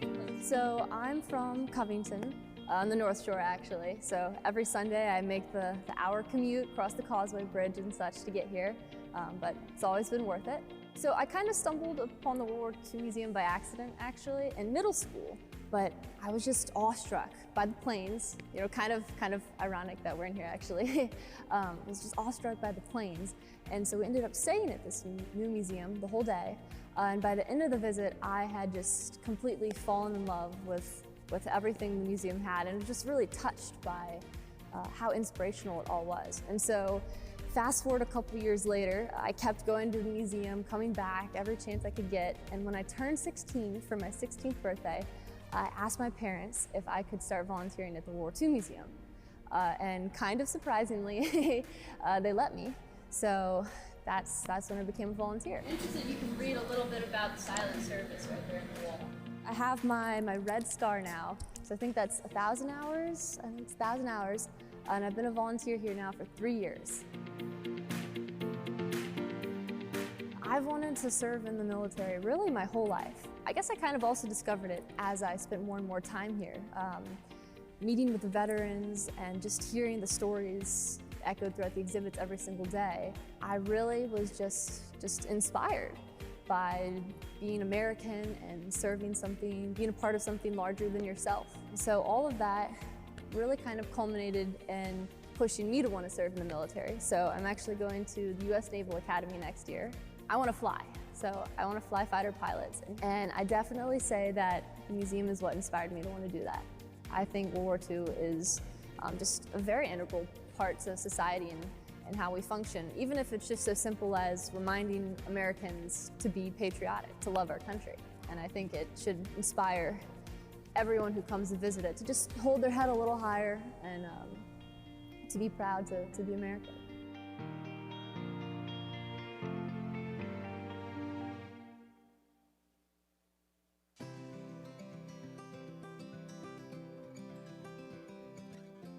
Hi, I'm Lisa Clapp with the National World War II Museum in New Orleans. The museum offers the highest quality in educational travel. We're so pleased to share with you our most popular tour, Easy Company, from England to the Eagle's Nest. And I am Sarah Kirksey, Director of Travel Operations at the National World War II Museum. This exciting tour starts in England and crosses the English Channel into Normandy, where we spend 4 days immersed in D-Day history and the Battle of Normandy, with a focus on the actions and the stories of the 101st Airborne. The tour then travels to the Netherlands for Operation Market Garden, Belgium and Luxembourg for the Battle of the Bulge, goes into Germany, and ends in Austria at Zell am See with a visit to Hitler's Eagle's Nest. Experience the beaches, bridges, cities, and villages where crucial battles took place and history-making decisions were made. The tour is guided by the top experts in World War II history, and it features an original cast member from the HBO hit miniseries, Band of Brothers. Let's hear it from Ross McCall, who portrayed Joseph Liebgott, and on what the actors bring to our tours and what it's like to travel with the National World War II Museum. When I travel with a museum, when it first came about, I think all of us were a little intrigued, but also perhaps confused as to what we would bring to the tour and how that would work out with guests and fans of the show. And literally 3 hours into my first tour, I understood exactly what we were there for and why. To be able to highlight what the show did for an audience. There's also obviously a curator from the museum traveling with us. There's local historians, and they all have their versions and they all have their tales to tell. But there's such an interest in the show to be able to give like behind the scenes ideas of what happened, or the Hollywood version of what happened, is just, and I've heard this from many guests now. I've done maybe 5 tours. And the guests all have that same similar vibe. They're like, at first we were like, great, this actor, I love this guy from this and this and this, but what do we do once we've taken our first photo and he signed the DVD? You know, what next? But you'd be surprised the amount of questions that we get. And so it's really just about being involved with the guests and being an open book and saying, sure, I'll tell you some stories, you know, and they love to hear it. And then you hear reality and you hear the Hollywood version, and they're pretty close, you know. Some, like I say, we have to take liberties for, but we can't go back and reshoot. You know, what's done is done. But it's a magical experience and a real bonding experience, actually. But also for me, secretly, it's a real education. I learn something new every time I do a tour, every time. And I get to Zell MC in Austria, and I'm sort of blown away with how the tour works, and it just runs so smoothly and so beautifully, and everybody's very emotional at the end, and nobody wants to leave, and you know, that last night is always, yeah, I got some great memories. Yeah. We are looking forward to welcoming you on Easy Company, England to the Eagle's Nest. Thank you for traveling with the National World War II Museum.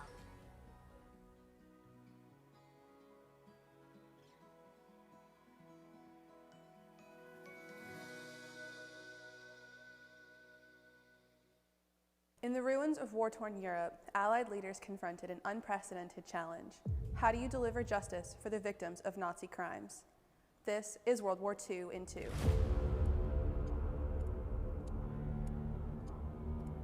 As early as 1941, Allied leaders began discussing how to hold Nazi leaders accountable for their crimes across Europe. But the question remained unresolved until after the war's end. In March 1945, the 4 major Allied powers, the United States, the United Kingdom, France, and the Soviet Union, proposed trying major war criminals before a special international court, an unprecedented step in international criminal law. Just before Germany's surrender on May 8, 1945, President Harry Truman appointed Associate Supreme Court Justice Robert Jackson as chief prosecutor for the U.S. in the proposed trials.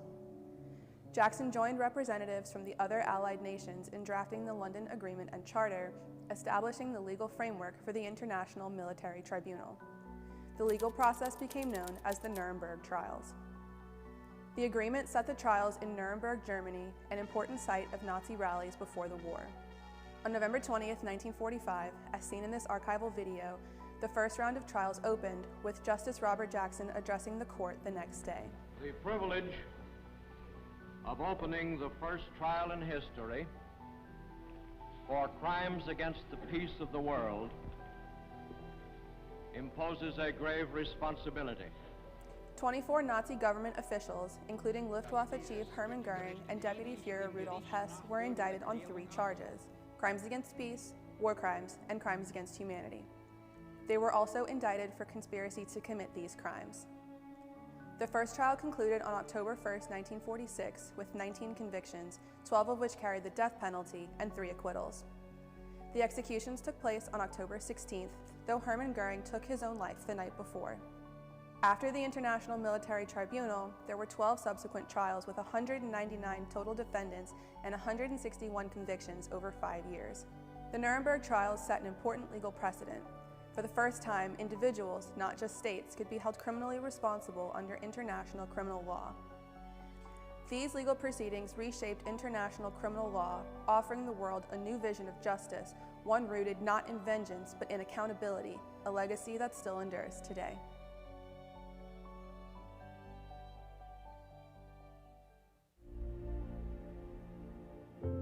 Hi, I'm Joey Balfour, Assistant Director of Oral History at the National World War II Museum, and I'm so excited to share our newest exhibit with you. Step into history with Voices from the Front, a groundbreaking new experience at the National World War II Museum. This interactive exhibit connects you directly with the World War II generation. bringing their powerful stories of courage, sacrifice, and resilience to life in ways never before possible. Using cutting-edge artificial intelligence and an extensive archive of pre-recorded responses, you'll hear authentic answers from veterans, Holocaust survivors, home front workers, and others who witnessed the war firsthand. Their words reveal the real-life experiences of those who shaped history.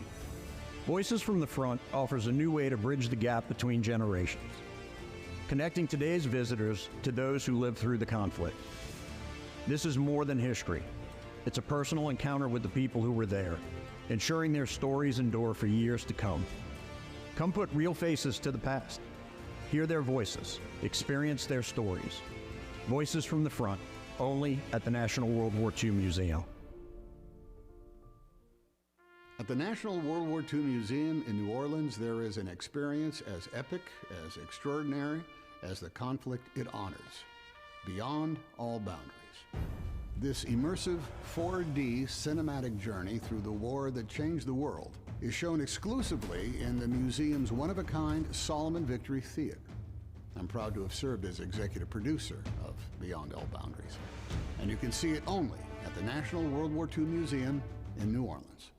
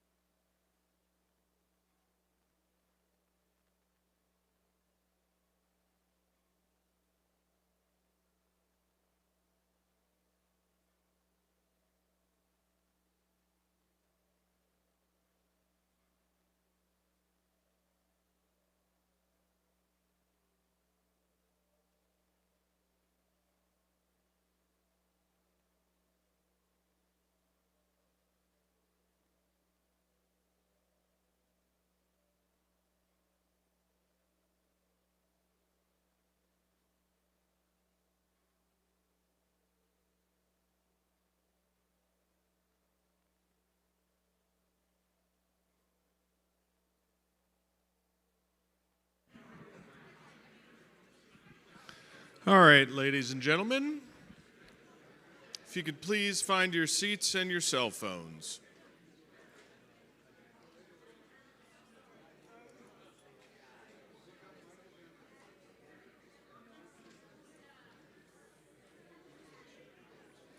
Please find your seats and your cell phones so we can begin. Thank you.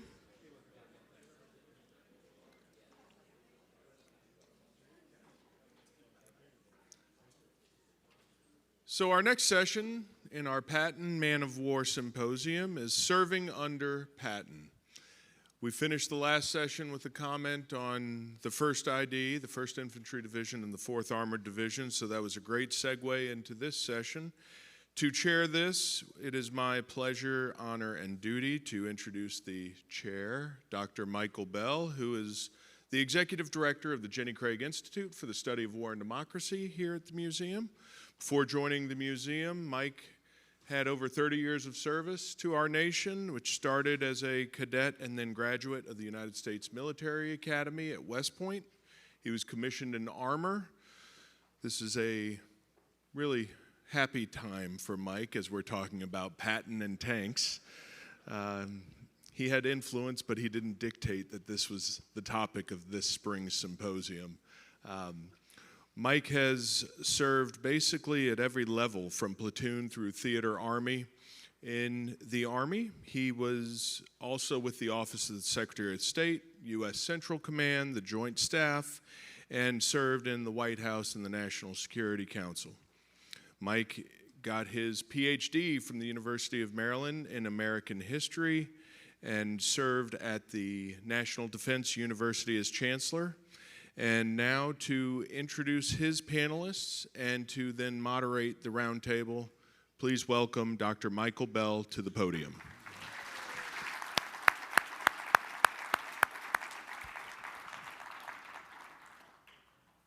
Thank you, Jeremy. You guys got it? Thanks, Jeremy. Hey, this is a short session. How we doing? Yep. Hey, well, thanks, Jeremy. A kind of neat creative tension that the last session set up. You know, we introduced Terry D. La Mesa Allen and the 1st Division, John Wood and the 4th Division, friction, aggression, caution, and of course personalities and identities, supercharged by combat. And of course, units take on identities too. Sometimes identities from their commanders, and those persist as well. So I think we've got a great opportunity to see a couple different perspectives. Don Fox is with us, author of 3 books, 2 more on the way, probably more than 2, I suspect. But importantly, he has a 2-volume history of the 4th Armored Division. Gives you a sense of how he sees the 4th Armored Division, Patton's vanguard, and the final battles of Patton's vanguard. And so what better way to see one perspective of Patton from the position of vanguard.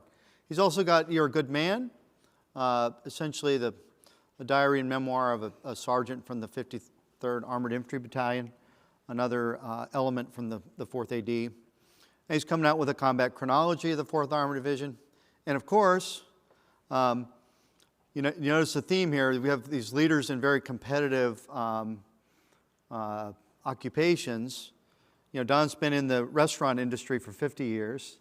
And his other book is Firehouse, Building a Billion-Dollar Brand in America's Most Competitive Industry. So if you did notice, he was the CEO of Firehouse Subs, until he retired, and then I guess just wrote books all the time, which is pretty darn cool, when you think of that. So, but germane to the 4th Armored Division story, Restaurant News named him the Operator of the Year. And so these are really about operators as we think about the World War II battlefield going forward. Next we turn to, we're joined by another operator, Colonel Greg Fontenot, commander of armor units. I'm jealous. I always wanted to command a tank battalion in combat, and Greg did that in the Gulf War, and then Armor Brigade, 1st Brigade, 1st Armor Division in I-4 in Bosnia. Taught history at West Point, which is another dream job that I did share with him. But he was the director of SAMS, the School of Advanced Military Studies, where they produced the Jedi warriors, if you will, for campaign planners, and then commanded the Army's Battle Command Training Program, which is really about honing all the future leaders and organizations along the way. Some of his writings include On Point, A History of the U.S. Army and Operation Iraqi Freedom. But more importantly to our story, he has kind of two perspectives, I think, on the story. One is his treatment of the 7th Armored Division, loss and redemption at Sanvith, which gives us some insight. But also 2 books on the 1st Infantry Division. Notice he's sporting his 1st Infantry Division lapel pin there. And for us today, no sacrifice too great, the 1st Infantry Division in World War II. Division's motto, of course, is no sacrifice too great, duty first. So with that, we're going to turn first to Don in the 4th Armored Division, the Vanguard, and then we'll follow it up and clean up the battlefield with the infantry. Don? Terrific. Great, thank you. Well, it's a pleasure and an honor to be here and to share a bit about the history of the 4th Armored Division, which I have dubbed Patton's Vanguard for the sole reason that I had to call the book something. But let it be known that the 4th Armored Division is unique in that it does not have an official nickname. And that is very much by design. It's actually its 2nd commanding general, Major General John S. Wood, when asked to name the division, this would have been in 1941, to give it a nickname. For example, 2nd Armored Division was Hell on Wheels, 1st Armored Division Ironside, 3rd Armored Division Spearhead. He said, the 4th Armored shall have no nickname. We shall be known by our deeds alone. And there's been various attempts over decades and decades to pin one on it, but I think any veteran of the 4th remaining, and hopefully those of us who carry on their story afterwards would say, no, it shouldn't have one. But for the sake of a book title, it's Patton's Vanguard for the next few minutes. All right, so I want to share a bit more about John Wood. He was ahead of his time age-wise as a cadet at West Point. He had first graduated from the University of Arkansas with a 4-year degree, chemistry, in 1907, and then entered West Point because he wanted to keep playing football. He had played football at University of Arkansas and was a standout player and played his entire time at West Point as well. So he graduated in the class of 1912. He and Patton overlapped by just 1 year, and they became acquainted there. It ended up that they had a very close relationship developed throughout the 20s and 30s, and staff functions together, classes. I think they were at the War College together, and they were kindred spirits when it came to mobility, cavalry, really, and developed this very, very close personal relationship. Wood had served in the First World War, and he was with the 3rd Infantry Division and then the 90th Division. He was in ordnance and then in a staff role. But like others at that time, he really looked at the mobile, static nature of the war, decried it, and when given an opportunity later, that sold him on the idea of mobility and became one of the chief tenets of it. Before going to the 4th Armored Division, he commanded Combat Command A of the 5th Armored Division in the very earliest stages of its formation, and then moved on to the 4th. So here's a few key bullet points from their early history. The 4th was founded, activated April 15th, 1941. Brigadier General Henry Wells Baird, later promoted to a 2-star, commanded the division originally. May of 1942 is when Wood, then still a 1-star, came in and took command, was promoted soon thereafter. In early 42 through November, they go off to the Tennessee maneuvers. And that was maybe the first sign of what Patton described as Wood's bullheadedness. During that maneuvers, he was accused of, let's say, being liberal with the rules in terms of how he engaged his armor. and was criticized, called to task for it. Actually, General Ben Lear, who commanded the Second Army in the maneuvers, was being critical on stage during the review, and Wood took exception to it, and in front of the entire audience of officers, staff, and attendants got up and protested the criticism, and they got into a bit of a yelling match, and it was some of Wood's staff that kind of got him off the stage. But that was typical Wood. He spoke his mind, no matter differences in rank. In November 42, they go to the California Desert Training Center. Ironically, the only two armored divisions to not train at the Desert Training Center were the two that fought in the desert. First and the second. Everybody else trained there. February 42, they go to Camp Abyss, California. They go on to Camp Bowie. In September 43, they're then reorganized into a light division. All the divisions have been heavy, like the 1st Armored, or actually the 1st Armored got converted later. 2nd and 3rd stayed in the heavy table of organization until the end of the war. But that was a very important reorganization because there were a lot of elements of the division were moved over to other units to help train them. In December of 43, they then leave from Texas. They go up to Camp Miles Standish and board ships for England in the very end of December. Get over to England, they go through continued training, and then they finally embark for France on July 9th to 13th and land in Normandy, most of them coming ashore at Utah Beach and going into assembly areas. The distinction with all this is the 4th Armored had the longest period of training of any armored division before going into combat, over 3 years. And that was fundamental for their success. And I'm going to use a series of maps to kind of talk through their history. They were first committed, actually just prior to Operation Cobra. It's about July 17th. They're moved into the line. Bradley, because 12th Army Group had not been activated yet, Bradley was still commanding 1st Army, and needed to relieve the 4th Infantry Division from the line south of Carentan. And the 4th had been heavily engaged throughout, taking Cherbourg and then being put back in the line farther south. And it was Bradley who decided that the 4th Armored, who had not been in combat yet, should use its 3 armored infantry battalions to be moved into the line and take over the relatively static positions that the 4th Infantry Division were holding. And his intent was, and he said it this way, was he wanted to blood the division. And Wood took great exception to that. Excuse me, just dropped a water. Wood took great exception to that. And they got into a bit of an argument about it, but of course Wood followed orders. But again, typical Wood. So that was their indoctrination to battle. Took some heavy casualties because they suffered a local attack during that part of the battle. And then after that, were then committed to be the armored spearhead for 8th Corps, both the 4th and the 6th Armored. And if you look on this map, you'll see the axis of advance for the 4th Armored heading down towards Avranches.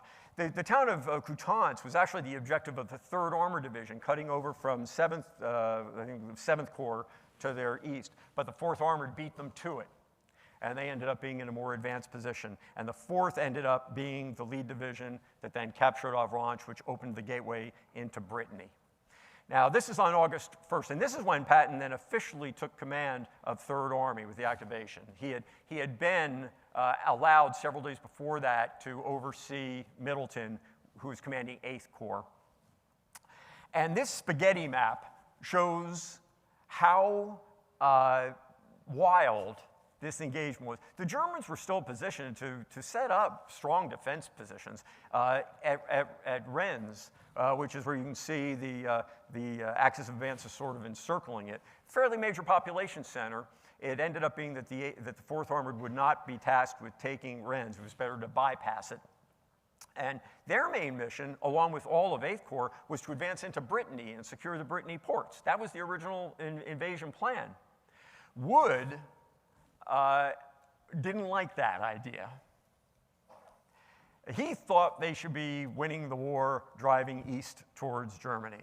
And as he sent his combat commands to the west of Rennes, he turned one of the combat commands, Combat Command B, or A rather, to the east.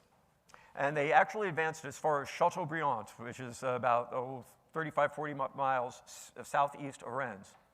Well, that Those were not his orders. And Middleton, who was a bit sympathetic, was dispatched, had to get in a Jeep and go find him, because there was no radio communication to where he was, to find Wood and tell him he had to reverse track and get back to trying to seize Lorient and Vons. And Patton was not happy about it either. He ended up, that's when he first tagged him with Wood with being bull-headed. He thought it cost him a day or two in the mission back in Brittany. There were numerous hotspots in this action, but heavy engagement at Rennes, the 35th Tank Battalion ran into a strong group of 88 millimeter German guns that were leveled to attack their advancing column. 35th Tank Battalion lost about 11 Shermans in that engagement. Heavy fighting then as they got into the area of Lorient. Lorient, by the way, which then managed to stay garrisoned until the end of the war.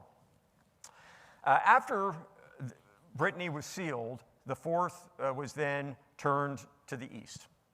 And this is the famous dash across France when you think of Blumenson and Breakout in Pursuit. And, you know, this was the heady advance to the east. And with little regard for that southern flank, and this was mentioned in the earlier presentations, this was where the great companionship came with 19th TAC. They used air cover to protect the south flank.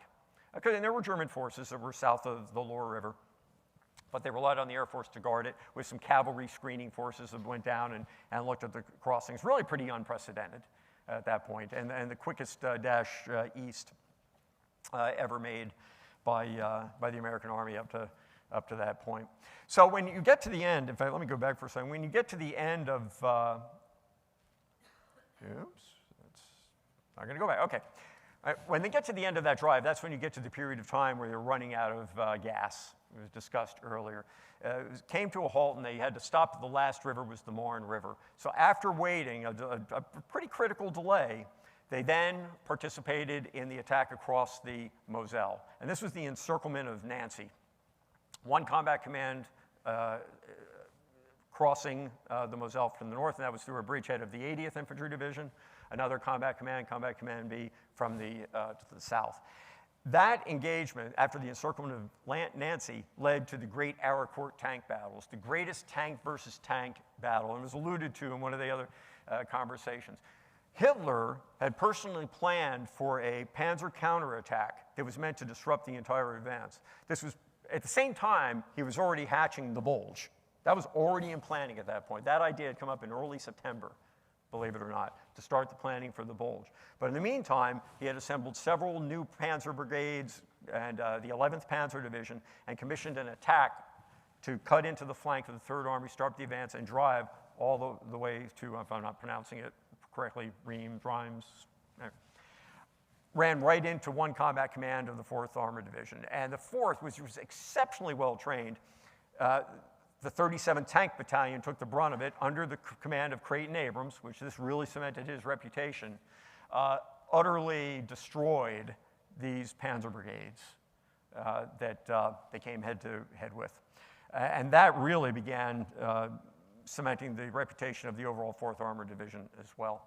After the Aricourt tank battles, they did go into a rest period and waited for the resumption of the offensive when supplies were back in order. That was November 9th.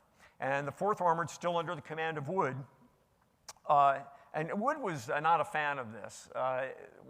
Rather than the division fighting as a consolidated unit, each combat command, each one was basically working with a separate infantry division. Combat Command B with the 26th Infantry Division, Combat Command A with the, I believe it was with the 35th. And Wood would have much rather kept his entire force together as a mobile unit, even though the terrain was very unfriendly. Now you can see on this map, you've got the two combat commands advancing in tandem, but they get to the Saar River, and the axis of advance was to continue almost straight up to north-northeast. But the road net was terrible. Wood saw the opportunity to get a better route by crossing the Saar River and then advancing along the east of it up towards Saar Union in that direction. Well, the problem was east of the river was in the zone of the 15th Corps under Wade Haslip, which was part of 7th Army, which was part of 6th Army Group.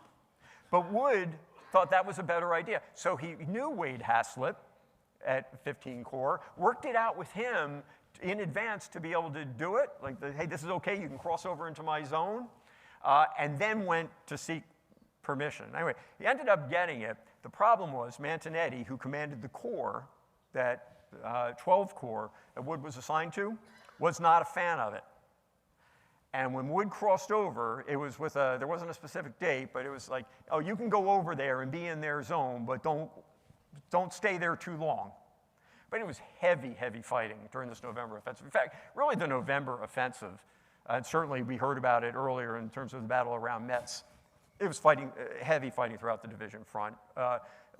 Really, day by day, heavier casualties than were experienced during much of the Bulge.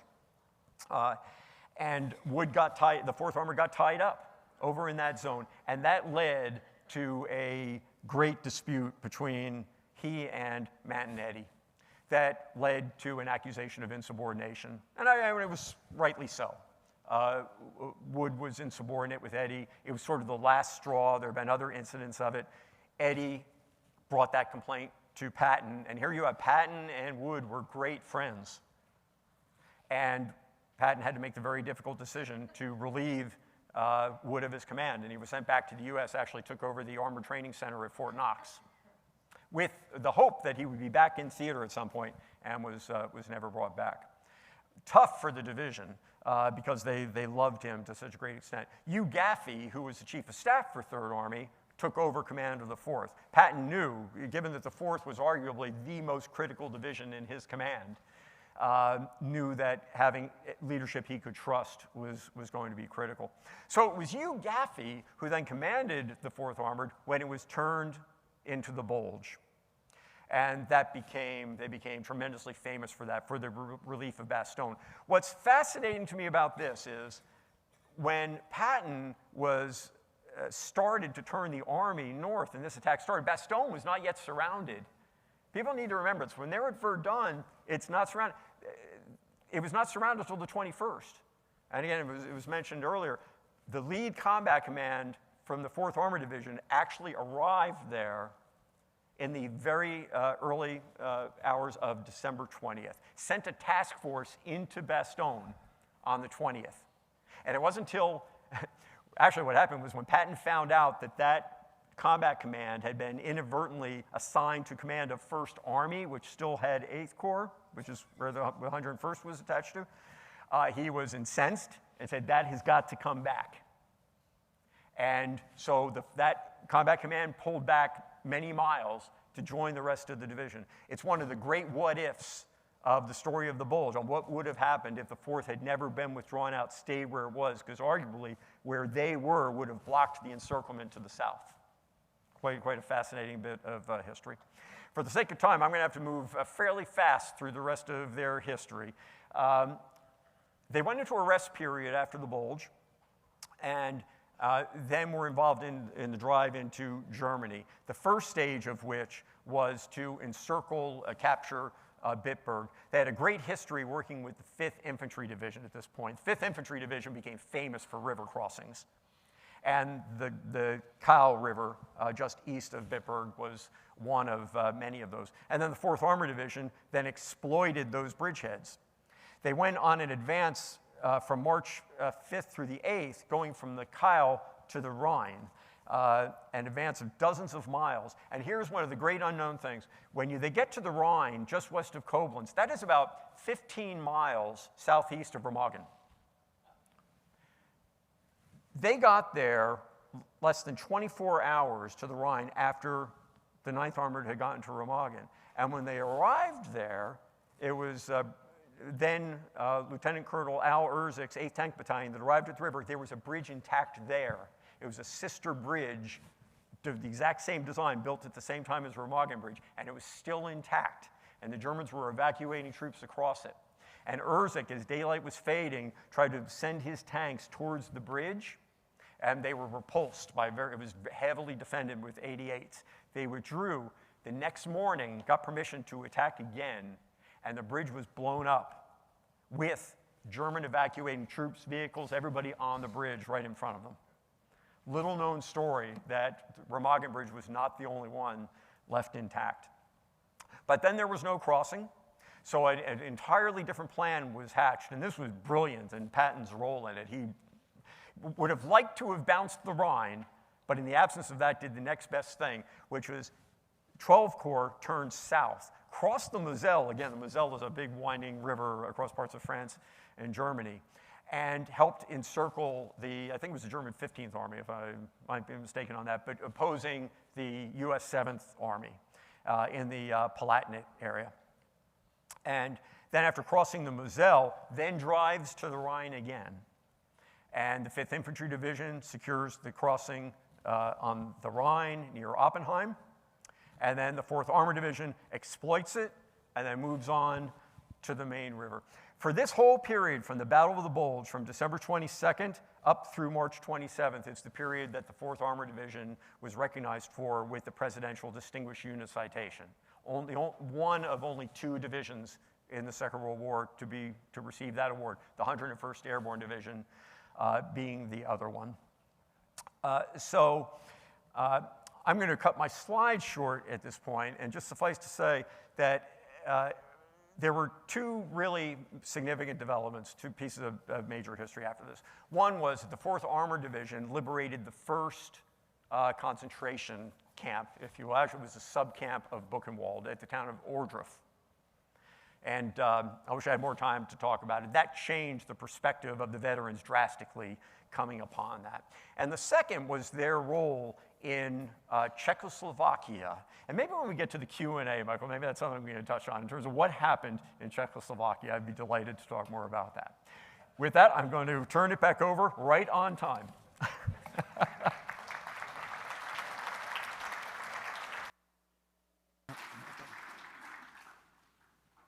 So a couple things I want to mention parenthetically, and Mike knows that I like to do that, so I hope he'll accept it. 35 years ago today, Chuck Grundy, one of my scouts, and I, and about 1,000 of our closest friends were squatting in the desert in Kuwait, having just been told we weren't going to have to attack the Iraqi bridgehead over the Euphrates, which was a good thing because once the shooting stops, it's really irritating if they try to ask you to do the shooting again. The other thing I'd say parenthetically is 3 of world-class officers of the 1st Infantry Division happen to be here today. Jim Beisner, sir, Jim Beisner was the G3 training officer. I was the G3 plans officer, and Russ Honore was the G3 ops officer. Russ, would you raise your hand? And,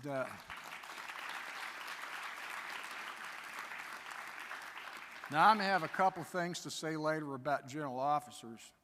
And Russ, I'd like you to know they're heartfelt and sincere, even if they may be painful for you to hear.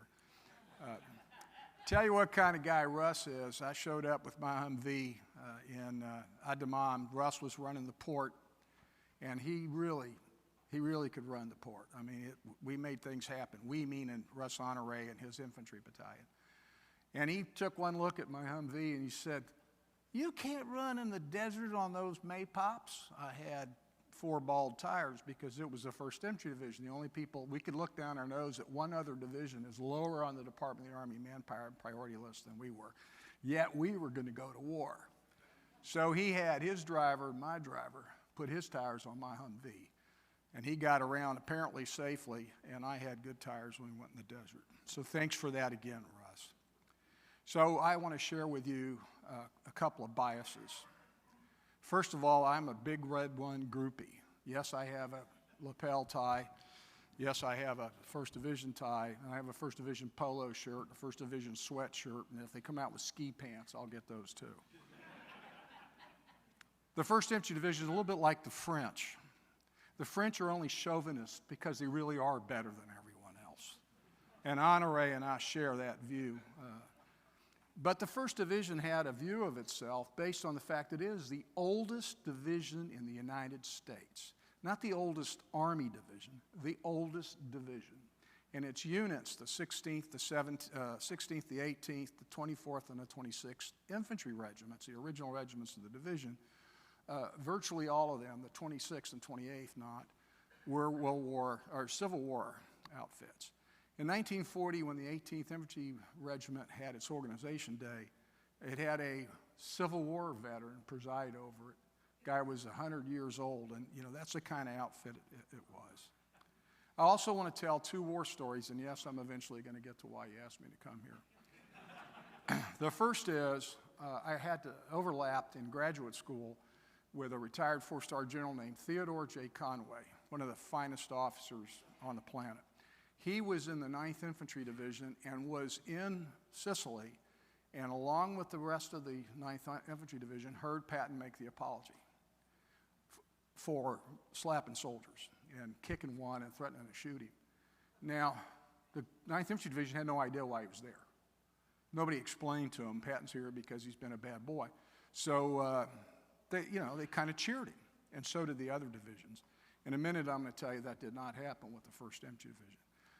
Patton's son, I happened to meet and got to attend several reunions with him because oddly enough, the 11th Cavalry Regiment, which George Patton, Helen's dad, commanded in Vietnam, fought with the 1st ID, and so on the same side. And by the way, they were invited to all of our reunions. So the very first time I met any Patton was in July 1971. I'm walking down the street outside in Fort Knox with my roommate, my new roommate, John Van Exel. And this Jeep pulls up, and we're going to go to Steel Hall, which is where you go as a new lieutenant to get your mail and assignments and that kind of thing. And it's General Patton, and he invites us to go for a ride with him. And we offered the idea that, look, we don't need a ride, we're just across the street. And he said, get in the freaking Jeep, we're going to go for a freaking ride. Only he used the F-bomb word. So I said, okay, I get it. So we went for a ride, and then he eventually let us off. But what I wanted you to know about him is he would also stood on the back deck of a tank with him one night, and he's given me advice on how to be a good second lieutenant. So this is a guy who shared some of his father's characteristics with the histrionics and the shtick. You know, you got to have a shtick. And his shtick was trying to be a bit like his father. But if you can imagine the pressure, how would you like to be George Patton's son? You know, you got to somehow excel at everything. Unreasonable. And the only thing I want to say about Patton himself, and then talk about what I was asked to do in the 15 minutes I have left. Mike Bell never gives me enough time. I mean, it's always that way. The thing that's fascinating to me about Patton, and I'm going to let Omar Bradley judge him for you, is that he was churlish, he was disloyal, often small-minded, and mean-spirited. And at the same time, he was a thoughtful intellectual who made a study of war. And to include trying to read Clausewitz as a young officer. I tried to read Clausewitz as a young officer, and I wasn't sure he made any sense, or maybe I was too stupid to understand it. Eventually, I got to the point where I understood it, and I use it when I write now. And for those of you that are German speakers, ask yourself, did Clausewitz write, when he talked about friction, der Scheiße es geht weiter? Or did he say, Scheiße passiert? Which do you think it was? So stuff happens is the bottom line. The thing about serving with Patton is as follows. This is Omar Bradley on Patton. Why does he use profanity? Certainly he thinks of himself as a destined war leader. Whenever he addressed men, he lapsed into violent, obscene language. He always talked down to his troops. When he went back to visit troops in Ouida, in Tunisia, and I'm not sure I pronounced it right, Patton talked to his officers and men in the field. His language was studied with profanity and obscenity. I was shocked, and you got to understand, Bradley, he would have been shocked at the thought of a glass of wine at communion, okay? We're talking straight-laced Protestant from small-town Missouri. Not far by way where Pershing lived, who was not straight-laced and unwilling to have wine or look at girls, okay? When Patton was hosting at a dinner table, on the other hand, his conversation was erudite, he was well-read, intellectual, and cultured. Patton was two persons, a Jekyll and Hyde. He was living a role he had set for himself 20 or 30 years before. I think that's a pretty good analysis. His G2 at 2 Corps had this to say about him. Georgie was given his speeches in a Napoleonic vein, which were off-pitch to American ears, although the old guard might have cheered them to the sky. And like every new commander, General Patton set out to buck up discipline in his outfit, and that was the ties, and everybody has to eat breakfast by 7 in the morning. But a lot of it was, rules for thee, but not for me. If you got to wear leggings and a tie, why is Patton in a leather flight jacket in one of the pictures we saw? If you got to wear the equipment the Army issued, why has he got ivory handles? And one of the things that bothered me growing up in the Army and serving in the Army, it's always bugged me. I'm wearing every piece of kit the Army issued me, standing in knee-deep mud, and the big guy lands in a Black Hawk, and he gets out and he's wearing a soft cap and not wearing any battle rattle. That's not leading from the front. That's rules for thee and not for me. So that is the objection that I've always had to George Patton. The other thing I want to mention briefly is that the 1st Infantry Division started training to invade Martinique in the Caribbean in 1940 because we thought the Germans might put a naval base there. So they had been training, and the 3rd ID, on the other hand, was training in the West on the Pacific coast. So we had a bunch of units in training to go do that. We were training, the 1st Division was training alongside 1st Mardiv. 1st Mardiv, of course, went to Guadalcanal. 1st ID went to Torch. Kasserine Pass is talked about as a bitter defeat. Here's what Rommel had to say about Kasserine Pass. Although it was true the American troops could not yet be compared to the veteran troops of the 8th Army, they made up for their lack of experience by more flexible command. In fact, their armament and anti-tank weapons and armored vehicles was so enormous that we could look forward with but small hope of success in the coming mobile battles. The tactical conduct of the enemy's defense at Kasserine Pass was first class. They had recovered very quickly after the first shock and had soon succeeded in damming up our advance and grouping their reserves to defend the passes and other suitable points. That's why we fired Friedendahl, because he did those things.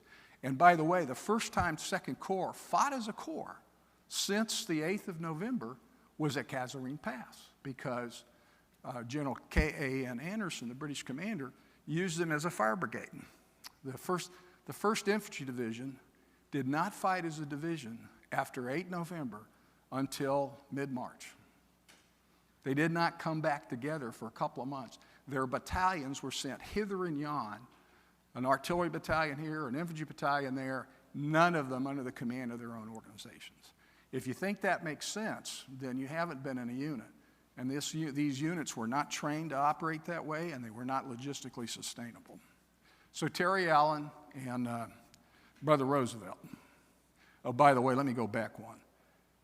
This picture is, I think it's the 8th or 9th of July, 1943 at Gala. And that is a combat action photograph, as you can tell, taken from a building looking north. And that is the Hermann Jaeger, the Hermann Goering Fallschirmjäger Panzerdivision, Airborne Tank Division. Yeah, okay. So there you go. Those guys are coming in, and the 1st Infantry Division beats them off.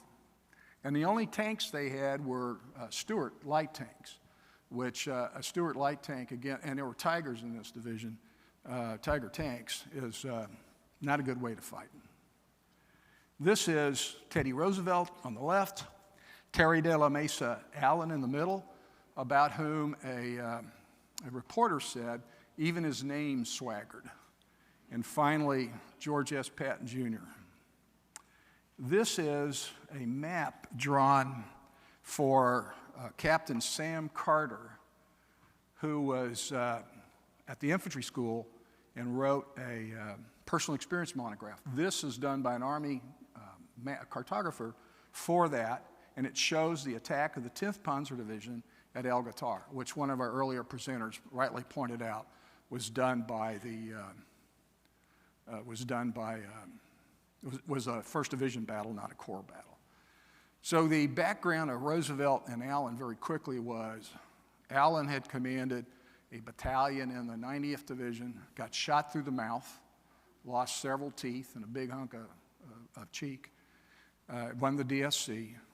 Teddy Roosevelt, on the other hand, commanded a battalion of the 26th Infantry Regiment and eventually commanded the regiment at the end of the war. He too had a DSC. So I mentioned earlier that El Ghoutar is the second fight for the Corps, where they're fighting as a Corps. By now, Terry Allen, or rather Friedendahl, had been fired, and Patton was running the show. And he'd done all the things that we talked about which the troops largely regarded, if I may use this term, fecal matter of a domesticated fowl was the way. Or for those who don't translate readily, that's chicken doo-doo, which is what the troops talked about. And the question you got to ask yourself, in 10 days, did Patton really turn 2 Corps around over neckties? Or were they a little better than they had been thought to be? And now in their second fight, led by a new commander who did in fact revitalize the Corps staff, did they fight more effectively? Just before Patton took over, Terry Allen issued a message in which he said to his troops, prompt and cheerful execution of orders and instruction as part of a discussion of what he expected for discipline in the force. 2 days later, Patton issued similar orders, now as the Corps commander. So let's talk very quickly about a couple things that happened. At the end of the fighting in Tunisia, when Tunis was taken, the Germans called it Tunisgrad. It had more Germans and Italians taken prisoner by the Allied armies than the Russians had taken at Stalingrad. Let me say that again. Tunisgrad was bigger than Stalingrad. So when you think about it, I don't mean in terms of output, in terms of total numbers, but certainly Stalingrad was far more important strategically. But what you get with Tunisgrad is now you've cleared up the mess in North Africa, and you now have a jumping off place to go other places. And Marshall was afraid what would happen is they'd get stuck in the Mediterranean, and indeed they did, because we're going to go to Sicily in July, and then we're going to go to Italy, and we're going to fight our way up the, quote, soft underbelly of Europe, which turns out might be an underbelly, but it's not soft. Fighting up the Apennines is not easy. I don't remember if I have any more slides, so we'll look. Oh, yes, I do. We're going to get a couple of neat slides. This is El Guitar, right where you see those little holes. That's the 18th Infantry position, and the big valley is where the tanks came down, and the ridge on the other side is where the Ranger Battalion operated. Oh, this is George. What do you think he's doing? He's relieving himself in the Rhine River. In case you think this was a one-off, he had previously done the same thing in Terry Allen's Slit Trench. He goes to visit the CG of the 1st Infantry Division, and he and Allen were frenemies.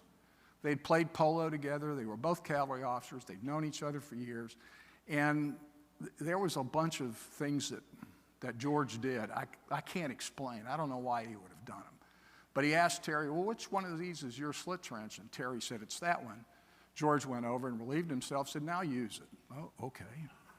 I don't know what that says about him, but it doesn't say anything good to me. Let's see what happens here. This is a picture that I had to take a picture of in a book of the 1st Infantry Division having George apologize to him. The 1st Infantry Division listened to the apology, and before I go on with that, Charles Kuhl, K-U-H-L, was a soldier in the 26th Infantry Regiment, almost certainly suffering from PTSD. But when Patton slapped him, kicked him, and threatened to kill him, he also was running a fever of 102.6, suffering from malaria. Pretty hard for that to just go by. And we didn't hear about it much, but the newspapers in the United States wanted him gone. And Eisenhower went to bat for Patton. And I think it was a good move, but you got to understand these two sides of General Patton. You know, one goes with the other, and if you take the good side, the other side comes with it. And that's problematic. My personal view is if Patton had not died of his injuries suffered in Mannheim, he probably would not have the reputation he has today. I think George C. Scott made him, and the fact that he died the way he did. I want to correct Kevin Himmel on one thing. He didn't say, I want the 1st Division to go to Sicily. He said, and I quote, I want those sons of bitches. And why would he say that? Because a division is like a village, about 10,000 people, so it's a big village. But when something bad happens in the division, the word spreads like wildfire. And the character of this division was they thought, with some justification, that they were special. And they didn't tolerate insult well. At the end of the campaign in Tunisia, they got on trucks and rode 800 miles back to Oran in Algeria. They're wearing wool uniforms, which had been inadequate during the winter, but now it's May in North Africa. It's hot. So they get back, and raise your hand if you served in the Army at some point. Has anybody ever noticed how things improve on the way back? When you get to the rear area, everybody's got brand new everything. They're eating 3 hots a day, they're sleeping on cots, and you just came from somebody peeing in your trench. So when they get back to Oran, they want to go downtown. They want to go have wine. They want to go see dancing girls. They want to behave badly. And the ADSEC, or the base section, forbade them to come into town. Not allowed to come into town, you dirty, stinking combat troops. So what happened then was the second liberation of Oran.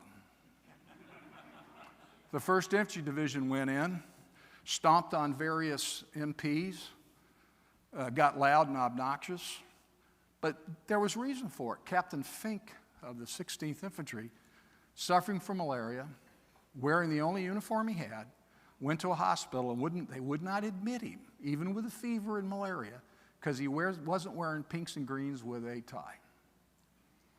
I'm sorry, but I'm not sure that made a lot of sense. That was not Patton's rule, by the way. That was somebody else's rule, the base section.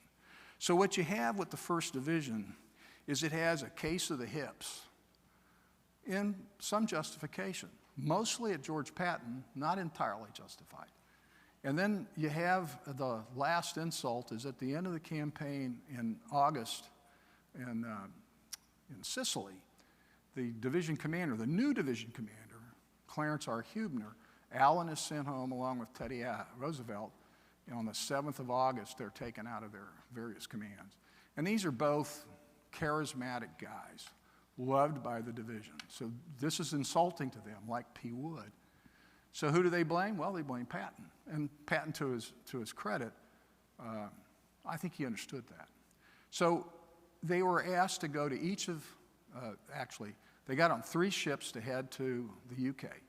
Patton was to go to each ship in a barge, and I'm going to show you a picture just before they went, and I got 27 seconds. So there's George on the left, Clarence Hubner next to him, Clift Andrus, and I can't remember if that's Hugh Gaffey or Hobart Gay, but it's the Chief of Staff of the Corps. And the colonel and the next colonel there is almost certainly Kent Lambert, but I can't prove that because I can't find anything to show it. And the last guy is Willard Wyman, who's the new assistant division commander. He goes to each ship, everybody's standing by the rail. The 1st Infantry Division doesn't say anything. You know, there's a hip hip, but there's no hooray. And it was a pretty bitter moment for Hubner. He was very badly embarrassed because George Patton was a friend of his. So that's my story, and I'm sticking to it.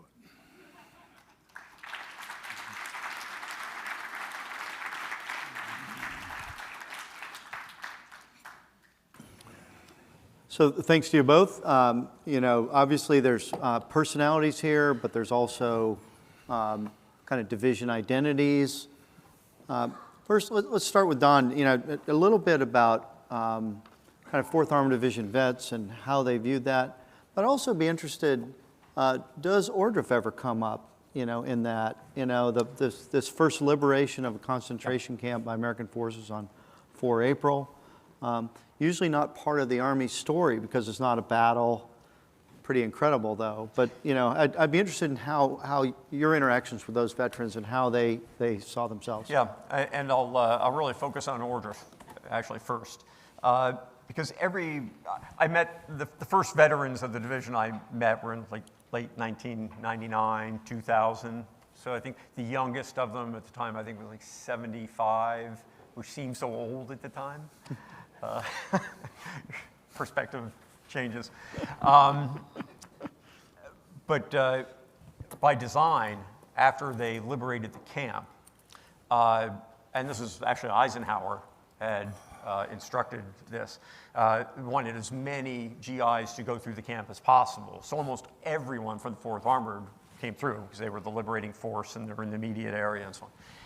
And it had such an unbelievable impact. I mean, imagine that you've got all these combat veterans that for months leading up to this had seen the most horrific things in war that you can see. Yet this was entirely different going into this subcamp. And and by the way, not everybody was a Franklin Roosevelt fan. It was in the enlisted ranks. There were politics then like there are now. Not everybody thought they should be there fighting during the war. But they didn't think that after Ordruff. So everyone that I ever spoke to, it's like, hey, if there was any doubt, this erased it. And we know why we're here. And it influenced their perspective during the remaining days of the wars as well. And it was amazing to me because to meet these men in person that had been, and many had personal photographs that they had taken. Even though I think it was against regs to have cameras, a lot of guys did have cameras. It's interesting, in Eisenhower's instructions to Patton, he directs all American soldiers not in the line to see this and to bring their cameras. So there's a nod that whether they're supposed to have cameras or not, wink, wink, the big commander knows they have it. And so, why you see so many pictures there, though, too, that are captured by these soldiers. So I had to jump in. Yeah. So it's... incredibly, made an incredible impression. Generally, with the veterans of the 4th, they loved being under Patton. Wood's relationship with him, because it was a well-known thing that they knew, it was no secret, their friendship. And what was so interesting, and this is, it was so strong that despite the fact, and they may not have, at the time, they didn't know the full story of Wood's relief and all the details of it, but even decades later, all the veterans I ever met at various levels, I knew from Ed Bouts, who was commander of the 37th Tank Battalion to the end, Urzik, so people at pretty good lieutenant colonel or level during the war, down to the enlisted men, didn't hold it against Patton about Wood's relief. Mantonetti, they felt differently about, of a different story. Task Force Bomb was talked about earlier, and that might have given them reason to, not have positive sentiment, but they were compartmentalized it, put that aside, and so the men that served under him weighed the scales and came out on the It's interesting in that regard, because you showed the Cobra King picture. The first tank into Bastogne is also destroyed at Hammelburg. Yes. So Cobra King is also knocked out there, makes it back to the Army Museum now. Yep. But interesting symmetry. Those veterans would tend to think about the fire call to Bastogne. They remember that other part, but seem to put that, as you mentioned, in a compartment. Yeah. Well, and there were some, given the 4th Armored's role and the importance within 3rd Army, that's not to dismiss the importance of the other units, but they were so pivotal that there were times when then Patton interceded. There were numerous occasions where Patton said, hey, I should have done something different or wrong. One such occasion was during the Bulge on December 22nd, which is the first day of the attack. He personally intervened down to the combat command level, and one of his rules of thumb was don't command more than a level down. That was a tenet, they said. But in that case, he went down from Army level down to basically battalion level and said, keep attacking all night. And that did not work out so well. And he said later, that was a mistake. I think I'm going to paraphrase the quote was, I'd forgotten how difficult it was to learn war. And so he did self-examine from time to time. Yeah. One thing that brings to mind on the Hammelburg raid is, Creighton Abrams, by then combat commander, wants to take the whole combat command, and is overruled in that sense. And then the 1st and 10th Armored Infantry Battalion commander falls ill, and next thing you know, congratulations, Mom, you're going to take this thing. But it's an interesting piece where could the mission have succeeded with a larger force, air cover, intel, logistics. But again, it's always one that interests me. I should note, you mentioned Colonel Orzik from the 8th Tank Battalion. For the folks in the crowd, that's Brigadier General Dave Mai's father-in-law. There's some connections here next time you see him. here in town as the mayor's advisory committee there. So let's get Greg involved. One, I'll do a shout out. He mentioned these the personal experience monographs at Fort Benning at the infantry school. They had these amazing collection after World War II where the officers went back to school and they had to write a monograph about their combat experience. And so for folks interested in amazing accounts, as you put those together, a lot of good maps in there, but also immediate observations of officers who are platoon leaders, company commanders, battalion commanders, now are back in the Army learning as they go. And it's a great map that you had from that. Help us a little bit, the old saw is that Kasserine is an American defeat. And I think what's interesting from the 1st Division perspective, there's two sides. One is they have an identity, as you said, that goes way back. A First World War identity that's very powerful. But their identity is separate from Patton, whereas Patton is clearly Armored Force Man. 4th Division is tied to it. That's who they serve under, for that campaign. And how would you describe Kasserine, instead of what's the headline? Yeah, there are two. First, let's take the German side. And by the way, if I sound like I'm on drugs, it's because I took my hydrocodone at noon. I take them 3 times a day, and so now he tells us. I actually am on drugs. So, the German C2, the command and control for that, they had 2 operations, Spring Breeze and Morning Breeze, or Morning Air. One is run by the 5th Panzer Army. The other is run by Rommel. But the same divisions are being used. And so the objectives are deep. Kasserine Pass was not an objective. In fact, the fight didn't even begin at Kasserine. It began at Sidi Bouzid on the eastern dorsal of the mountains in Tunisia. Their intention is to go really deep. As a minimum, what Rommel wants to do with Morning Air is to destroy the American, the U.S. assembly areas to prevent the offensive operations they know are coming from the Americans. Related to that is the problem that 2 Corps is not yet a corps. The 1st Division's not there yet. There's a 26th Infantry Regiment led by a man named Stark. And there is a combat command of the 1st Armored Division. And there is a 2nd Combat Command that is the Corps Reserve for the 5th British Corps. And when Ward asked for it, the commander of the K.A.N. Anderson says no. And the other thing that went on there is Dixon, the G2 of 2 Corps, estimated the attack, the German attack that they knew was coming, they could see the preparations, was going to come in the south, probably through the Fade Pass, where it did come. The British assessment led by AFHQ, Eisenhower's G2 Mockler Ferryman, depending on Ultra, decided it was going to come through Fonduke, a pass in the north. And that was of more interest to K.A. and Anderson because that's where the British were. And the bottom line is the reaction of Friedendahl was good enough to get American troops in the right place at the right time to slow down the Germans so that at the end they couldn't reach their objective. And so they were assigned new objectives for a shallower penetration, and they would cut north towards the British flank. And that didn't go so well. Now, the reason it's such a humiliation is, it's hard to brief a success when you lose 100+ tanks. Yeah.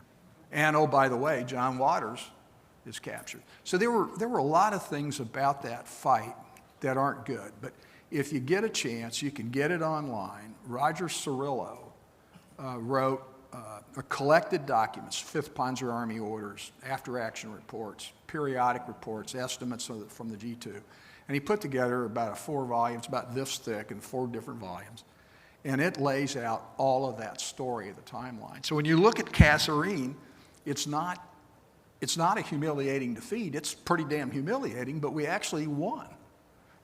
Won meaning the Germans didn't get their objective. Sometimes a win doesn't look too good.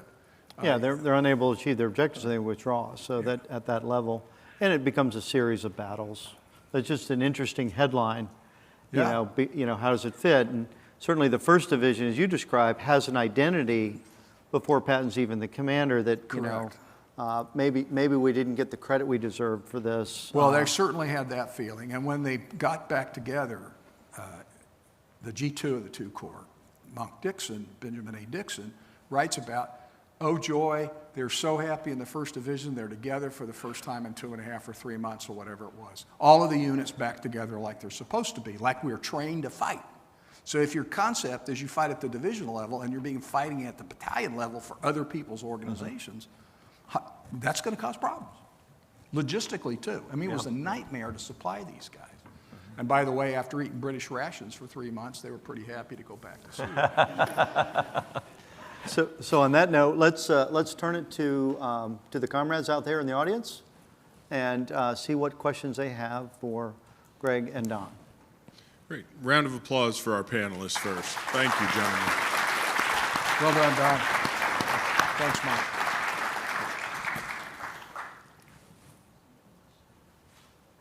We will start to your left, about halfway back, gentlemen. Thank you, that was excellent. What's the future of armor with the prevalence of drones? You want me to take it? Go for it. Yeah, so there's nothing new under the sun. Top attack is what kills tanks. And we developed a round called Sadarm and another round called Copperhead, which we use to kill tanks with precision. The good news for the drone operators, you can get a drone that'll make a hole in the top of a tank, and if things go well, you set fire to it, and the tank crew gets discommoded and they get out. So then you have to ask yourself, is there going to be a counter to that? Anybody remember Mad Magazine, where spy versus spy? Yeah. Well, that's kind of where we are. In the 70s, the death of the tank had occurred because it was the missile versus armor business. I don't know what's going to happen, but I suspect mobile protected firepower would still be handy. If you're an infantryman with field jacket level armor and a drone comes over, they're going to smoke you like a cheap cigar. But if you change the top attack problem a little bit in the advantage of the tank, then you restore the idea of mobile protected firepower. So does the tank have a long future? Probably not, as I think tanks have gotten too heavy, too big, too slow. And I say that as a tanker who can't walk, because even though I love tanks, they didn't love me back. So when you think about the future of warfare, somebody's got to get shot. And if you get shot, there's a good chance you're going to get killed. And so this is a problem. It is a serious problem. I don't think it's insoluble. Look at all the drones that the Iranians had. How are they doing? Not very well right now. Next question is going to be in the front to your left, please. Okay, hi. So I have a question about Patton himself. You mentioned that he made this persona for himself, and he had kind of two versions of this coarse version and this erudite version, and that he was both loved and hated by two different units, the 1st Infantry and the 4th Armored Division. Do you think this made him a more effective leader or a less effective leader of his troops? Oh, as far as sort of the love-hate, both sides of it, gosh, I think that, not as a veteran, I'm not being a veteran, all right, this is a little bit of guesswork on my end. I think that aspect of his personality was likely more relevant to his effectiveness with his more immediate subordinates, his division commanders, where he's having that kind of personal level of interaction. You know, it's by most line, enlisted men, it's by reputation that they know him. And he was president and everything else, but in the context of their lives every day in combat, really, what impact is Patton having? Does he instill confidence overall? And I can only speak for, again, the 4th Armored Division, the way they were employed, usually with the Corps they served with. I'd say it was a net positive. If I was in 20 Corps, let's say the 5th Infantry Division, talking about that earlier, and in METS, and it had a different experience with more being involved in more static warfare, the comment was made that, well, it was realized and pulled out. I don't know, I might have a different perspective. But the way the 4th was employed, which was very much under Patton's stratagem, I'd say, yeah, it was a net positive, even if he had those personal foibles. I'll add one thing. Like on the profanity, I always found this so interesting that when you're basically in the business of killing people and breaking things, one would think, why be so sensitive about anybody's vulgarity? Yet it's a great reflection on the nature of American society and our armed forces, that they take their humanity to the battlefield in the same way. And they don't change for that. I always found that was fascinating, because I'd talk to enlisted guys who couldn't stand the thought that he swore. Again, didn't destroy the entire reputation, but it was just such a reflection of America. Officer and gentleman, right? Yeah. You have to have two sides of that. I don't think the profanity, to me at least, wasn't that big a deal. What really was the chicken doo-doo rules. Explain to me how a tie makes you a better soldier. I just don't see it. Should you wear do you have to have your chin strap done? Well, I've never seen a picture of Patton with a chin strap, yet he was fining guys for not doing that. And pretty soon we quit doing it, because look what happened to Jensen. Probably broke his neck. So, buckling his chin strap may not be that big a deal. Commanders have to decide what's important. But let's not forget that George Patton was not unique in the U.S. Army. In the interwar period, there's a guy named Edward Mack Kaufman, who I'm proud to say was one of my professors. He wrote a book called The Regulars. And it looks at all of these guys that grew up as lieutenants and captains there. And, the palace intrigue, the nepotism, the who you know, this is emblematic of institutions. Why is it that academic debates are so fractious? Well, because they don't matter. It's the same thing in almost any profession. People are going to cut throats over who's going to be chairman of the department. I had dinner with Blumenson, Forrest Pogue, and D. Clayton James. D. Clayton James was the biographer of MacArthur. And I offered the opinion that maybe MacArthur bore some responsibility for the condition of the U.S. Army in Korea in 1950. Oh my God. D. Clayton James came unglued. He called me all kinds of names. They were all politely, but ignorant. Ignorant was one of the kinder things he said. You couldn't get in your slit trench that night, I though, could not get in my slit trench because there was like a 1/4 inch of urine in it. Yeah. So, the point I'm making is, and a bunch of us were talking about this, and for P.T. Miklashek and Russ Honore, you might want to chime in on what you think. We were wondering aloud as to whether normal, well-adjusted human beings ever got promoted to general. I mean, you could make a case that never happened. I'm a well-adjusted, normal human being, and see what happened to me. It proves it. Russ, on the other hand, made 3 stars. What does that say about him? I don't know. The point is, institutions have cultures, and those cultures sometimes cause behaviors that we wouldn't admire in our neighbors. But that doesn't make them bad people. Our heroes have feet of clay, is what it says to me. And Russ, by the way, is pretty well adjusted for a general.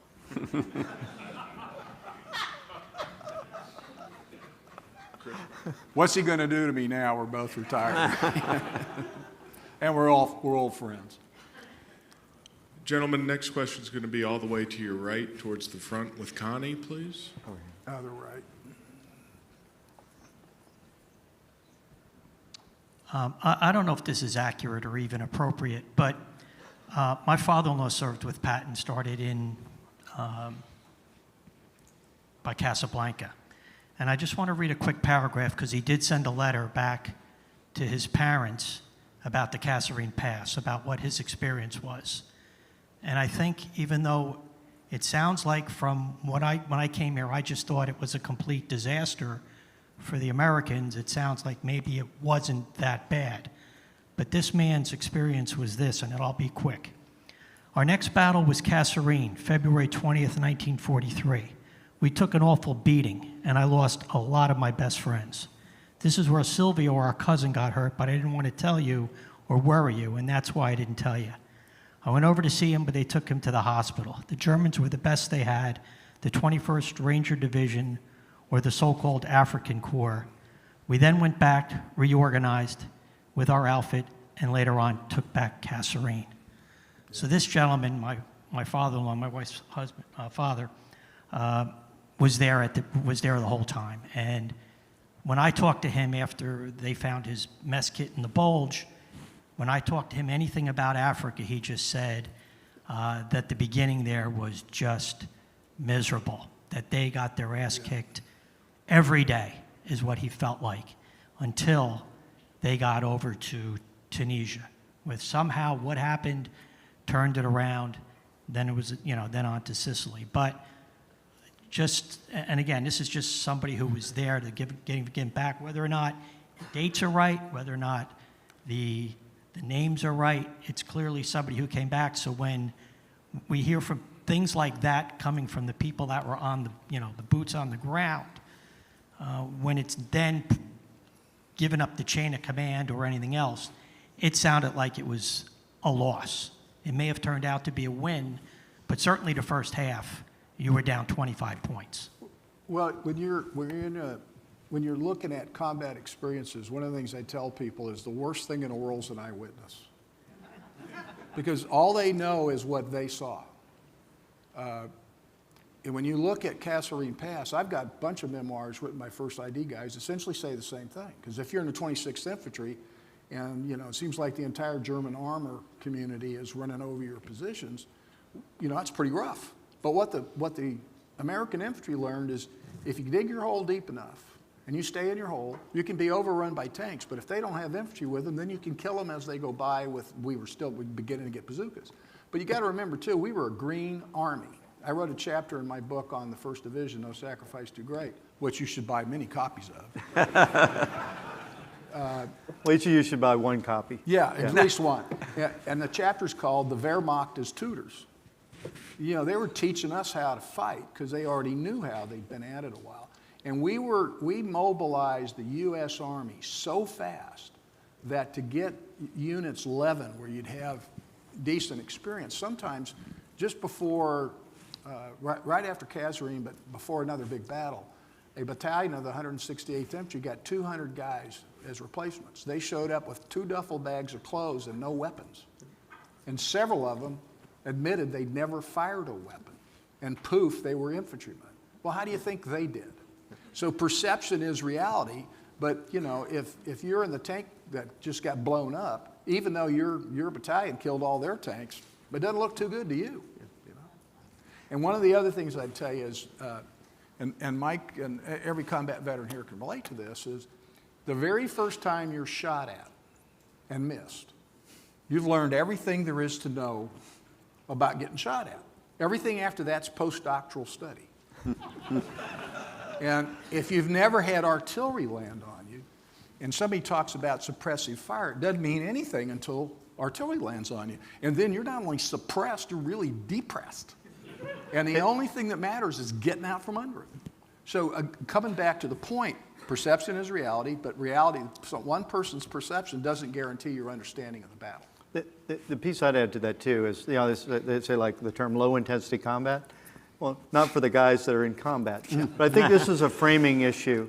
If I frame Kasserine as a single incident at low level, yeah, that looks horrific. If I put it in a larger one, or in a series of 4 or more battles, or I look at the operational level, what are they trying to achieve, I can look at it different ways. And so I think, yes, you have to take into account the experience of those guys, or the guys from the Red Bull Division, which John Waters is in, or with, attached to, it's pretty horrific.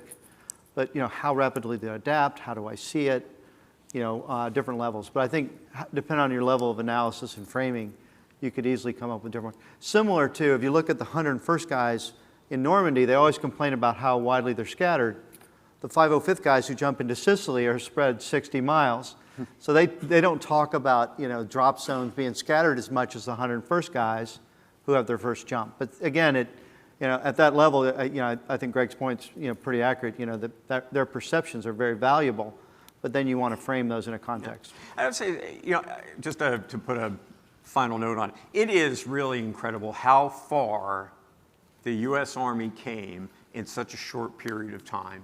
When the 4th Armored Division was activated, there were like no tanks. They literally trained by going out into a field, like imagine a tank crew It's like if you have a Stewart tank, that the guys just walked with their hands on their shoulders as a group and maneuvered around, walking around in a field pretending they were in a tank. Well, and that's the Army of 1941. It was also the Army of the 1970s. But to add to that, even Creighton Abrams is the only regular Army officer in that battalion. So it's not like the people you have just don't have equipment or they come from somewhere else. These are really citizens drawn into service who rapidly transform in this process. And I think that's hard to imagine today. How is it you go 2.5 years later, there's 8 million soldiers in Europe and in the Pacific in combat, performing pretty darn effectively. So incredible. Some interesting perspectives, some tension out there on different views. And again, those perspectives are important, but you also have a context that I think is useful to think about. Ladies and gentlemen, Michael Bell, Gregory Fontenot, and Don Fox. Thank you, gentlemen. Thanks, Mike. Really enjoyed it, Don. Oh, thanks, yeah. We have countless family members and visitors who come in, and it's probably the go-to comment that Dad served with Patton or Grandpa served with Patton, and more often than not, they're very proud of that. I had the honor of working with one of our volunteers in curatorial department. Bob, Mr. Bob, was on Task Force Baum, and he had a difficult war. It was very short, and he lost his leg on the raid, and he had other opinions. So it's fascinating, and I guess it is a matter of perspective, like you mentioned, Greg. So this was an important session, and thank you to you three gentlemen. They will be outside at the book signing table, and we will be back at 3:30 for our next and final session, Patton and Myth, Movies and Monuments. Please do take an opportunity to go sign up for our November International Conference or our July Band of Brothers 25th Anniversary Symposium. Thank you, and see you back in about 23.5 minutes.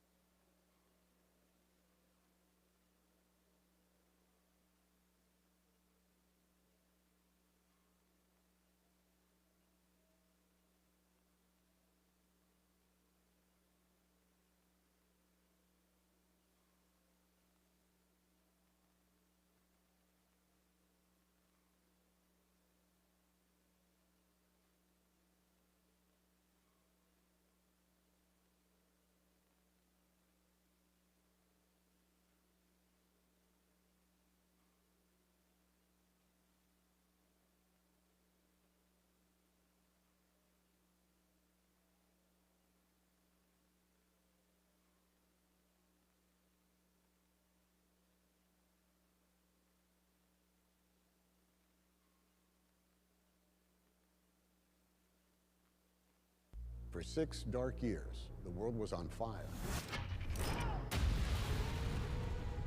A conflict that toppled empires and reshaped the modern world. No part of the globe was untouched, no life unchanged. The Second World War is the largest event in human history. It is massive on a scale no one's ever seen before. They have to fight every climate from the Arctic to the jungles of the Pacific to the deserts of Africa. It's a war of annihilation. This is murder on an industrial scale, but each death is uniquely suffered. Churchill makes an appeal to Roosevelt. We need to stop it.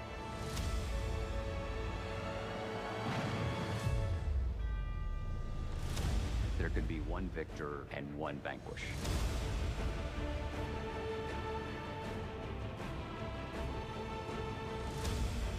The Japanese commanders ordered their soldiers not to take any prisoners. In Stalingrad, women are very much part of the Red Army effort. They learn to shoot, they become snipers. They saved that which is most valued by us all, freedom. World War II changed everything, for all of us. World War II with Tom Hanks. New series premieres Memorial Day at 8. Part of History Honors 250, only on the History Channel. They were ordinary people, just like you and me, who never expected to find themselves like this. But they found courage. They found grit, grace. They found strength in each other, and in their stories, we find strength within. The National World War II Museum. Find the extraordinary inside. On December 29, 1940, President Franklin Roosevelt delivered one of his signature fireside chats to the nation. He called upon the American people to face the ongoing global crisis with courage and realism. He declared that the United States must become an arsenal of democracy. This is World War II in 2.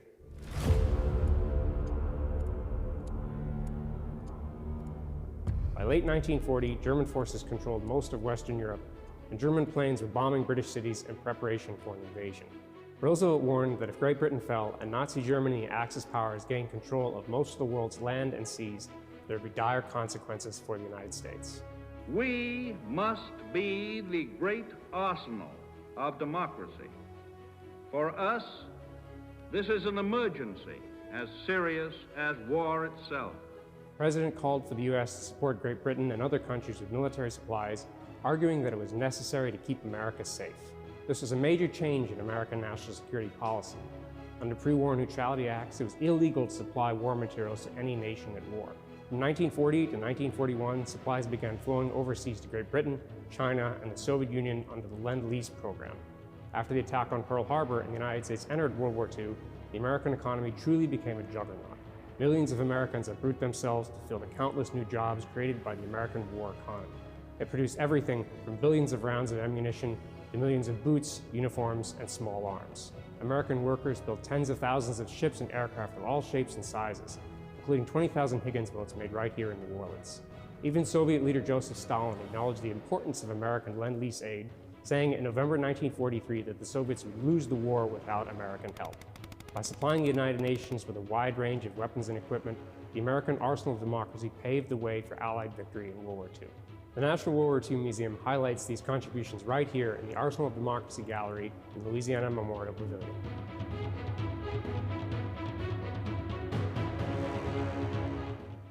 Are you willing to undertake a dangerous mission for the United States? Today's threat to our national security is not a matter of military weapons alone. We know of new methods of attack. The Trojan horse, the fifth column.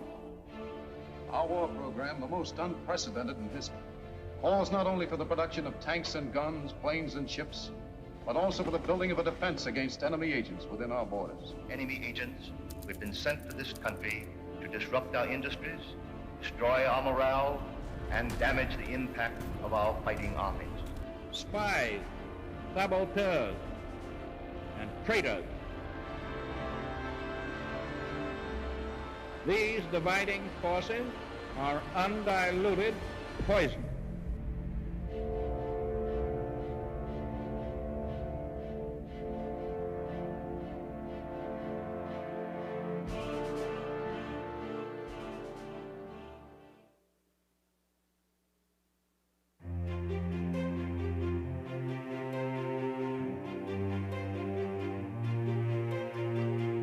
I first participated in the conference in 2006, which was the first of the conferences. I've been to most of them since then. And watching the museum grow into what it has become with a full campus of pavilions and becoming the touchstone for research and an understanding of the most significant event of the 20th century is we're learning about our common heritage. It's supposed to be enlightening and it's supposed to be thrilling, and it has become that. Quality of the presentations. Every year I think they get better. I think the quality of the researchers, the people you bring in, plus now the facilities are second to none. So this year is our first year here, but it is clearly the place to be. I was here at the first conference in 2006, and I was just so enthralled by it. I just fell in love with World War II history and the museum. An extraordinary collection of some of the best minds in the business, and the thing that I'm looking forward to is actually learning from them. Even though I've been working on certain aspects of the Second World War myself, nobody can know everything. And if you bring a couple of dozen world experts together to share what they know about their particular area of expertise, it's like having a living encyclopedia of dozens of people who really do know the answers to some of the most important and complicated questions about the war. It's great for me as a teacher. I'm usually in send mode. I'm usually talking to people. It's great to be in receive mode and hear from all these fantastic people who are here and get new insights, not just the scholars, but the guests who are here as well. And just to be able, like I said, just to shut off the send part of your brain for a little while and sit back and learn about some things maybe you haven't thought about.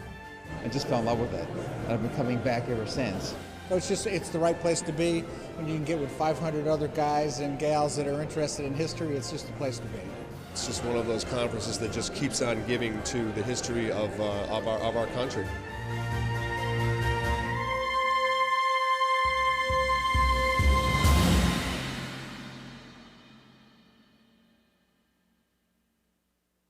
The longest continuous campaign of World War II was not on land, it was not in the air, it was at sea. It was known as the Battle of the Atlantic. This is World War II in 2.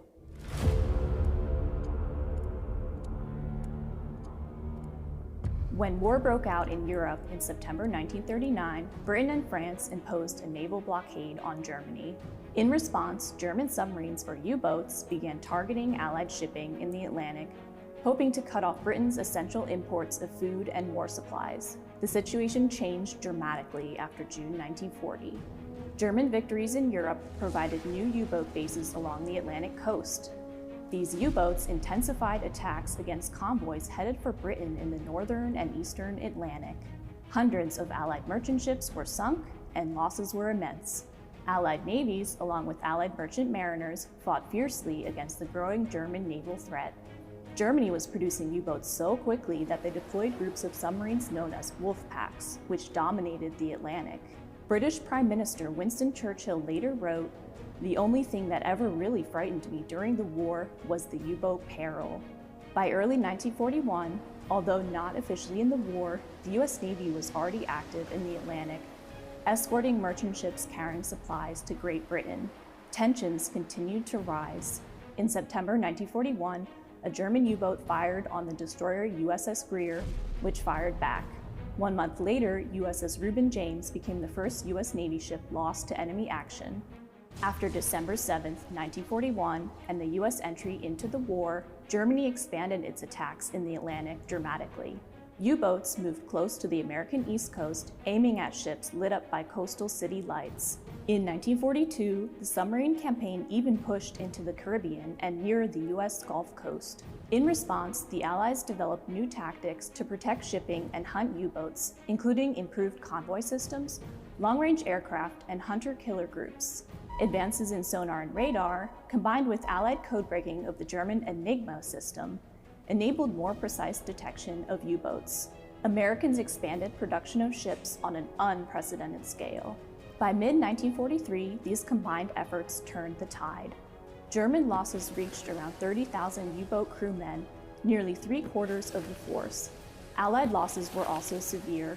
More than 72,000 sailors killed, with approximately 3,500 merchant ships and 175 warships sunk. For the remainder of the war, the German Navy continued to fight, but Allied innovation and industrial power ensured control of the seas, enabling the ultimate victory in the war in Europe. So you are in this building right now. Okay. So, okay, you want me to walk you through it? Yeah, because I'm like, yes, I got you. So I'm from Covington, on the North Shore actually. So every Sunday I make the hour commute across the Causeway Bridge and such to get here, but it's always been worth it. So I kind of stumbled upon the World War II Museum by accident actually in middle school, but I was just awestruck by the planes. You know, kind of ironic that we're in here actually. I was just awestruck by the planes. And so we ended up staying at this new museum the whole day.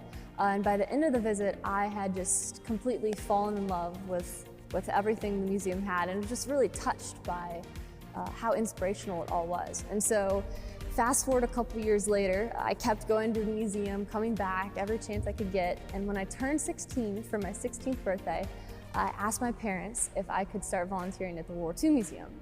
And kind of surprisingly, they let me. So that's when I became a volunteer. Interesting, you can read a little bit about the silent service right there in the wall. I have my red star now, so I think that's 1,000 hours. I think it's 1,000 hours, and I've been a volunteer here now for 3 years. I've wanted to serve in the military really my whole life. I guess I kind of also discovered it as I spent more and more time here, meeting with the veterans and just hearing the stories echoed throughout the exhibits every single day. I really was just inspired by being American and serving something, being a part of something larger than yourself. So all of that really kind of culminated in pushing me to want to serve in the military. So I'm actually going to the U.S. Naval Academy next year. I want to fly, so I want to fly fighter pilots. And I definitely say that the museum is what inspired me to want to do that. I think World War II is just a very integral part to society and how we function, even if it's just so simple as reminding Americans to be patriotic, to love our country. And I think it should inspire everyone who comes to visit it to just hold their head a little higher and to be proud to be American.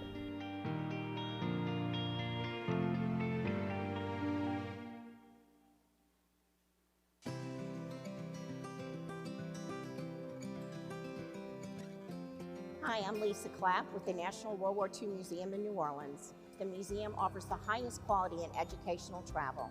We're so pleased to share with you our most popular tour, Easy Company, from England to the Eagle's Nest. And I am Sarah Kirksey, Director of Travel Operations at the National World War II Museum.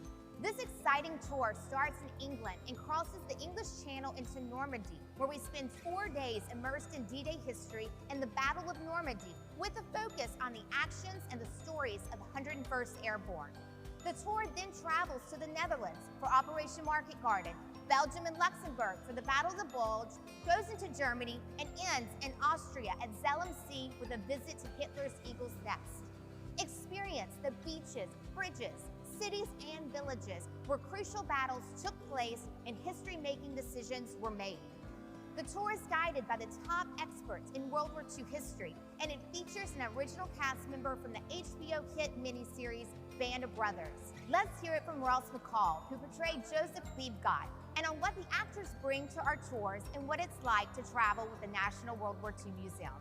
When I travel with a museum, when it first came about, I think all of us were a little intrigued, but also perhaps confused as to what we would bring to the tour and how that would work out with guests and fans of the show. And literally 3 hours into my first tour, I understood exactly what we were there for and why. To be able to highlight what the show did for an audience. There's also obviously a curator from the museum traveling with us. There's local historians, and they all have their versions and they all have their tales to tell.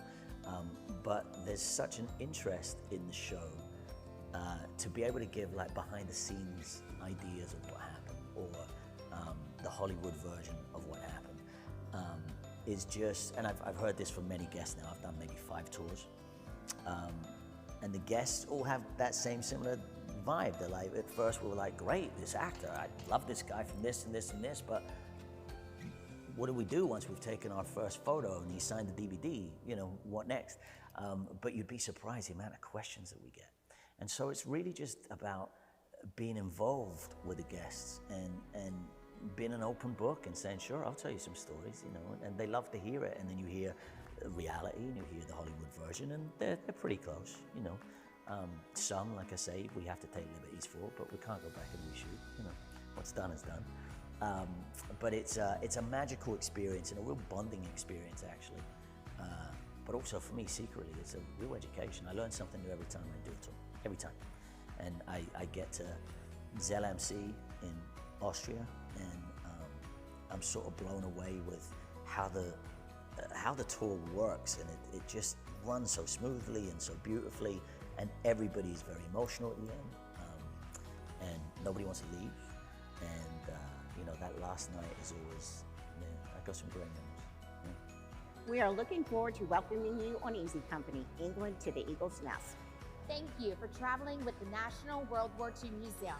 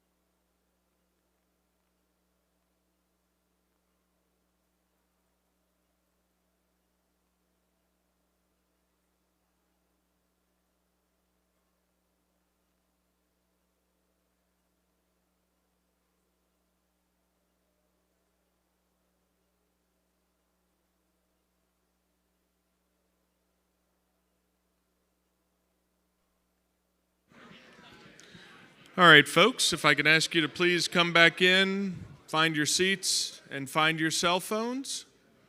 We will begin momentarily. Thank you.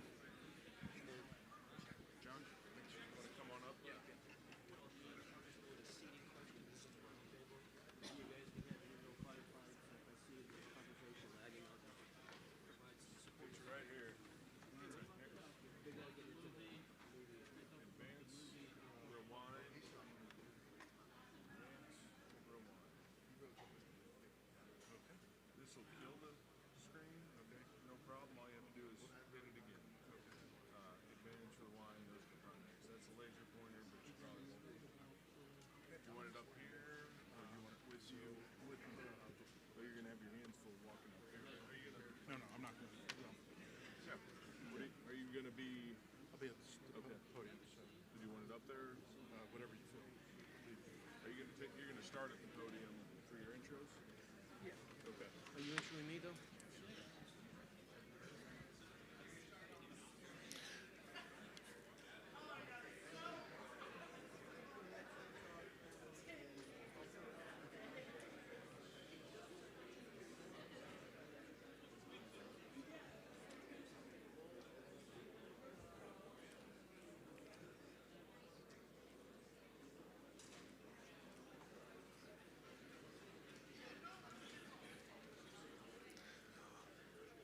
Welcome back for our fourth and final session of the day, Patton in Myths, Movies, and Monuments. It's my pleasure to introduce the chair, my friend and colleague, Dr. John Curatola. John is the museum's Samuel Zemurray Stone Senior Historian. He is also a retired Marine officer, serving 22 years with the United States Marine Corps, having participated in Operation Provide Hope in Somalia, Operation Iraqi Freedom, and the 2005 Indian Ocean Tsunami Relief. Not only is he a serviceman, he is also a scholar.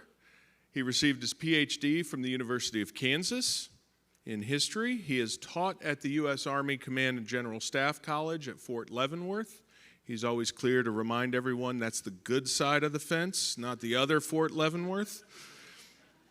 He had his first two books on post-war atomic strategy, Bigger Bombs for a Brighter Tomorrow, and Autumn of Our Discontent.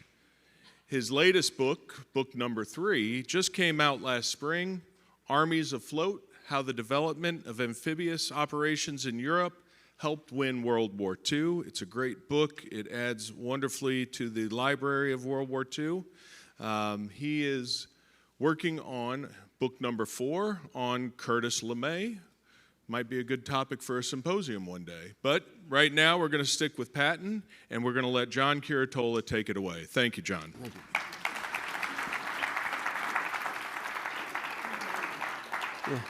Yeah, thank you, Jeremy. I appreciate the introduction. And yeah, you heard him right. I'm a Marine officer who worked for the Army, who studies the Air Force. So I have the entire joint world covered.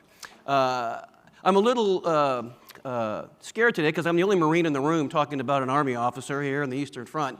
But obviously Patton is a great icon for the Second World War and a touchstone for so many things, socially, politically, and of course militarily. And today we have 3 wonderful scholars on our stage, and it is my honor to introduce them to you. First, we have Dr. Nicholas Zarantakis, who's from the U.S. Army Naval War College, that esteemed institution. He specializes in U.S. military, diplomatic, and political history and the early Cold War era. He has his PhD from the University of Southern California, and he works in the Department of Strategy and Policy at the War College in Rhode Island. He's the author of several books dealing with national security, World War II, and addressing the book today, or the session today, is his book, Making Patton, a classic war film's epic journey to the silver screen. Next, we'll be followed by Roland Gall. Roland is from Die Kirche, Luxembourg. Thank you for teaching me how to say that. I appreciate that. He graduated from the Lycée Classique Die Kirche in 1975 and continued his education at the Royal Military Academy in Brussels, Belgium. He worked for the United States Information Service and later Public Relations and Information Officer at the American Embassy in Luxembourg. In 1996, he was appointed coordinator of all national and regional ceremonies for the Grand Duchy of Luxembourg. And in 2012, he took over the lead of the National Museum of Military History of Die Kirche, which he had founded himself as a volunteer 30 years previously. He's also a member of the International Advising Committee for the Battle of the Bulge Historical Foundation, an honorary member of U.S. several World War II veterans organizations. And for the museum, he's a well-known featured local historian in many of our tours that we take here in Europe. Lastly, but certainly not least, is Dr. Nathan Jones, who most of you saw last night. Dr. Jones serves as the director for the General George Patton Museum in Fort Knox from 2010 to 2022. He's a retired first sergeant of the U.S. Army and a multi-tour veteran of the global war on terrorism, serving as an infantryman in both Iraq and Afghanistan. He earned his PhD in history and in sociology at the University of Louisville, with his interest being U.S. military operations, cultural history, and veneration. He is here to address also his book, Patton Shadow, The Making of a Hero and Modern Memory. And so with that, I will invite our first speaker to the podium, Dr. Zarantakis.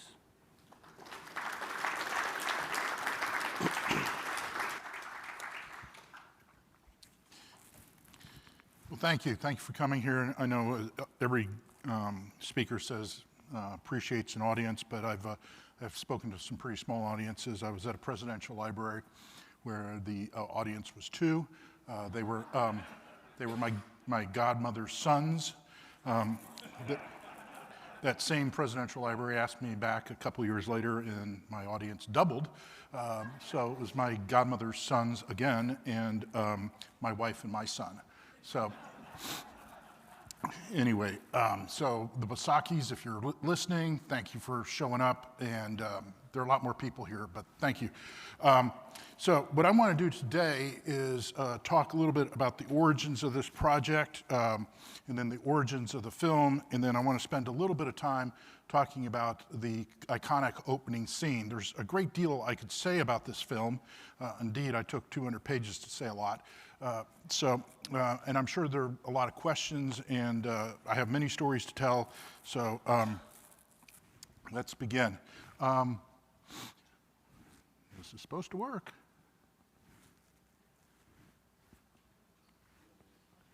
There we go. All right. First, how did I get interested in this project? Well, I owe it to these two individuals. The gentleman in the sweater is Carlo D'Este. He is, or was, a historian of the U.S. Army in the Second World War, and he wrote what I think is probably the best biography written ever. It's a biography of George S. Patton, and one of the reasons I say that is it is one of the few, there's only one other biography where after I finished reading it, I felt like I met the individual.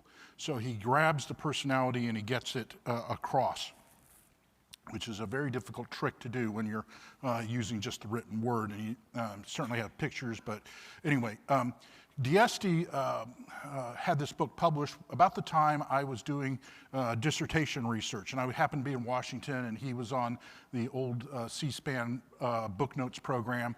He was talking about Patton. It was interesting, and then I happened, like the next day, to be in the Borders bookstore at the Pentagon, or across the street from the Pentagon, and he was doing a book signing, and his audience was not as good as my audience. He had no one in there.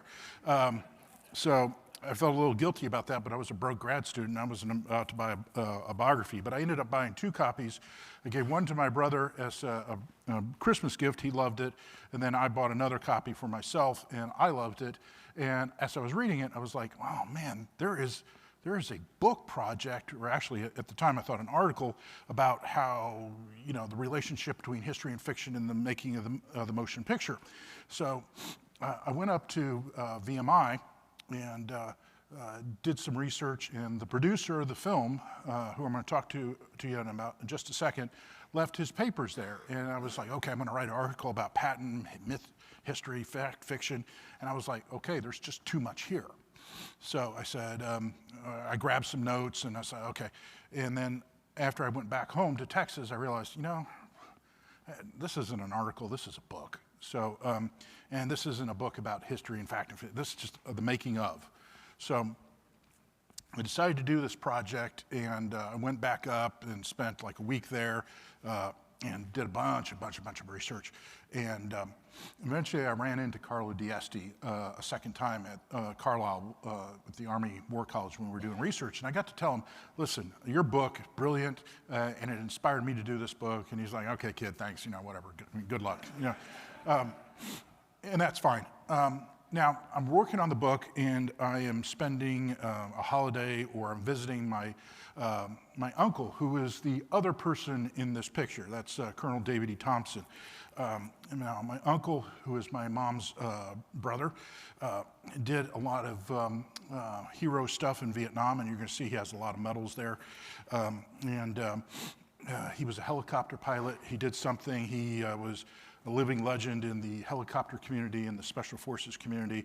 Now he's just a legend, but he was telling me a story. It's like, I knew this kid in California, and he was about your mom's age. He was about 8 years younger than me, and the last time I saw him was when I was the weekend before I went off to college, and he was doing something that 10-year-olds do or something like that.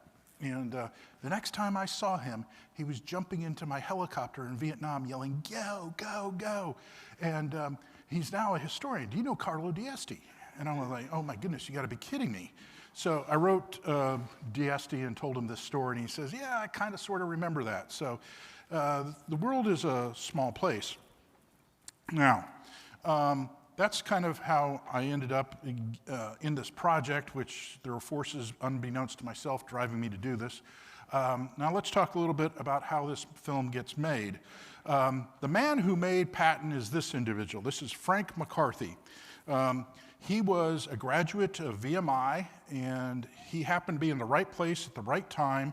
In 1940, he was writing memos, and he basically had a commission as a graduate of VMI. He had done some stuff in the entertainment industry, and then he said, okay, things are getting dicey. I'm going to use my commission, get activated, and he was writing these memos, and they were going to the chief of staff, who also happened to be a VMI grad, and he said, who's writing these memos? These are freaking brilliant. And anyway, that's how George C. Marshall met Frank McCarthy. And to make a very long story short, Frank McCarthy becomes a mover and a shaker. He ends up becoming Marshall's chief of staff during the war. Technically, that title is military secretary because you don't have a chief of staff to the chief of staff, which would be just weird. And he ends the war as a 33-year-old colonel. He went from second lieutenant to colonel in 5 years. So anyway, he basically steps down, goes back into the reserves, and President Truman appoints him to be Assistant Secretary of State at the age of 33, the youngest Assistant Secretary of State ever. And then 5 years of 12-hour days catches up with him, and he has basically what amounts to a nervous breakdown. And he resigns after about 4 months, and he basically just has to vegetate, just kind of recover from all the stress. And Daryl Zanuck of 20th Century Fox basically says, hey, we met during the war a couple times, why don't you come work for me? And he says, well, I don't know anything about the film industry. He's like, fine, I'll make you basically the highest paid intern in the world. And anyway, he becomes a film executive, and he basically, for 1 year, Zanuck says, okay, I want you to spend a month with the lighting department. Now I want you to spend a month with the music department. I want you to spend a month with marketing, etc. The idea is that he's training him to be a film executive or a film producer. And after a few years, he's spent some time in Europe basically collecting fees and rights that are owed to the studio. He comes back to the United States, and Zanuck says, okay, it's time for you to produce a film. It turns out it gets nominated for Best Picture. So, that's a pretty good starting record. And then he says, okay, what would you like to do? And he says, I'd like to make a film about Patton. And he goes, ooh, that's a good idea. So they start working on making making the film, a biographical picture about George S. Patton. And I have this in the book. I think it's 1951, 1953 when this project starts, sometime in the early 50s. And I actually calculate to the day how long it takes to get the film made. Let's just call it 20 years. During this time, he's still active duty reservist, and in 57, he finally makes rank. So he moved pretty fast in the 40s, and then it takes him a long time to get a star, but he does become a brigadier general in the U.S. Army Reserves, and Marshall is still alive to see that he was something of a patron to McCarthy. Now, the early efforts to make the film don't go particularly well. McCarthy had actually been recruited by General Patton to be his aide, and McCarthy said, I'm hanging out here with the chief of staff, I'm good. And he actually does take like a 3-month break from being Marshall's chief of staff to go command an infantry company in the invasion of France from the south, and then comes back. And anyway, during the 50s, he basically starts trying to make the film. And one of the first things he says figures he needs to do is he needs to get a permit or from the Department of Defense, which basically gives them a priority. I think they're actually called priorities. And basically this gives that studio, that project, that team, the priority on Department of Defense resources. So there are many books have been written on this. Basically, the DoD says it's in our interest to have films made about the military, et cetera. We will do this. We'll have to make sure that it doesn't make us look like, baby killers or war criminals or anything like that. But as long as it's in our interests, we'll support this. And sometimes we'll do that. We won't charge, like, we're going to use a submarine. That's just beyond the resources of a studio to pay for. So he's trying to get this. And the Department of Defense says, you need to talk to the Patton family. And turns out Patton's widow and his children do not want anything to do with the film. And the reason for this is they blamed the media, I think mostly the news media, but for the general's downfall. And there are some tacky moments. Mark Clark was working for Warner Brothers, and he makes an effort to reach out to the family after Mrs. Patton's death, like the day after, which was not particularly the best timing. And eventually, McCarthy convinces the Department of Defense, and this is about 10 years he realizes this, so it's the late 50s, we don't actually need their permission because he's a public figure. And they go, yeah, you're right. Now, the interesting thing about this is the person who's the number 2 in the department that gives out permits or priorities to film studios is Brigadier General Frank McCarthy.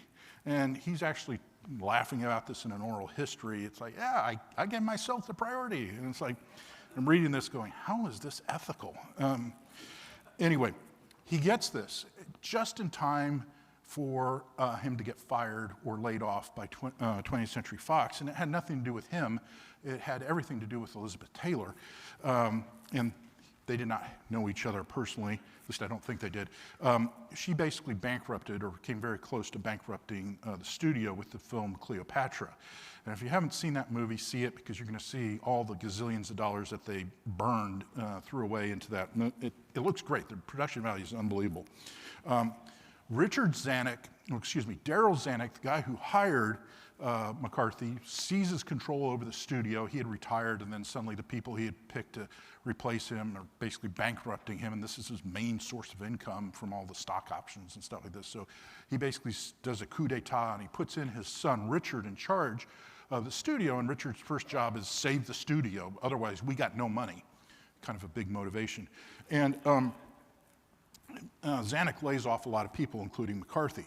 And this had nothing to do with their competence. It's simply, we can't afford to pay you. So 2 years later, McCarthy ends up at Universal Studios, approving scripts and stuff like this, comes back to 20th Century Fox, and Richard Zanuck basically brings him back and says, let's make that Patton movie. And he says, okay, we got the permit. So, and only took, 10 years to get this. Well, that long, long delay turns out to be a great blessing in disguise that McCarthy realizes much later on, because he gets Francis Ford Coppola to write the screenplay. Originally, he had someone write the screenplay, a gentleman by the name of James R. Webb, who won an Academy Award for the screenplay, How the West Was Won. He writes, which was an adequate screenplay, and McCarthy kind of goes, eh. And in Hollywood, that's a kiss of death, unless we love it. And even when they love it, they're still killing it. We love it, but have you, so he writes a 60-page memo kind of explaining the screenplay, and that speaks volumes. So they're like, okay, well, just put it over here. Oh, wait a minute, here's this crazy kid out of UCLA. So they hire Coppola, and there's a great deal of back and forth between McCarthy and Coppola over roughly a 4 or 5 month period. And McCarthy's writing memo saying, hey, look at this article. And he's writing little notes. Francis, let's try and work this in. And Coppola, he's just finished grad film school, and he's all full of brilliant ideas. And he's writing this film in 1965, 1966, or the screenplay. So this isn't an anti-Vietnam War. It's not a pro-Vietnam War movie, even though it's released during the Vietnam War, because Coppola's writing this. And McCarthy keeps saying, and it took me a long time for me to realize this was true, is this is a character study. This is about a man. And he could be a banker, he could be a publishing executive, he could be a general, and it's about this interesting character. And I was like, it took me a while. And Coppola quickly realizes that, you know, he has to do something creative, and all the good stuff in the film is basically the work of Francis Ford Coppola. Now, he turns in, after about 4 months, a screenplay that Daryl Zanuck, Richard Zanuck, and McCarthy all say are brilliant. It's also unmakeable. It's going to be an 8-hour-long film. There's a ratio of how many minutes it takes to film a page, and it's just so long, and there's all sorts of stuff. All the good stuff that you know in the film is the work of Francis Ford Coppola, the German captain, who's basically the Greek chorus in the film, the opening scene, all this sort of stuff. Eventually, they let Coppola go. Coppola will later say, even on the DVD commentary for the film, that he was fired. He was not fired. I have the memo traffic. He was offered a director's job. Richard Zanuck and McCarthy both knew that's what he wanted to do. They wanted him to cut down the screenplay, and they say, you know, he's just going to resent this. Let's not get in the kid's way. So they let him go make Finnegan's Rainbow, which he might have been better off not making. But anyway, they let him go, and they're not trying to stand in his way. Eventually they end up going back to the Webb screenplay for a number of reasons. The director they get in is like, hey, Coppola, this is weird. No, don't use that. Webb, this is fine. The other thing that they get that they would not have gotten if they had started making this film in the early 50s is George C. Scott. Now, there are a lot of people who play Patton. And let's see. The blank screen. Oh, such a metaphor for my life. Oh, I hit the wrong button. Okay. So this is McCarthy winning the Academy Award. Actually, that's him accepting the Academy Award for Best Actor. Scott refused, and that's him holding the 2 trophies that he picked up that night, Best Actor and Best Picture, and that's him being sworn in as an Assistant Secretary of State. That's the Secretary of State next to him, Jimmy Burns. I feel a little bit like a poser here because I have not written, and I'm not talking about George Patton. I'm talking about George C. Scott. So everyone's been talking about the guy in the color picture, and I'm talking about the guy in the black and white picture.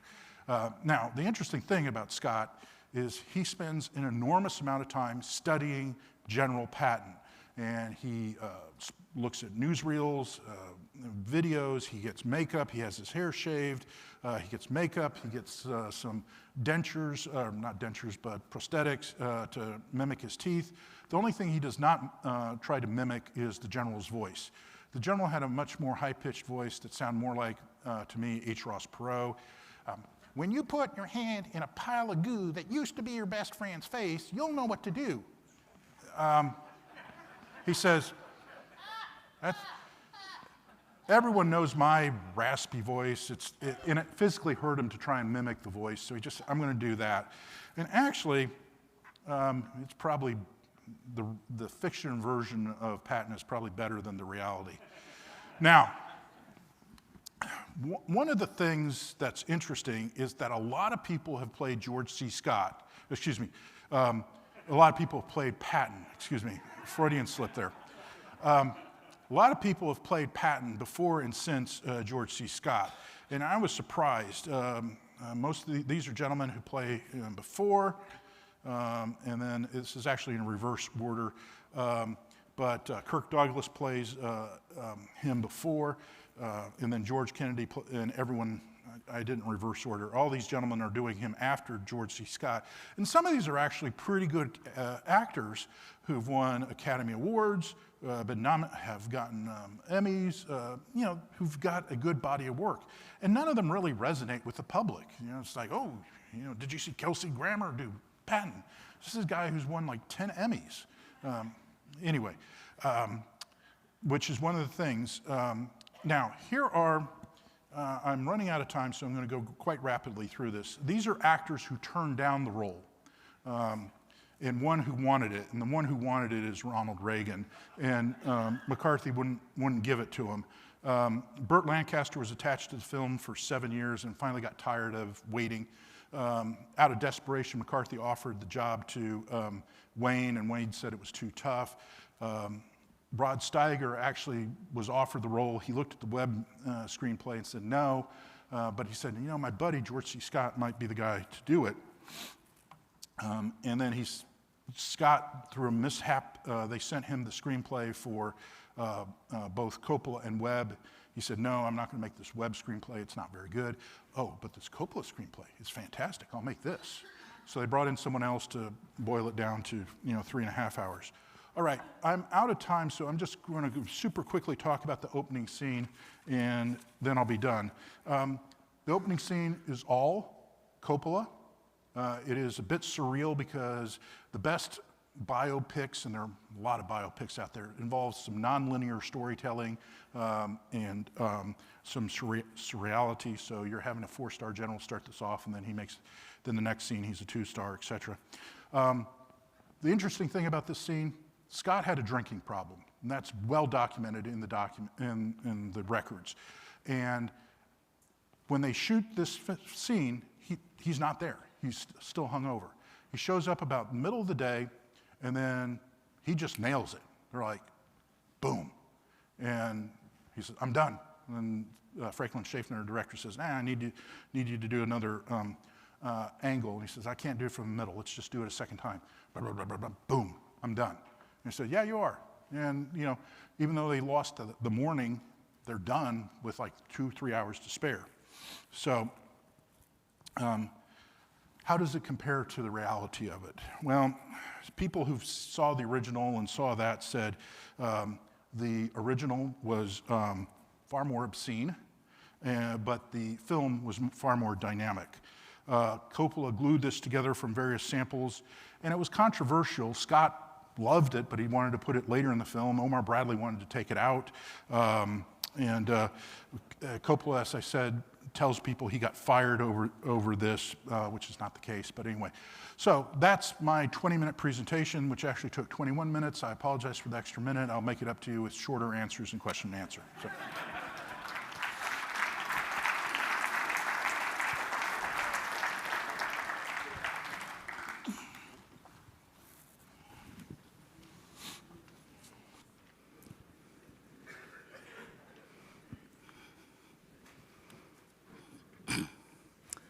So, good afternoon. Honor and pleasure to be here as the only European and non-native English-speaking guest here today. You have to bear with my poor English, as I have to stick to my notes here not to exceed my time. I'm going to talk about how special General Patton is to my country, Grand Duchy of Luxembourg, still 81 years after the war, his legacy, and also how he is perceived now in different other neighboring European countries. Before we touch on the subject, perhaps a very quick word about myself. I was born in 1955 in the city of Diekirch, Grand Duchy of Luxembourg, a small town not far from the German border. Which eventually, in mid-January 1945, became critical during the so-called Sour River crossing operations by General Patton's Third Army, which became a turning point in the Battle of the Bulge. So I grew up in that post-World War II atmosphere, and even the late Reconstruction period of my country, especially its northern parts, which we call the Ardennes. At that time, the wounds of World War II had scarred, but they were still visible. As Luxembourg had just recovered from 4-year nightmare, which had started in May 1940, when my country, neutral at that time, with no defense of its own, with no army, was overrun by Hitler's armies during the Western campaign, as was Belgium, the Netherlands, and France. But unlike those neighboring countries that became occupied for 4 long years until D-Day finally came, Luxembourg was subsequently forcibly annexed by Nazi Germany, And as a result, young Luxembourg men were forced in the German army, and young Luxembourg women, they were forced in the German Reichsarbeitsdienst, the labor service. Many families were deported into Eastern territories as rated unreliable. Many ended up in concentration camps. I had myself in my family 2 cases like this. Our small Jewish community at that time was almost completely wiped out. Only a few men were able to escape the grip of forced conscription and had joined Allied ranks. Finally, on September 9 of 1944, the first American troops coming from France and Belgium crossed borders into Luxembourg. And subsequently, my own town, Diekirch, was liberated on September 11, 9/11, 1944, but by troops of the First American Army. The 3rd U.S. American Army, commanded by General Patton, at that time was south of Luxembourg, at the same time facing the German border, as we learned earlier, with France in the Saar region in the area of Metz. But the reputation of General Patton already at that time as a brilliant military commander was advancing him, as one of our local newspapers on the first day of liberation miscaptioned another U.S. general for General Patton. In those early days of our first liberation in September by the U.S. Army, whoever had a few stars on the helmet was often identified immediately by General Patton, as General Patton. So I just said first liberation. Yes, it's true, my country actually was liberated twice. And this is now where General Patton comes into the picture. Now, shortly after the beginning of the Battle of the Bulge in the Ardennes, as of December 16, General Patton and his Third Army made it to Luxembourg. Without going in length into details, he pivoted his entire army facing the Saar region by 90 degrees and pushed up north. On December 20th, pushing 1 armored division and 2 infantry divisions through Luxembourg in the relief of the threatened and encircled town of Bastogne. Patton did the impossible. Braving extreme weather conditions with constant snowfall, sub-zero temperatures, he succeeded in liberating Bastogne and rescuing the encircled 101st Airborne Division. Truly an unparalleled masterpiece of brilliant military leadership. General Patton himself established his headquarters in Luxembourg City, our capital, at the Pescator Foundation, a home for retirees, although he himself was rarely seen in his headquarters himself. On the contrary, he was always close to his troops up north to better direct the operations, and for him, as the Third Army commander, have a first and personal evaluation of the situation on the battlefield himself. Now I need the clicker. Okay, thank you. Few pictures just of the that's original pictures from 1945 showing the Pescator Foundation, which became the headquarters. By the way, it's also a mandatory tour stop of the tours of the National World War II Museum when they come for the Battle of the Bulge tour. This is how he came through many Luxembourg villages and hamlets deep in the Luxembourg Ardennes and often had to stay in advanced headquarters as distances, weather conditions, and tactical situations did not allow him to return at night to his main headquarters. As such, he would be often seen in Luxembourg villages and Luxembourg townspeople who in most cases were evacuated back to safer areas thanks to the Third Army, thanks to him, got to know him. And this is because this is how he became known all over the place and part of the Ardennes. By the way, here, yesterday we saw the reduced version of the Patton prayer. This is the card that was printed in Luxembourg at the print shop of a leading newspaper, and that was distributed to every soldier of the Third Army. On January 18, 1945, at 3 a.m. in the morning, he launched his 12th Corps major attack on the south shoulder of the Bulge, crossing the icy Sauer River and pushing up to the Skyline Drive. So as I keep talking, here is a small video. I hope it runs. Okay, can we get the sound off? No, okay. Let's skip that. We can do that later on.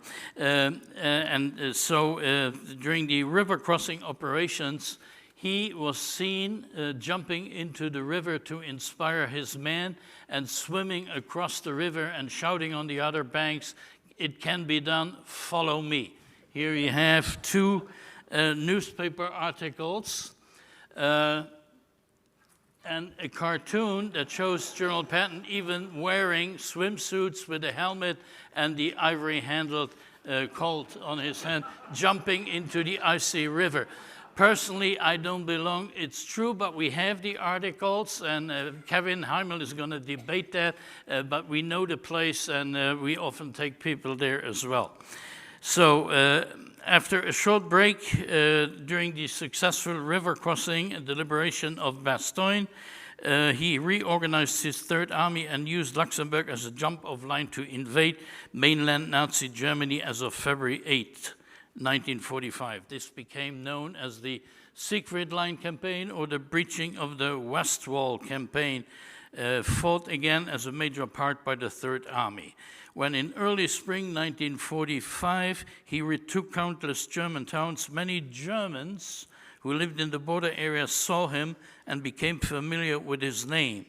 He only transferred his headquarters from Luxembourg to Germany on March 23, 1945, after the US forces had crossed the Rhine at Remagen and were way in the heart of Nazi Germany.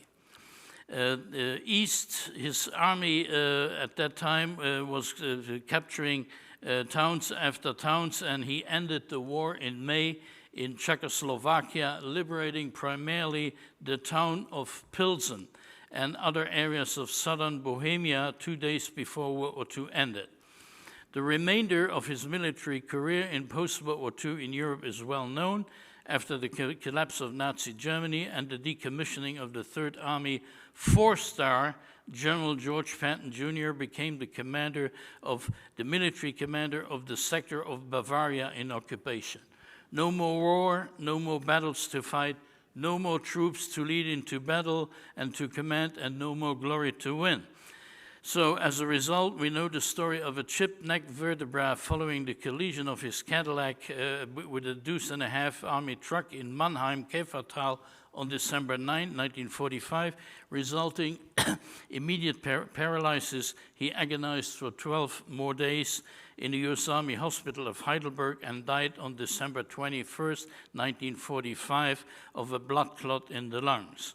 The French government had initially offered General Patton be buried in Paris next to Napoleon's grave, but following a strong intervention by our royalty at that time, Grand Duchess Charlotte of Luxembourg, the general was buried at the Provisional American Cemetery of Ham, Luxembourg, on Christmas Eve on December 24, 1945, with numerous high-ranking military and political U.S., Allied, and other authorities attending.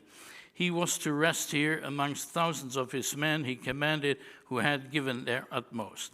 A few pictures here of the burial.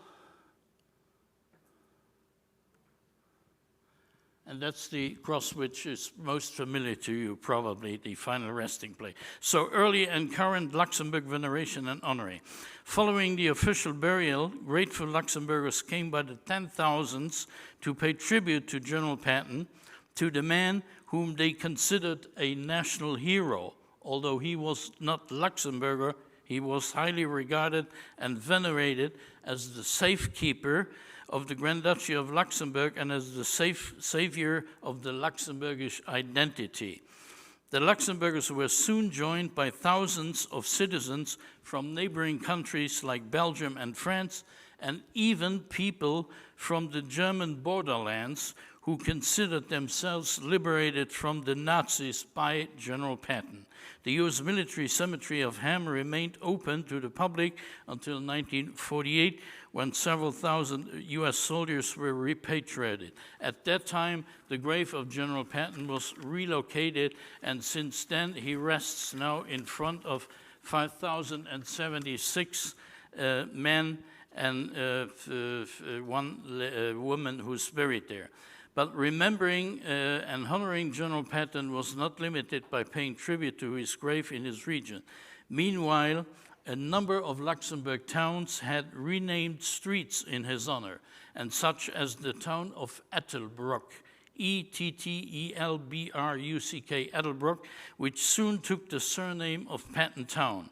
In the early 50s, on the initiative of a decorated citizen of the town, Frankie Hansen, who was also a member of the Luxembourg resistance who had joined US forces and continued fighting with them, and became the first Luxembourger to gain the Silver Star. The town took the initiative to erect at the entrance of it a prominent memorial honoring General Patton, who they considered their own liberator. The town of Ettelbruck, initially overrun by the Germans, was already the first Luxembourg town to be re-liberated for good on Christmas Eve 1944 by the 80th Infantry Division commanded by General Patton, and he himself was seen in the town inspecting the troops. Much later on, in 1970, a tall bronze statue of General Patton by the US artist Earl Freezer and a Sherman tank were added and on the memorial compound, which meanwhile had become a memorial park. There is the town of Ettelbruck. They have a museum. They have a residential area, which is now called Cité Patton, so residential area, a new zoning. Is a Patton Museum, much smaller than, of course, the National Museum here, but nonetheless very interesting. They have a few personal artifacts. That is the statue at the entrance of town, which is, again, a stopover of our tours, and the Sherman tank next to it.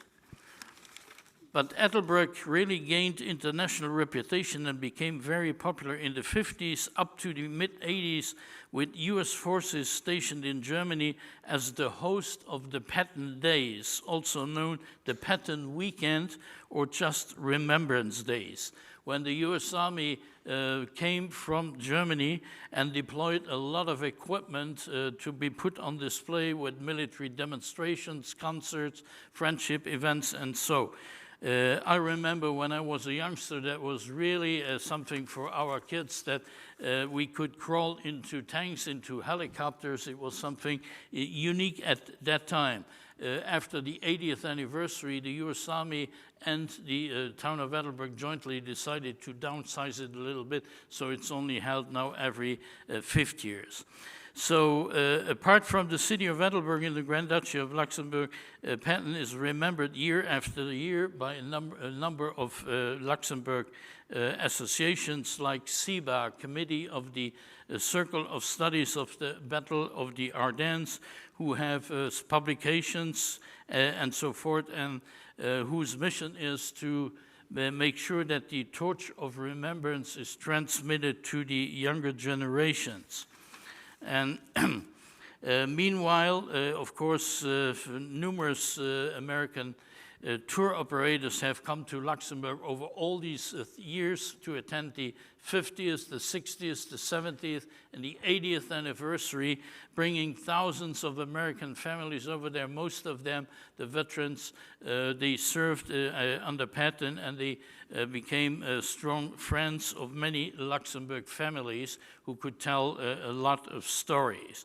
And so since then, General Patton's grave has become a key tourist attraction in Luxembourg and is now part of many tours in Luxembourg, so it's a tourist attraction. I would also like to highlight that Luxembourg joined the French initiative, the Voie de la Liberté, the Liberty Road, that connects the beaches of Normandy, running through France, through parts of Belgium, through Luxembourg, and ending in Bastogne. So a more recent association in Luxembourg is called Patton's 26th Yankee Division, who took over to organize night vigils, which means that December 16, which is the key date of the beginning of the Battle of the Bulge, is remembered when in different villages at 5:30 in the morning, people would gather out and then remember General Patton and, of course, all the American soldiers who died for their liberty. So, but what about other countries? I had mentioned France now, for instance, with the initiative with the Voie de la Liberté, and remembrance of General Patton himself is very strong in and around the French town of Metz, where he fought and won a major but costly battle.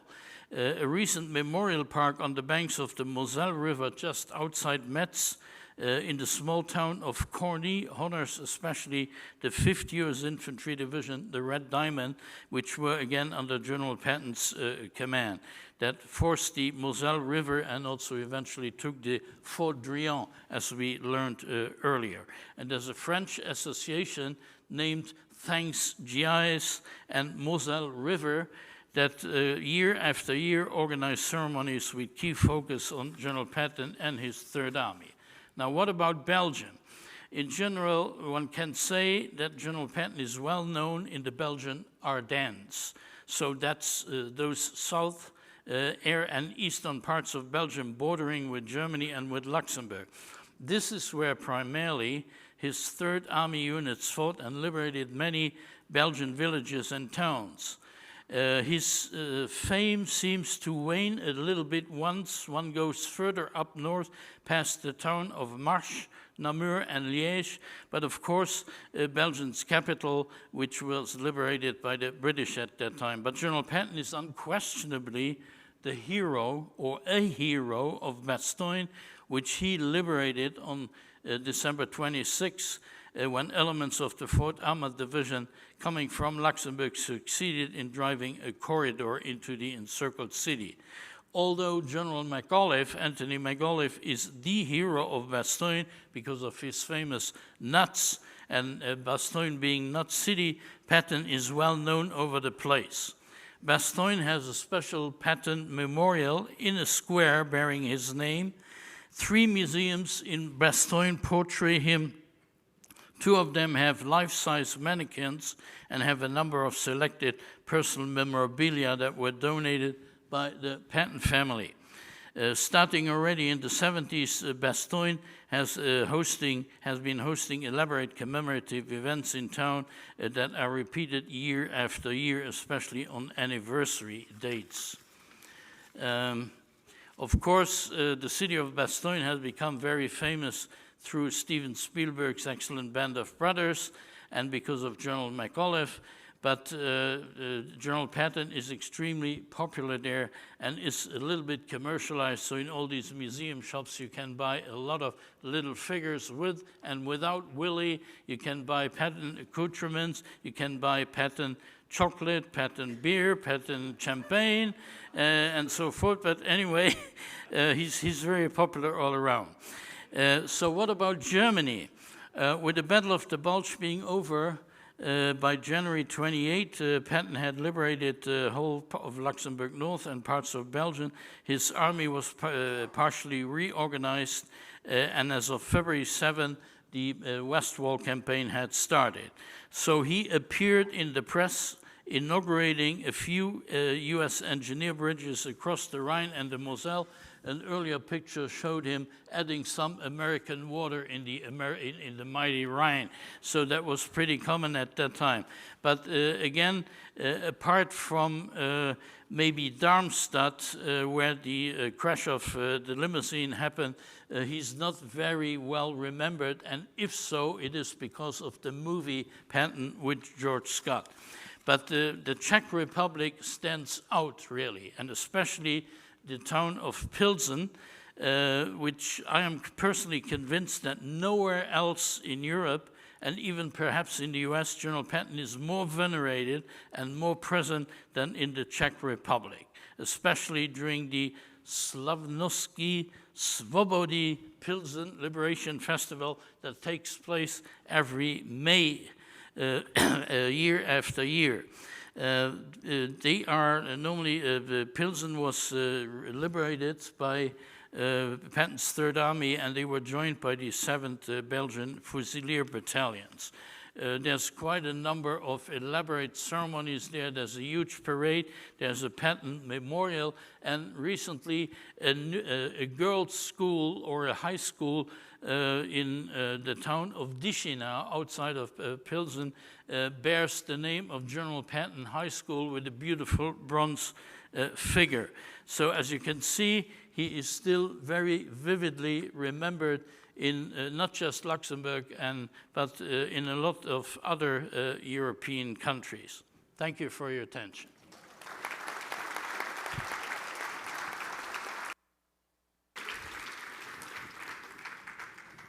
Just a few more pictures. That's in Pilsen.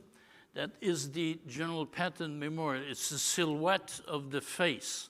Depending on the angle you stand and look at, you can see the face.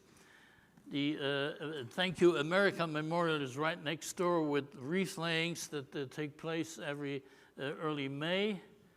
And here we have George Pat Waters taking part in the parade, and also sons and daughters of veterans who participated as members of the 16th Armored Division in Pilsen. And that's basically the mayor of the young mayor, deputy mayor, the lady there on the left side, together with, on the right side, the mayor of Vianden in Luxembourg.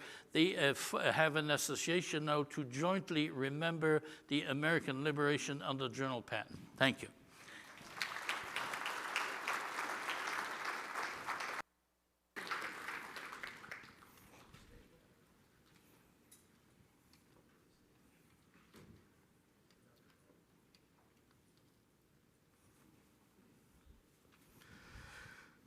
Am I on? I'm on? Well, I was really hoping that somebody would introduce me with just, you call him Dr. Jones' doll. I did work in a museum too, believe it or not, speaking of iconic movies. So we've heard about the movie, we've heard about some of the monuments. I guess that leaves me with a few myths. So here we go. How does this clicker work, boss? That one? Yeah, the green one, big fat green. All right. So I've only really got time to talk about 3 myths. There are loads of myths that are wrapped up in the Patton legend. But I would like to take some time to address some of these, and hopefully I can convince you. Myth number 1, Patton was a ruthless driver who didn't care about his men. Patton actually cared very, very deeply for his soldiers. And he visited the wounded in the hospitals, even though he was loath to do it. Patton had a very mercurial personality, and he was prone to openly weeping. And of course, he's actively trying to portray this self-crafted image that he had made. And, you know, weeping was not exactly part of that tough guy image, but he would force himself to go. And when he was there, he would often give the soldiers who were wounded words of encouragement, words of thanks. But he also, Patton, it's unfortunate that the image that Patton created and was promulgated by the media and repeated by his soldiers really belied who he really was as an individual. One of the things he was actually a very jovial prankster, all right? He was known to pull pranks on his staff and generally have fun. The picture in the bottom there is him in a self-deprecating move. Anybody know what that is in his hand? I think that's a Purple Heart medal case. And he's pretending to slap the soldier in the face with the Purple Heart that he's awarding his soldier there. So this is just the kind of man that he was. He cared deeply about his soldiers, and his methods actually saved a lot of lives. After, as I mentioned yesterday, operational technique actually allowed him to lose the fewest number of casualties than any other army in the ETO. How did he do that? Well, perception is not reality. Perception is perception. And that's why we have that word in the dictionary. So the idea that he was a ruthless driver who didn't care about his soldiers came from a small population of soldiers who tend to grumble. Now, I think I'm the only old enlisted man that has talked this weekend.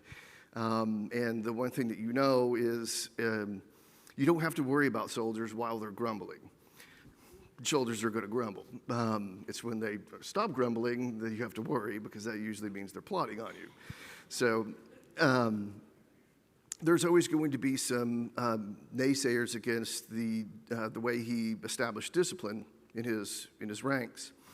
But it was this discipline that he established in his ranks that saved these men's lives. And as someone who has served in combat, I can personally attest to the fact that without discipline, you are going to lose more soldiers.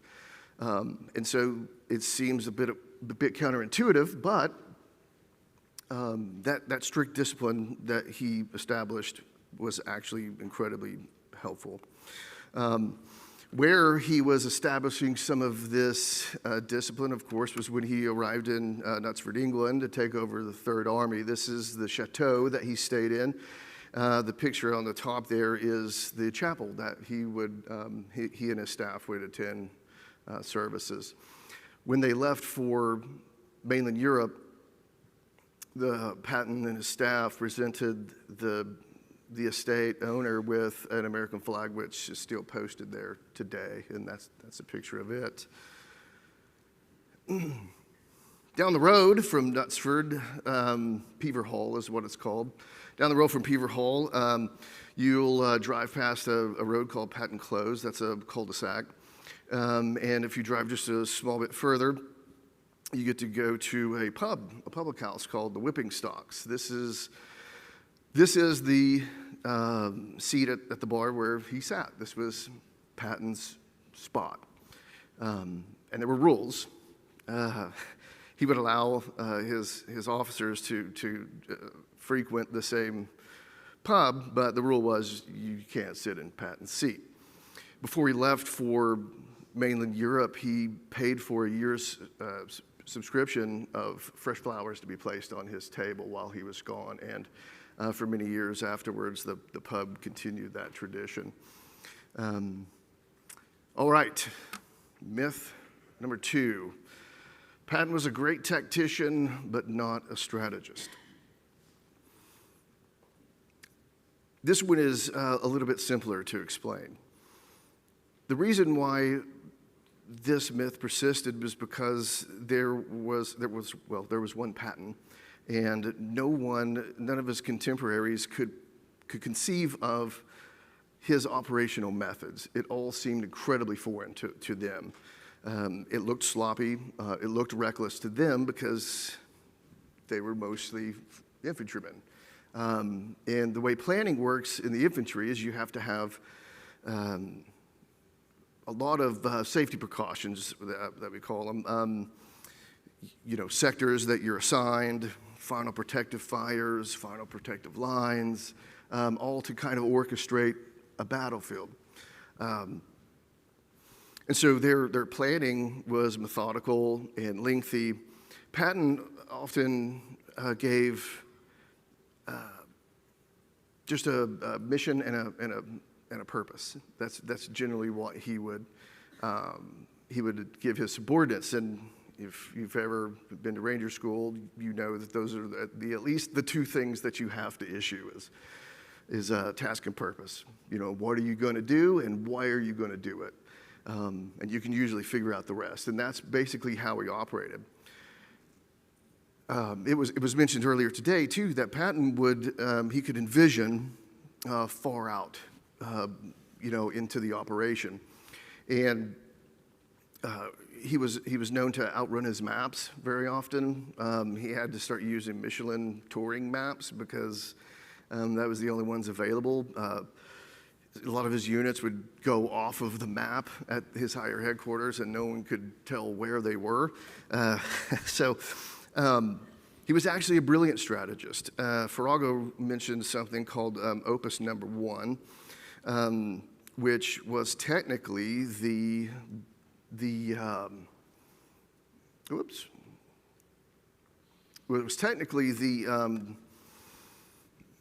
idea for Operation Cobra, of which Bradley, of course, was glad to take credit for.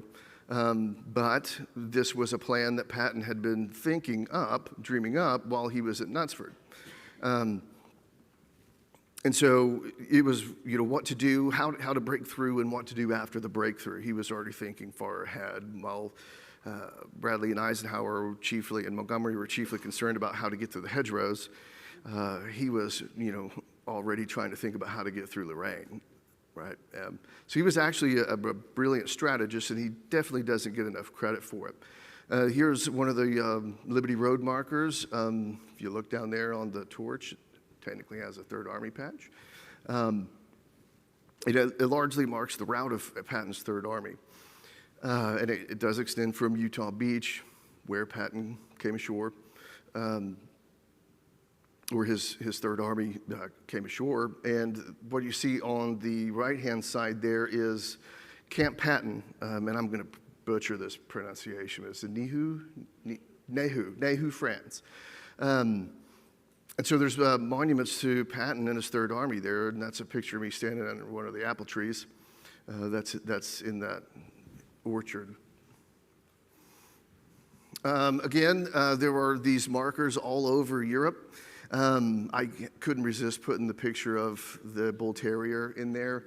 This is in Bourg, France, and so Patton's not only memorialized for his actions in World War II, but he's also memorialized for his actions in World War I.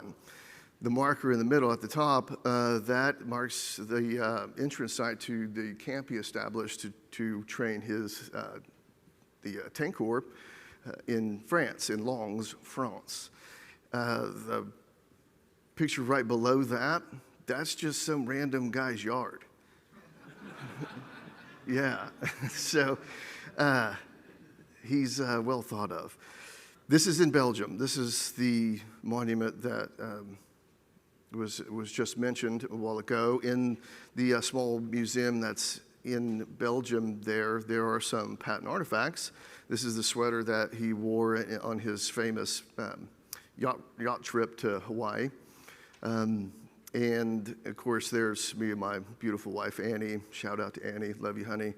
I'm not gonna make the same mistake Georgie made. But there's she and I in Bastogne with the final marker. Oh, I was right. Again, the Patton Museum, the center picture there is one of these memory days, the Days of Remembrance in Middlebrook, which was held up through at least the late 1960s. So everywhere Patton touched, people remembered. But he's not just in Europe either. This is in Qatar, where Third Army headquarters was located for a short period of time at the Patton's own Middle East Cafe. And they have an entire dining room that's dedicated to just him, and the whole dining facility is named after him. This is on Camp Ocelea, which is probably puckering up right now. So it all turns into commodification. The Patton legend turns in, people are going to start taking advantage of the legend, and they're going to start making money off of it. These are what was known as first issues. These were envelopes with Patton's image all over. There were Patton stamps. There's one town in the United States called Patton. It's in Pennsylvania, Patton, Pennsylvania. But people would I have send these first aid issues to Patton, Pennsylvania, just to get the stamp on it. And so, you know, that became somewhat of a hobby for a lot of people. He's everywhere. These are even Patton bobbleheads. There are Patton comic books. There are Patton trading cards. You know, these are just a few examples of some of the commodification that took place. Here's for you booze hounds. Here's a few bottles. I can attest that at least 3 of those are pretty decent. I haven't tried the champagne yet, but yeah. All right, games. Before the invention of the video game, which is something I would really love to uninvent, board games was all the rage, and so you could buy these games and pretend to be Patton on one of his campaigns, and these were big collecting items, and you know, you could just imagine, you know, 5 14-year-old boys in mom and dad's basement all sitting around a table, you know, playing the Sicily campaign. Anybody remember the 12-inch tall G.I. Joes? Yeah, before the little ones, we had the tall ones. And so there was a number of these. These are just 4 examples of, you know, Patton G.I. Joes, which are now worth a lot of money. All right, here we go. What everybody was waiting for. Patton's death was a conspiracy.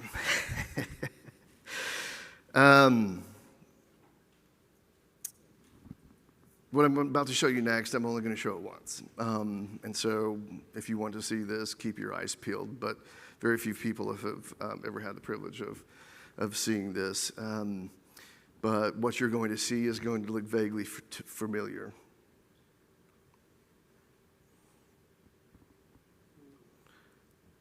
This is the aftermath of the car crash. 35 miles an hour did that to a 1938 Cadillac limousine. In 1938, there were no such thing as seat belts. Patton was leaning forward in the seat when his driver had a T-bone collision with an Army deuce in half. Patton was the only one severely injured. Everybody else just had bumps and scratches. Even the dog made it out okay. But he was thrown forward, hit his head on the center console of the limousine, instantly broke his neck, was paralyzed from the neck down. When earlier today, you know, we heard about well, I'll skip over that. So the conspiracies, we'll get to those in a minute, but the way Patton died and the manner in which he died was a shock to America. You know, it was as shocking as JFK's assassination. The country mourned, and all of the things that the naysayers said about General Patton was forgiven and tossed aside while the country mourned. And not only was the nation mourning, so were the Europeans. So you can see the crowds that came just to see Patton's casket roll by. When they were moving Patton's body to Luxembourg, there would be spontaneous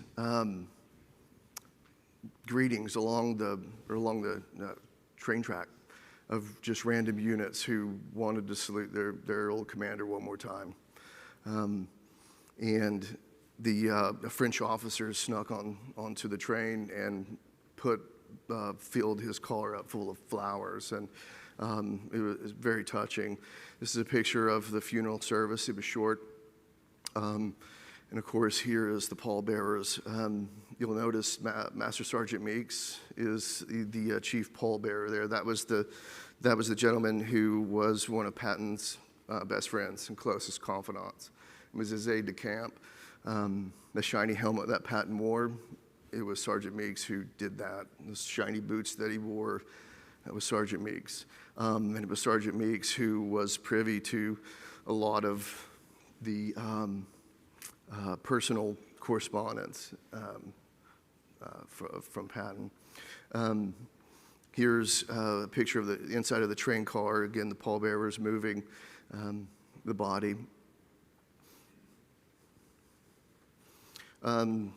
You heard about the former concentration camp victims who attended the funeral. Here's a few of them who went back and put their old camp uniforms on and came to the funeral to pay respects to him.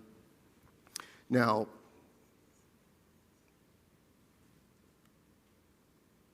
the conspiracies. All right. This is going to be very ungratifying for a lot of you because conspiracy theories are really fun.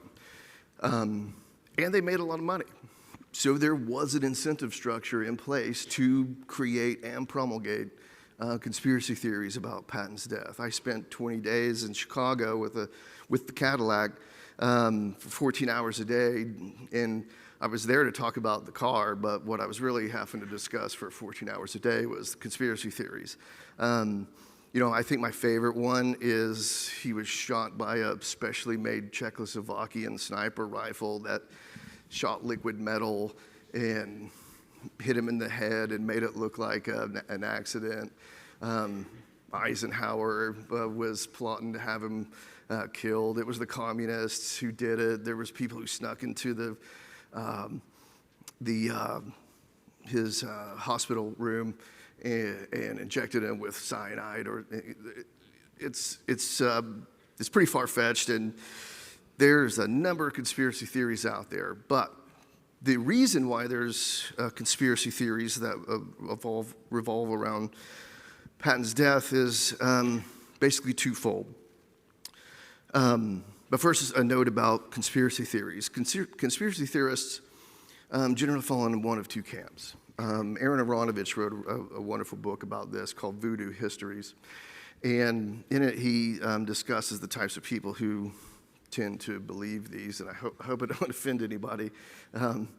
But one of the classes of people who tend to create these conspiracy theories are people who want to prove that they know something that the scholars don't know.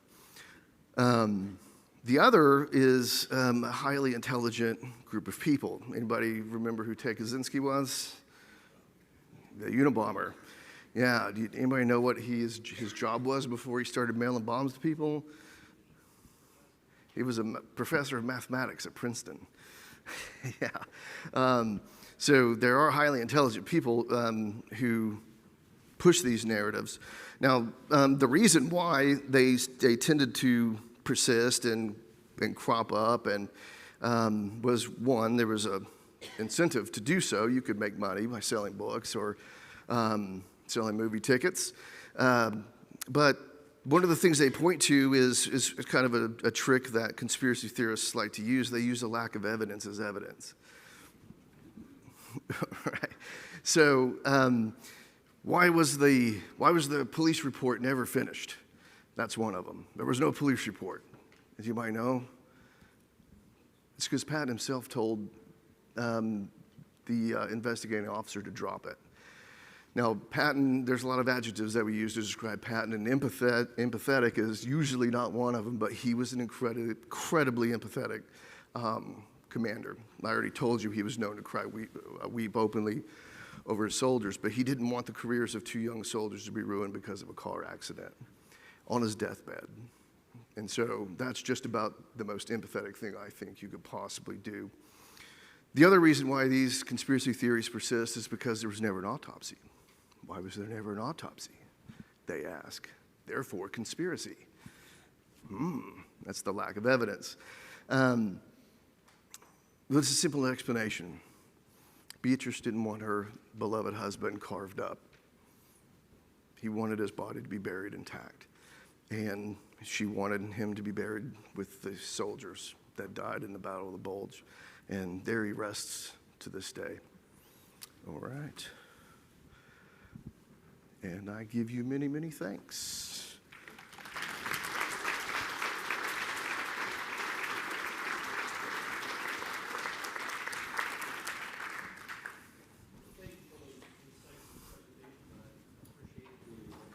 And I'm going to throw out a question to you for any one of you to bite on. aside from Patton beer, chocolates, or trinkets, as Roland talked about today, what does Patton mean to us today? Is he merely a military role model? Is he a cultural icon? Is he seen as a superficial actor? Or is he something else? And I'm asking you your personal opinions on that and how his relevance relates to today's contemporary environment. I'll take a stab at it. Sure. Well, it's sort of like what I was explaining yesterday. There's an insatiable desire to have heroes if it's not actually embedded in our DNA. So we have a proclivity as human beings to have them. Now, one of the reasons why he's still viewed as an icon by many, many people is, well, let me put it this way. None of the legend could have worked. A legend couldn't have been built around Patton if he didn't actually do it. He really was a phenomenal commander. He was actually quite brilliant, and the men loved him for it. Who likes to win? Right? Soldiers like to win too. And what did Patton do? He was a winner. People want to be on the winning team, right? Yeah, who won the Super Bowl last year? I can't even remember. I don't follow the NFL. But there's a strange phenomenon about people who are like fans of a sports team. They'll say, we won the Super Bowl. Man, you never stepped foot on a football field. But that's how people identify with their icons and their heroes. And so one of the neater things I found when I was researching, and this actually led to the book, was when I was working as a curator, we too would get people to the museum, and they wanted everybody to know that, they fought with Patton. I was a Patton man. I rode with Patton. Most other soldiers couldn't name their army commander. Heck, some of them didn't even know what army they were in, right?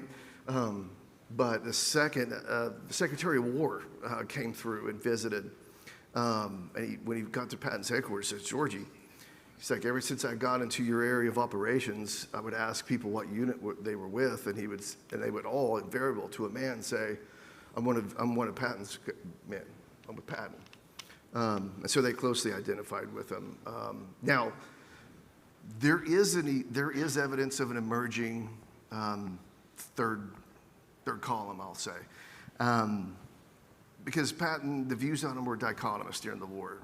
You either loved him or you hated him. The ones that hated him, they hated him because of the discipline. They were the grumbly soldiers who didn't like to wear a tie. Well, the reason why he did that, he once said, if I can't get the soldiers to wear the uniform they're supposed to wear and salute when they're supposed to salute, how can I get them to fight for their country?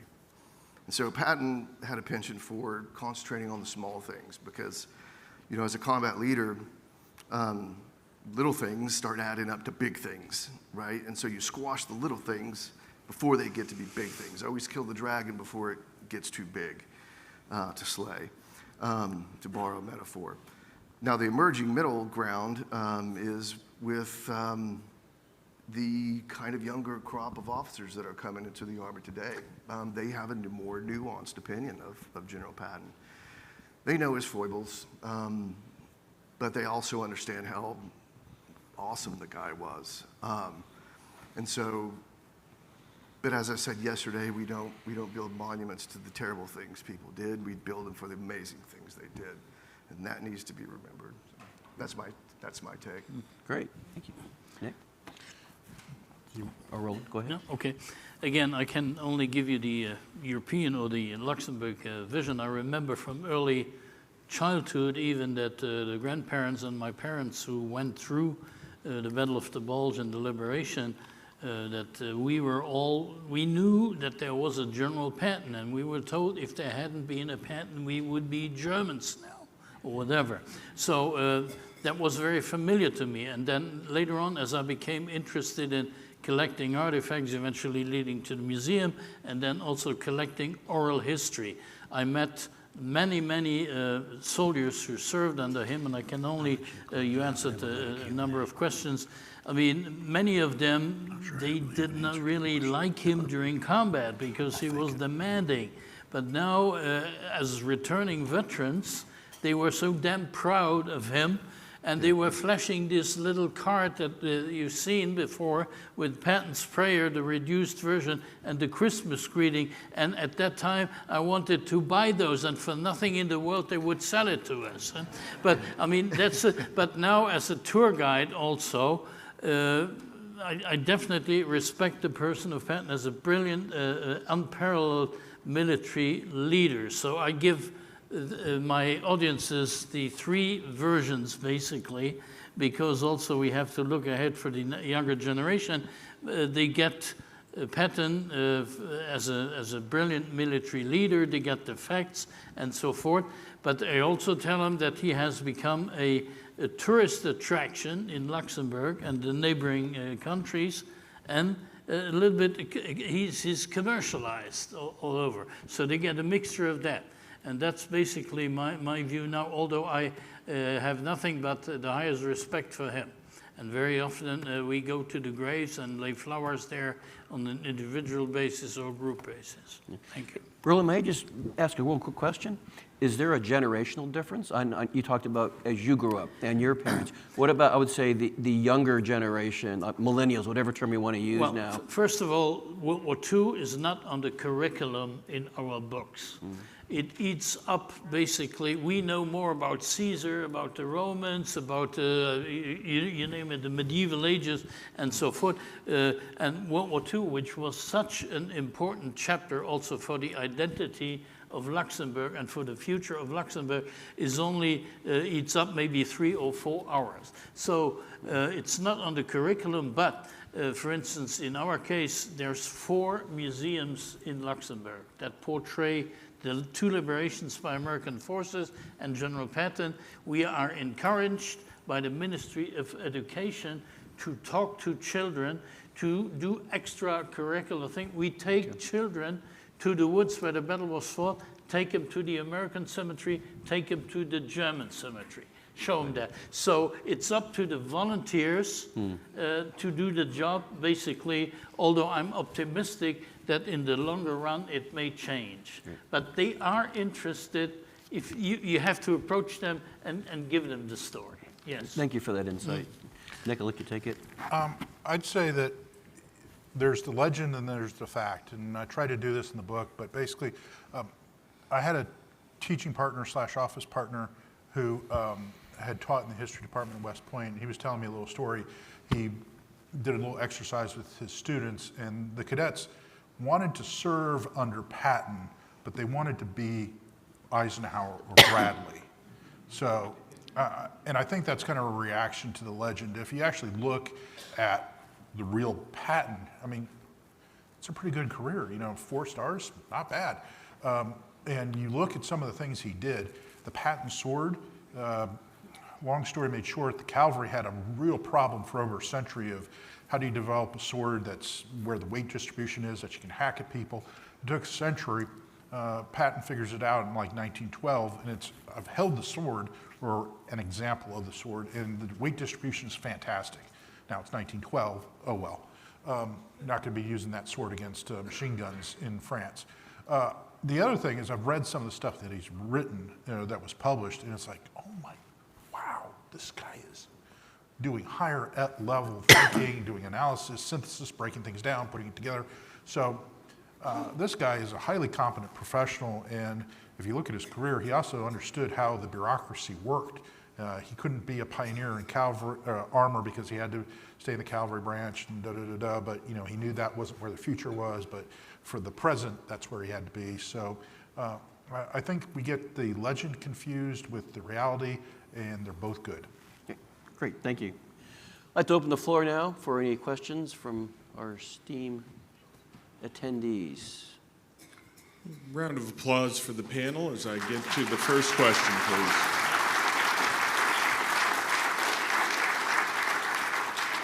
Great. Gentlemen, we're going to go to your left. Greg Fano stuff. All the way in the back, please. Thank you so much for the excellent talks with great insight internationally.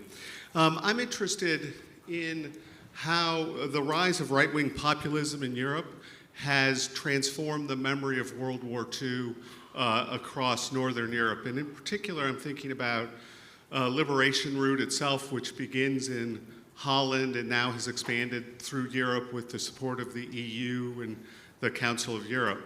And so I'm curious how the memory of Patton has changed in the last 20 years, and then the war more broadly in European contexts. Roland, you want to take that one? Can you please repeat it again, because I didn't get everything. How has modern politics, the rise of right-wing governments, affected the memory of World War II broadly, but has that had any side effect with the memory of Patton or the legend of Patton in Europe, whether the Netherlands or France or any other country, Luxembourg? Yeah, personally, I think yes.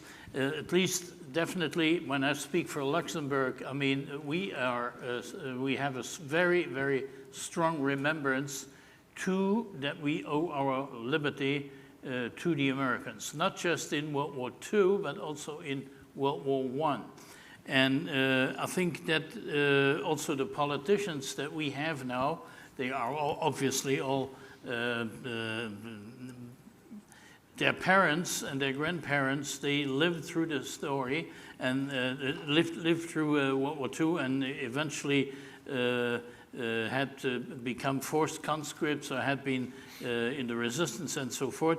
And the younger politicians now, they always are very favorable to passing on the legacy of the American liberation, not just specifically on the person of Patton. They talk about the American liberations of Luxembourg. And I can definitely speak for parts of Belgium too, which is true, and even for the German border areas that are close to Luxembourg.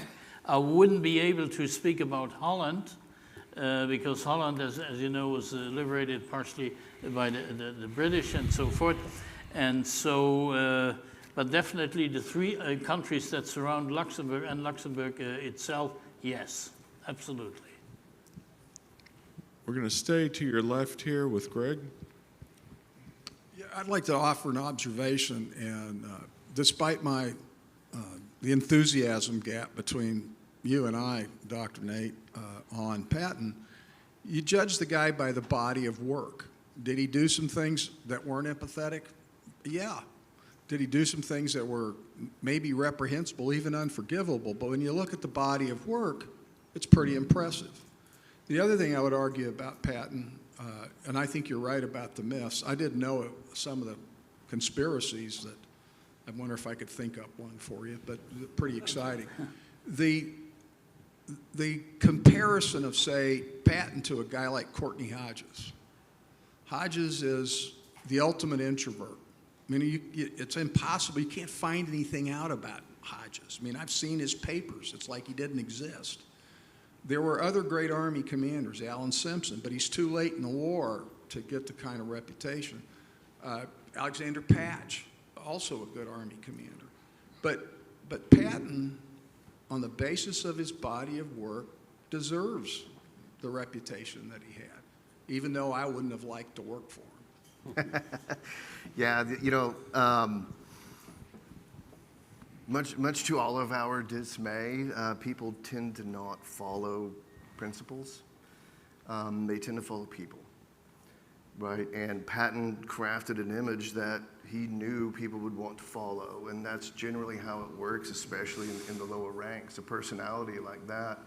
Now, ironically, Patton was also an introvert. You wouldn't know it. Speaking of the movie, one of the only two things I feel like I could add to what Nicholas said was Patton, George C. Scott played a better Patton than Patton did. Yeah. George C. Scott played Patton in precisely the way he wanted us to remember him as, but that's not who he was. He was quite cerebral. He was very introverted, had a big heart. He was a prankster. I think there's a story of one of his daughter's wedding. He jumps out of a bush and jumps onto the hood of a car and starts shooting his revolvers in the air, and then just jumps back into the bushes and runs off. And he would do funny things just to see, just to get the shock, see the shock value of it. And he was known one time to pull his trousers down at a cocktail party and show it a lady the bullet wound. And if you know where that is, you can see why that might be mildly inappropriate. But it was all show, It was all for show, and he turned himself into that thing because he knew that that's what his soldiers needed, and that's what he knew America needed at the time. We were, I can't remember who mentioned it earlier, but the U.S. Army is in pretty sorry shape. At the beginning of the war, we were green, is what you said. We were inexperienced, and Americans needed hope. First battle we won in World War II was a naval battle. It took a long time for us to actually win something on the ground. He made headlines, and people that give him a sense of hope and pride. And suffice it to say, there is still a significant proportion of the population that likes loud, bombastic people who say crazy things sometimes. They just do. And so, Patton gave them what they wanted, and it worked. He got men to do things that are totally unnatural. Taking human lives is the most unnatural thing you can possibly do. But he somehow got men to do it and want to do it, and with great efficiency. We're going to have our last question with Connie about Dead Ahead halfway back. One thing that hasn't been mentioned that comes out a little bit in the movie, and that I've read a little bit about it, but nobody has talked about, can somebody tell us about the so-called disdain that Patton had for the Russians? Who can forget that scene when he says that to whoever the commander is when they're dancing in front of him? Yeah, now here's the thing. Patton wasn't the only one who had disdain for the communists, right? At least half of America had disdain for the communists. He sticks his foot in his mouth. Not really, I don't think, in Knutsford. When he gives that what was supposed to be an off-the-record interview. And he makes a statement that the British and Americans are destined to rule the world after the war's over. He purposefully left the communists out of it because he wants the communists to run the world, not me. But yeah, he had no love for the communists at all. And yes, he did suggest that we rearm the Germans. And since we've got the whole army here already, let's just keep going east, because we're going to have to find them eventually anyway. But that probably would have been ill-advised at the time. Now, the Russians, to be fair, were also pretty beat up at the time. So, I can appreciate his thinking, like it's an interesting idea. But Americans grow very tired of war very fast. And by the time VE Day happened, people were ready to close that chapter and move on to the next. Well, speaking of closing chapters, this closes the chapter of our Patton Symposium. Ladies and gentlemen, round of applause. John, Nick, Roland, Nate, thank you, gentlemen, for bringing us home with this wonderful discussion. They'll be out signing books. This is your last opportunity to buy books and get them signed. Please don't go. Please don't go. Lots of important things to say. Let's give a round of applause for all of the speakers from today. Thank you very much for coming down here, whether it's your first visit or multiple visits. Roland, I don't think we've had you for 20 years since our 2006 conference. It's great to have you back, and let's make it sooner than 20. Thanks to all of you for attending, for being engaged, for learning, for asking great questions. I hope to see some or all of you in July at the Band of Brothers Symposium, or November for our 19th International Conference. We will have a pre-conference symposium on another giant of history, President Franklin Delano Roosevelt will be the subject of all of our sessions on Thursday, and then we'll mix it up on Friday and Saturday, November 19th, 20th, and 21st. I'd also like to thank, again, the members of the Patton family. Thank you for being here. I'm sure you guys